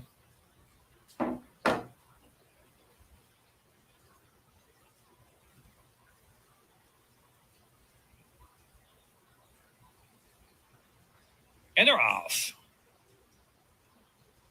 No more Mask and Shiny Penny. Tricky Nicky was away in solid order. Here's Madame Claude now to take the lead. Madame Claude is in front. Icy Replies moving forward too. So too is Cabra Chica. Then to the outside is Bullets Lady. Is Tricky Nicky broke with them, but now 7 or 8 off that pace. And Hello Gracie is next. And another length and a half back, and it's Oil and Canvas racing back in the pack with Dixie's Fascinator. And got a good reason is trailing the field into the far turn run. And the leader is Madame Claude, the one to catch from Icy Reply. The lead is 2 lengths. So that's 3 lengths back. And Bullets Lady and Copper Chica racing side by side. As No More Masks shoved along on the inside, trying to gain some ground. And Tricky Nicky just in behind in some traffic there. Hello Gracie very much involved in the far Stay outside. up. Here comes Hello Gracie. Hello Gracie out the center of the course, keeps on charging. Hello Gracie wide in the middle with a good final furlong. Hello Gracie and Kevin Gomez up to Madame Claude with a 16th of a mile left to go. Hello Gracie. Look at Good this night. one. Hello This Gracie. damn Through 12 from killed Madame us. Claude. It's going to be closer there. Oil on Canvas was third, and then Bullets Lady. We got the exacta and the trifecta. That was awesome. Oh my God. Why did that 12? What did 12 go off at? Minute 2.74. Oh my God, that was unbelievable. Are you kidding me right now? What was that? What did 12 go off at? Nobody had that?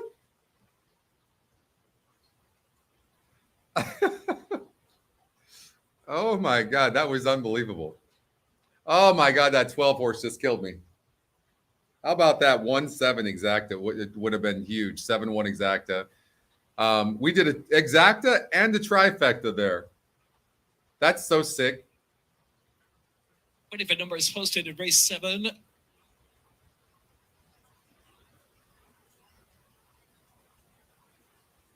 That's unbelievable.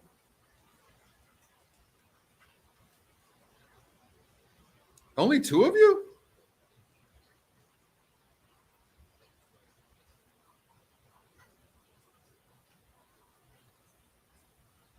First. Hello, Gracie. Kevin Gomez with 2. 7, Madame Claude was Which one second. go 1 off on at? Canvas was third. 9 And to the 2. 10 Bullets Lady finished 4th. Over 13 to 1, over 9 to 2. The 1-7 exacta, unfortunately, didn't get it. Had that. Had that 7 over 1, so got the trifecta, got the exacta over the horse we wanted for second for sure. I would think so. You got it, Trent. Of course. All right. Tricky Nicky 5th. That was fun. You kidding me? $3 trifecta and a $25 exacta. That should pay $80. I mean, I should get back $2,000 for the exacta, right? And who knows? This trifecta might pay 50-cent trifecta 6 times. That trifecta pays, let's just say, 120 for 50 cents.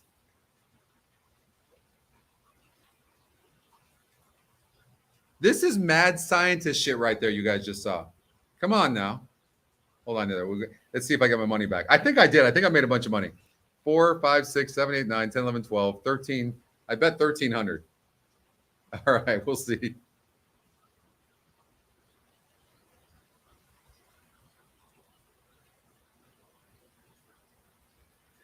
I first of all, I think 2 or 3 times I've got highest churn in that tournament.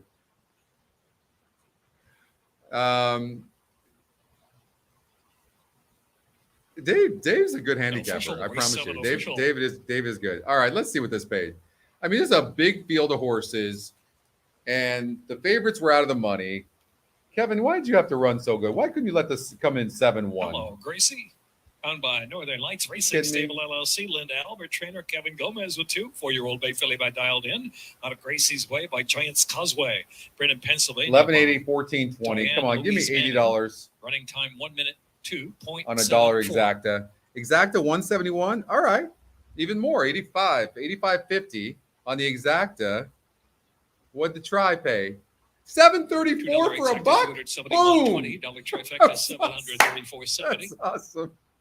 There we go. Dollar superfecta, Look at $7,613.30. this. High five carryover, $986. $3,390 on that exacta and $2,200 on that trifecta. $2 double, $126.50 pick, $392.75. That's pretty badass right there, if I don't say so myself. That's so good. All right. I believe I'm up a little bit now for the day. All right. I'm going to stay with you guys through Gulfstream Park 8 because we did play that pick 5. So I want to see what it does there. So we'll go over the pick 5 and I'll hang with you because Anna's like growling at me right now, I'm sure. I can't see her, but I can feel her. Let's see here. So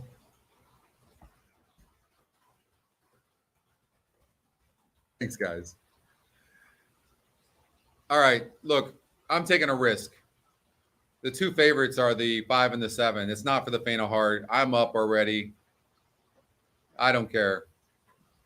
But I really do think that these two horses could duel themselves in the submission. That's what I'm hoping for. And I could be completely wrong, and the 5 wins by 5 lengths for sure. I'm taking a chance because I'm singling the 8, who's going to be your odds-on favorite. And I need to get some prices.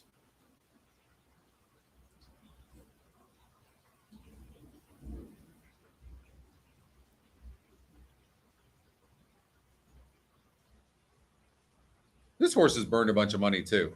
Like seriously, like you could even look at, if you were going to leave out a horse, I would tell you leave out the 5, right? Like no need to use these horses that keep on burning money and they're the favorites. They just keep on doing the same thing. I told you, I actually like this 3 horse. Is Adorable, Ada.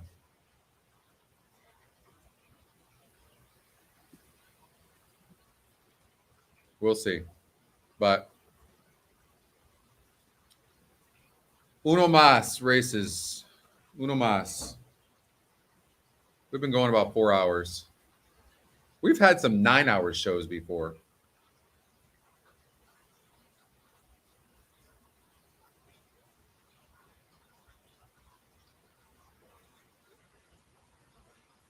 You had that, Christy. Nice going. Awesome. Race 10, Churchill. Let's look at that real quickly. At Woodbine, you said, right? All right.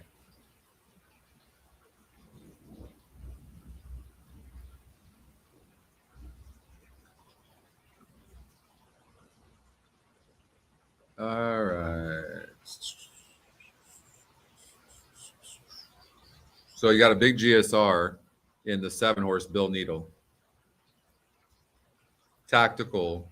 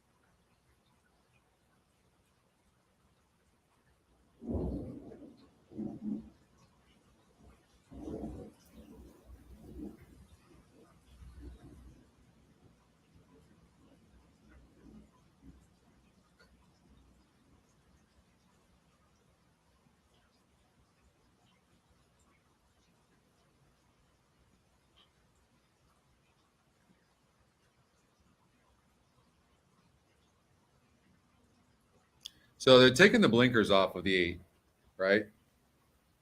And the 8 broke from the 11 hole last time out and hung. So I don't know what happened to this horse at 80 cents on the dollar here, going 7 furlongs, but they clearly like this horse. The horse has really run bad and still got bet. then 16%, and hung. I don't know that we can trust it. There's not much speed in this race, but the blinkers are coming off. I would imagine the 8's going to be tough, but this is a really wide open race.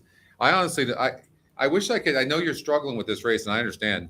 A couple of board horses.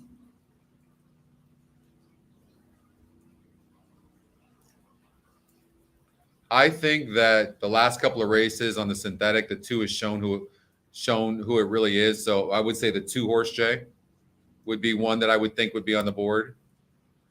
7 horse was 25-1 last time out.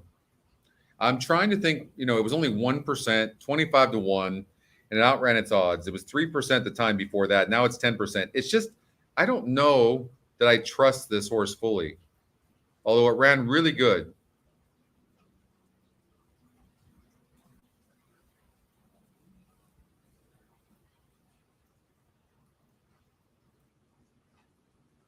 They're clearly not happy with this 8 horse, or they wouldn't be taking the blinkers off. Why would you take the blinkers off when the horse ran from the 11 hole, was wide? And I hate when they use the word hung, but because, the horse ran huge. So I don't know. Maybe the 3 second place finishes are suggesting that this horse is a hanger, but the horse broke from the 12 hole here and 11 hole here, right? I would say this about the 3. Here at this track, you usually can't come from that far back and win. You can't. But this is not a horse I could tell you couldn't win. Connections are solid. And the horse didn't break very well last time out off the layoff. So they could have just given the horse the race, for sure. But it has 0 speed. But there's not a lot of pace in this race. I don't blame you for liking the 3 a bit. And it's got a really nice GSR in what appears to be a wide open race. So I would just say the only one I would give you for sure, I just think the 2 horse can be in the money. Yeah, I think the horse can win as well.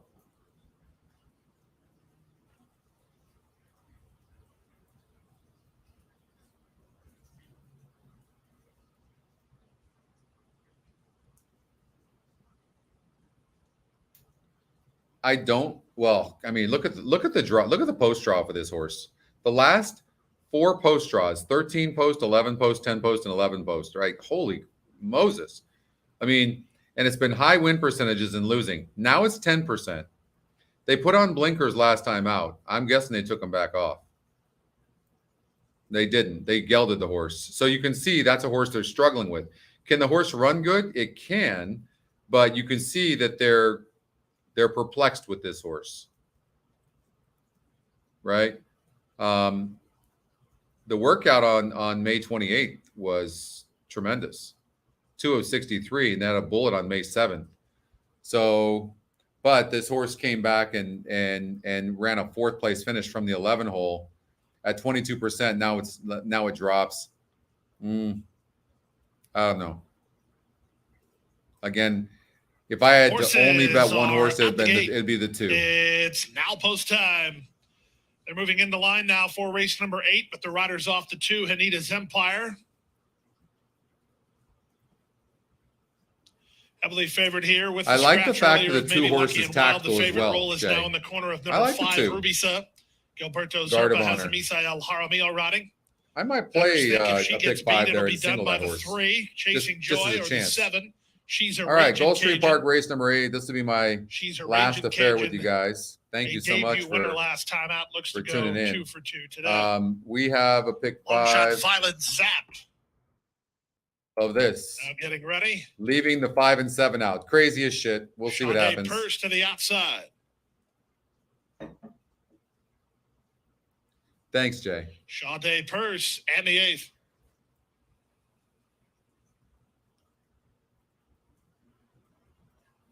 They're at the post. And they're off. Good start for She's a Ragin' Cajun, who heads off for the early lead. Moving up at the inside, Hanita's Empire sent for speed. Angling to the clear is Chasing Joy, but She's a Ragin' Cajun is front and center.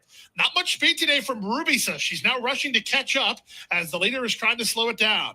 And She's a Ragin' Cajun in front 3/4 of a length, Chasing Joy. So second. essentially Rubisa what happened 3 there wide is third. the Hanita's 3 had Empire no with choice the but top to three go while with the racing 7 in because fourth. the 5 They've didn't gone go. 6 ahead of Stacia's And, Ruby. Down at the and rail goes couldn't let the Sade 3 Purse just get with an easy Candy lead. Meister. I think the Pilot 5 side is out the back done. is That's my Brown opinion before because I turn. think the horse needs the Chasing lead Joy and broke with the slow. neck of She's a The Ragin' 2 can Cajun. run here, and we're Hanita's praying this Empire 2-horse looking wins for this some place race. to go. But Rubisa the 3 I said I liked all along. Gap of 3, So we'll Sade see what happens Purse. here. I think She the 2 looms a still major got horse. threat Here as comes she's the closing 9 good loaded. ground, and I Bianco just don't angles her feel for a like clear that the shot. 5 Less can than a win this quarter after mile to breaking come. slow like Sade that. Come on, Purse 2. on the move now, trying to go get Rubisa, who just Come took on, the lead. 9. Hanita's Empire blocked. Come on, Trying 9. to find some place to Yeah, go. there you go. Violet Zap There has we a go. shot. Show to Stacia's 2 Ruby. on the As the rail. leader is Here comes Rubisa, the 5. Here Sade's comes Purse. here comes the Hanita's 9. Here Empire comes the next to 4. Here comes rail. the 8. Final 5 is 16th of a toast. mile. Huge. Sade Purse 7 to further 1 on lead. Sade Purse. Hanita's 2 is Empire best in the trying to race pick by her up far. at the fence. Hanita's Come on, Empire 2. surging at Sade Purse. Here's the line. 9-2. Finish. 9-2. Up and down. How's Sade that? Purse, That's how you Hanita's leave out an Empire in a even win money photo. shot. 112 flat.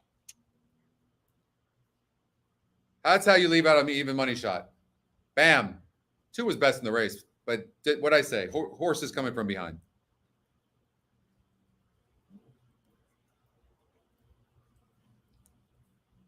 Huge. Pace number, massive. Horse's style, big. Went gate to wire from the outside post against a 40 SOR group, and this is a 52. It's huge. Huge. You have to take risks like that. Have to.